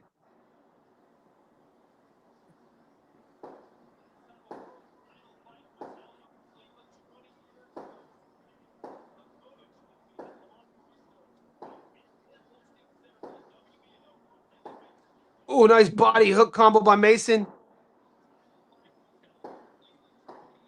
Another big hook by Abdullah. Big straight. Jesus, Abdullah's throwing heat now.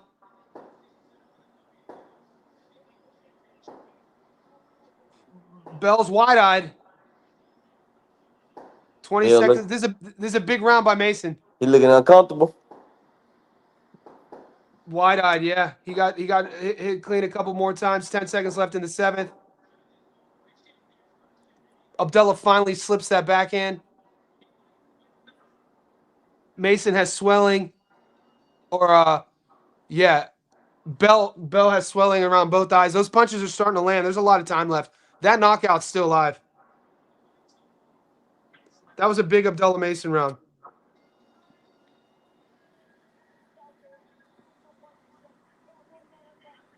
Yeah, that knockout's still alive. But this is what we told the boys to expect. You know, don't be shocked if Mason's down 4-0, 5-1. This was sort of like stylistically, and the teams knew this.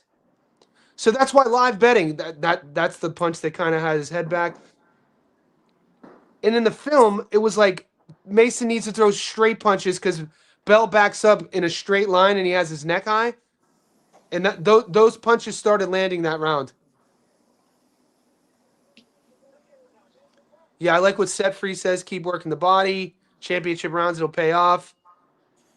This is round 8.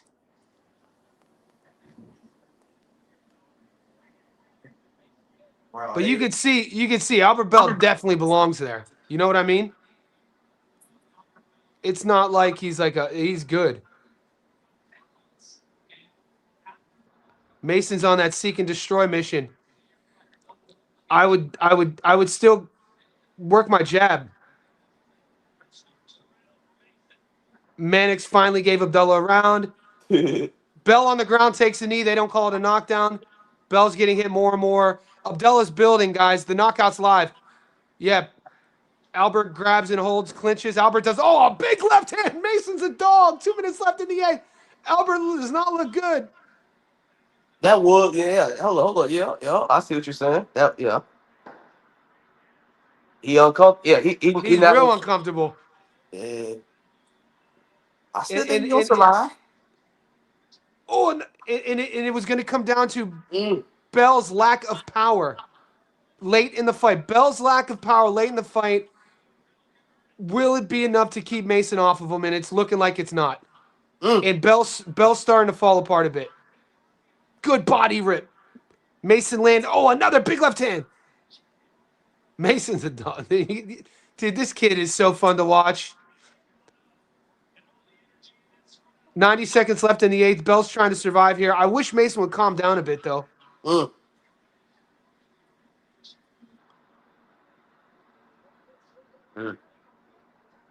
Bell's a pro, though. He's trying to survive. He's not punching, though. He has a cut above his left eye. He's taking clean shots. He's bleeding around his mouth. Mason's starting to beat him up a bit.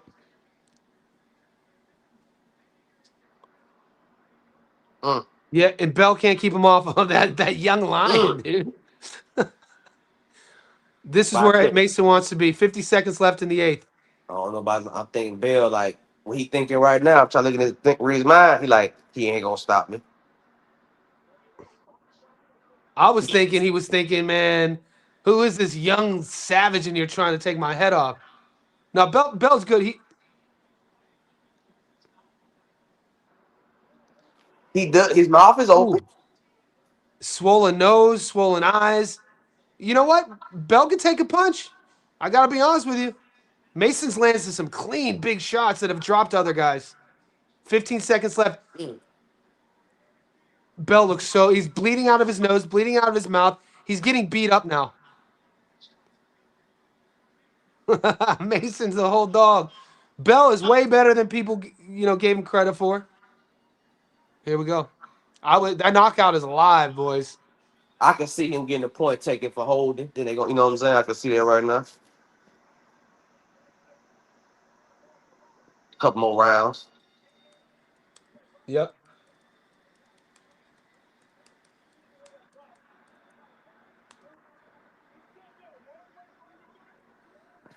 What better sport in the world is there than boxing? I just want to ask y'all real quick. Like, this is what other sport could connect people like this?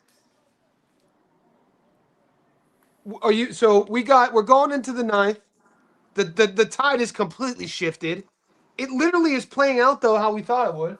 But remember I said 89. That's gonna be them rounds. Well, this round right here is gonna let me know, is he gonna stop him? Yeah.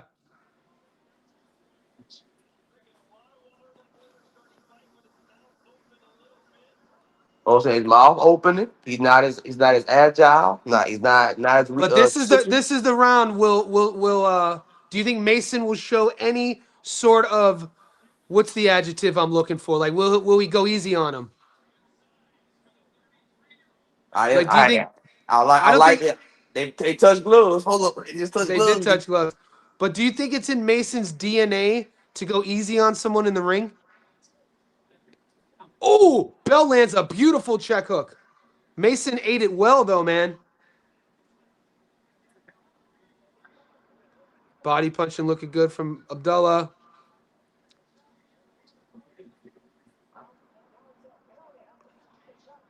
I used to do you know that I'm probably gonna mispronounce this name, but one of my friends, we have a community in Columbus, Ohio from have you heard of the African country Eritrea?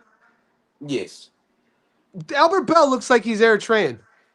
I He get what you mean. the more I look at him, I'm like, oh, he looks like my boy from Columbus. And I was like, he is from Ohio. The cheekbones a little high. Yeah, the cheekbones, almost kind of like what I, Nipsey Hussle looked like, kind of. I, I see it. I see it. Yeah, Yeah, I see what you like. Nipsey Hustle. Yeah, okay. I see you yeah. doing right here. He hold up. You don't get that point taken. You don't get that point We taken. got 90 seconds left in the ninth. Yup, he wanted them. He wanted them. Like, how do you not like for boxing fans out there who've never seen Abdullah Mason fight? You know, this is what he is. He's young, he's determined, action, fan friendly style. And you know what? Even though he lost a lot of those early rounds, I like that he didn't panic and he stuck to the game plan. You know what that tells me about him? He's disciplined. You know, he doesn't second guess the work he put in. Oh, body punch is starting to hurt Bell a bit. Bell's folding over.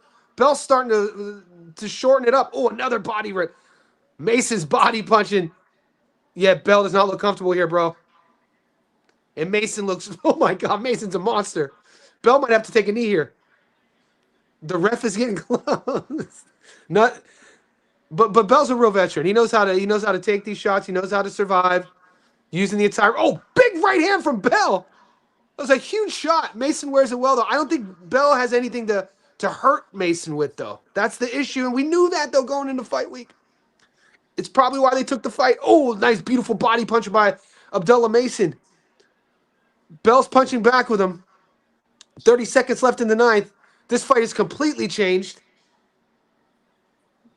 His output way down. Way down. He is bending over. Like I said, I don't know. Can he? Yeah. At 10 and a half, close. He close. It's, bro, a big right hand by Bell. You know it's going to be a sweat either way, though. It's betting. Whichever way even at this stage of the game, if you have a knockout or if you have points, you're sweating. You know what I mean? This late into the fight. Ooh, that was a good point. Ain't no way he up like he up though. I mean, I can see him tired at this point. Yeah, scorecard. I'm telling boys, scorecards don't matter right now. If all you AB fans who took AB on the money line, he's not winning a decision here. So you could throw away those first 6 rounds. I'm just letting you know. Especially on the back foot. He was on the back foot too. Yeah. And he been on the back foot ever since the middle of the fight. Yeah. His output, like I said, he lost every round Yeah. since the what, 6? He's getting beat up now. Because it went from a boxing match to a fight. Now Albert it's Bell is going to survival. Albert's losing the fight. He trying to survive now. He is getting to that point. Another thing I look for when the fighter say, okay, he ain't gonna stop me. Yeah, that's a good body punch right up in there, right up in there. Got all them ribs. And his clinch game is weakening. He ain't able to stop him. Round 10.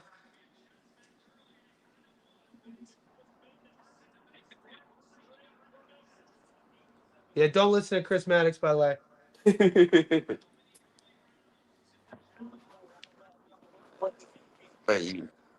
Oh, those body punches are nice. I wish he would follow it up.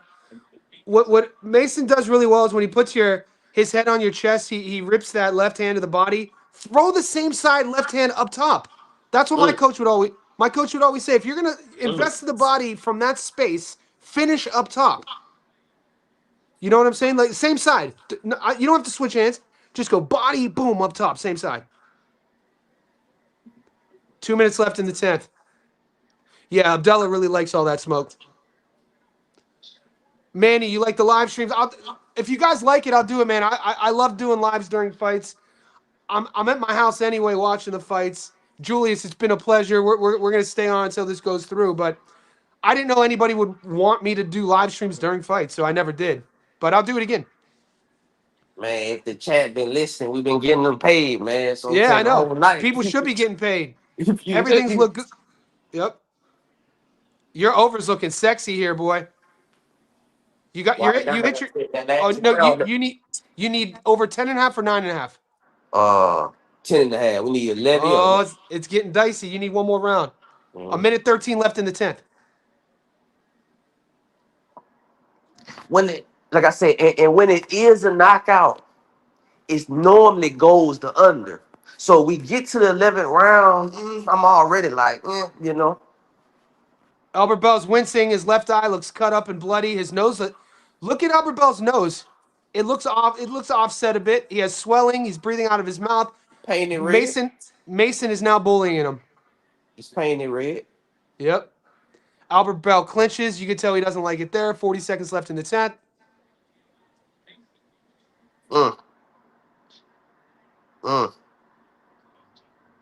This is where Mason. And look, at 22 years old, you know that. Let's say this goes the distance or whichever way it goes, and Mason wins.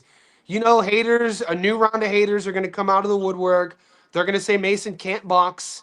They're going to, you know what I mean? But what they're not going to say is how much is this young kid learning on the spot right now. You know what I mean?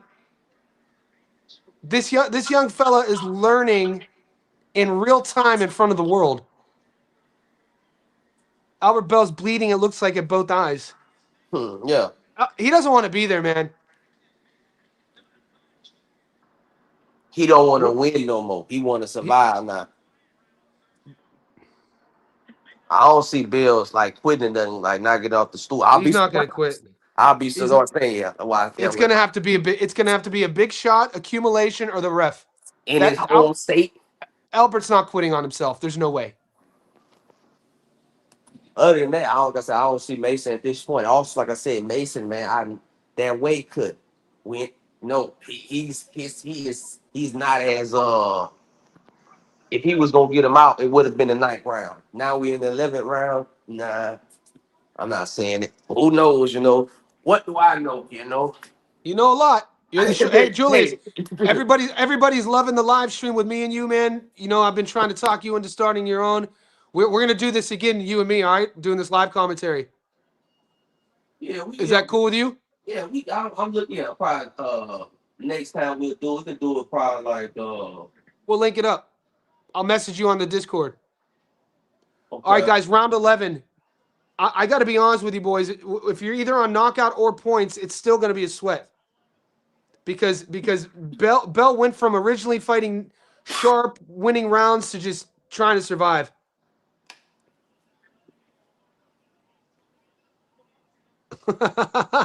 Mason's style just makes me smile, man. This dude is so aggressive. Oh! The Sugar Ray Leonard comparison, I got to go. I'm going to definitely look up some tape this week and re-familiar myself with one of the greatest to ever do it. He also his presentation, no tattoos, you know. Okay. Oh, and okay. So Sugar, when he was younger, out of the Olympics, he had a little bit of a baby fro like that, didn't he? That's like, yeah. That's what. Okay. So you weren't really talking too much about the style. His look, you know, his style too, but he is the optics. The optics. Slick, but no, to me, like I said, I don't think. Albert Bell's nose is broken. Look how bad Albert Bell's nose is. It's broken. Oh my God! It's dented. It's bad. We almost there. You hit it. You hit your over. Okay. I'm ahead of. I'm ahead of you. Okay. Look at Albert Bell's nose. Oh, that's a bad break. Let me see. Something. It's a good body shot by Bell. Bell is definitely in survival mode.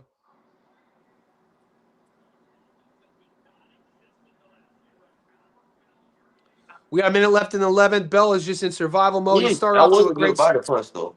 Started off to a great start. Some of the boys had AB up 4-1 after 5. Could have been 3-2 either way. Whatever the case is, this fight dramatically changed. I think it was the 7th or 8th. And it's just been seek and destroy ever since. You got to think the politics of top rank boxing. The only way a B-side comes into Mason's hometown and wins is he's knocking him out. But Bell's not quitting on himself. His face is swollen, bloody, cut. The nose looks offset to me. And it's the only time that is. Oh, man. Yeah, he's in bad shape. Albert Bell's in bad shape. The Look at only his face. time it's the B-side upset on top rank is if the other fighter is signed to top rank. I'm thinking that too. Even the Yeah. upset we can name, I'm thinking of a guy who's not with the promotional company coming Yeah. on the top rank. You're right. I'm talking. Yeah. That's not happened. Coming out of, he's not signed. I'm thinking. Yeah, he was signed and he left. So yeah, was okay, but who is he with? Free agent or Yeah, he went free agent. a free agent coming on top rank winning a main event? It's possible. Anything is possible. But especially, it's hard to give him the fight after this. He literally won every round after 6. Albert Oh, Bell? I know. Or Mason. Mason. I Oh, ain't yeah. gave him a round since the 5th. Be honest with you. Yeah, no, that Mason's up. Even if you go 3-2 either way in the first, I'm not even worried about the scorecards. So man, the move was if we learn something, hey man, everybody should went heavy on Mason. I really can't lie a bit. So yeah, that's something. But I put y'all on game. I can't really do that. I might start I'm thinking about it soon, but Here's what you do, and I've told you this before privately, and I'm telling you publicly. When you start it, I will help you grow it. Because think about it, we've been on 4 hours. You do a coach stream with me. Oh, he's down. They're gonna stop it. Who that? Okay, yeah. Bell's down. First 5 seconds of round 12. Oh my God, his face is destroyed. So if you're playing the knockdown prop, there's one, and Mason is going in for the kill. Will Bell be able to survive for 2.5 minutes? God damn, Mason's aggressive. What? Dude, Mannix, for them to even publicly show Mannix's scorecard, Bell's out. See, this is why, and guys, this is why I said I didn't want them to fight. They called it off. Albert Bell got knocked out. We up. And bro, this is why though, Julius, I said I didn't want this fight for Bell, is because I didn't want to see this guy that I've covered for 10 years go against this young slugger and get knocked out. And that's that what was a weak ass stoppage though, but that's one of them top rank stoppages, like them top rank joints. But he was getting belt to ass. He could have went the last. He could have. We up. And sometimes overs and unders. I get it why people don't play with them, but hey man, yeah, you right. The overs and under game it is a little riskier, but it ain't fair. No, but you know what it is though, Julius, is the over and unders is just another opportunity to get good at knowing how to bet. So whenever somebody says I only do this or I don't do this, what they're really saying is I'm not aware of how to do it successfully. Do you know what I'm saying? Mm-hmm. I know guys who only do over and unders. I know guys who only do props. I know guys, you know what I'm saying? If you just kind of get used to something. Mason's on the ropes. Hey Jay, man, I gotta wrap this up though. I just wanted to let you know what I was saying before AB knocked him out is that whenever you're ready to launch, because even if you just launched today, you had 2 followers. Everybody watching, I'd send them over to you anyway, and that's how we'll help you grow. And if you need help with the marketing or how to do stuff, upload, just ask me. I'll help you out. All good, man. All right, man. I'll see you next week. All right, I gotta go, boys. This was fun.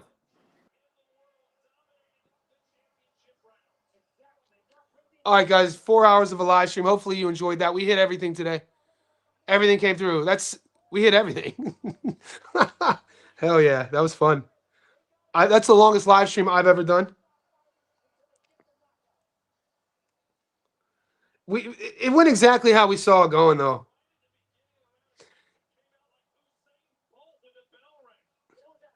And you know what they're going to say, though, right? You know what they're going to say, guys. It was easy.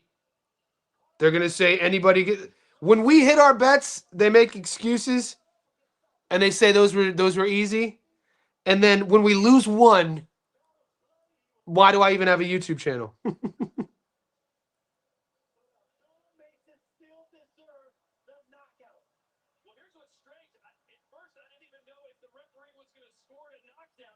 Now, that's a good stoppage.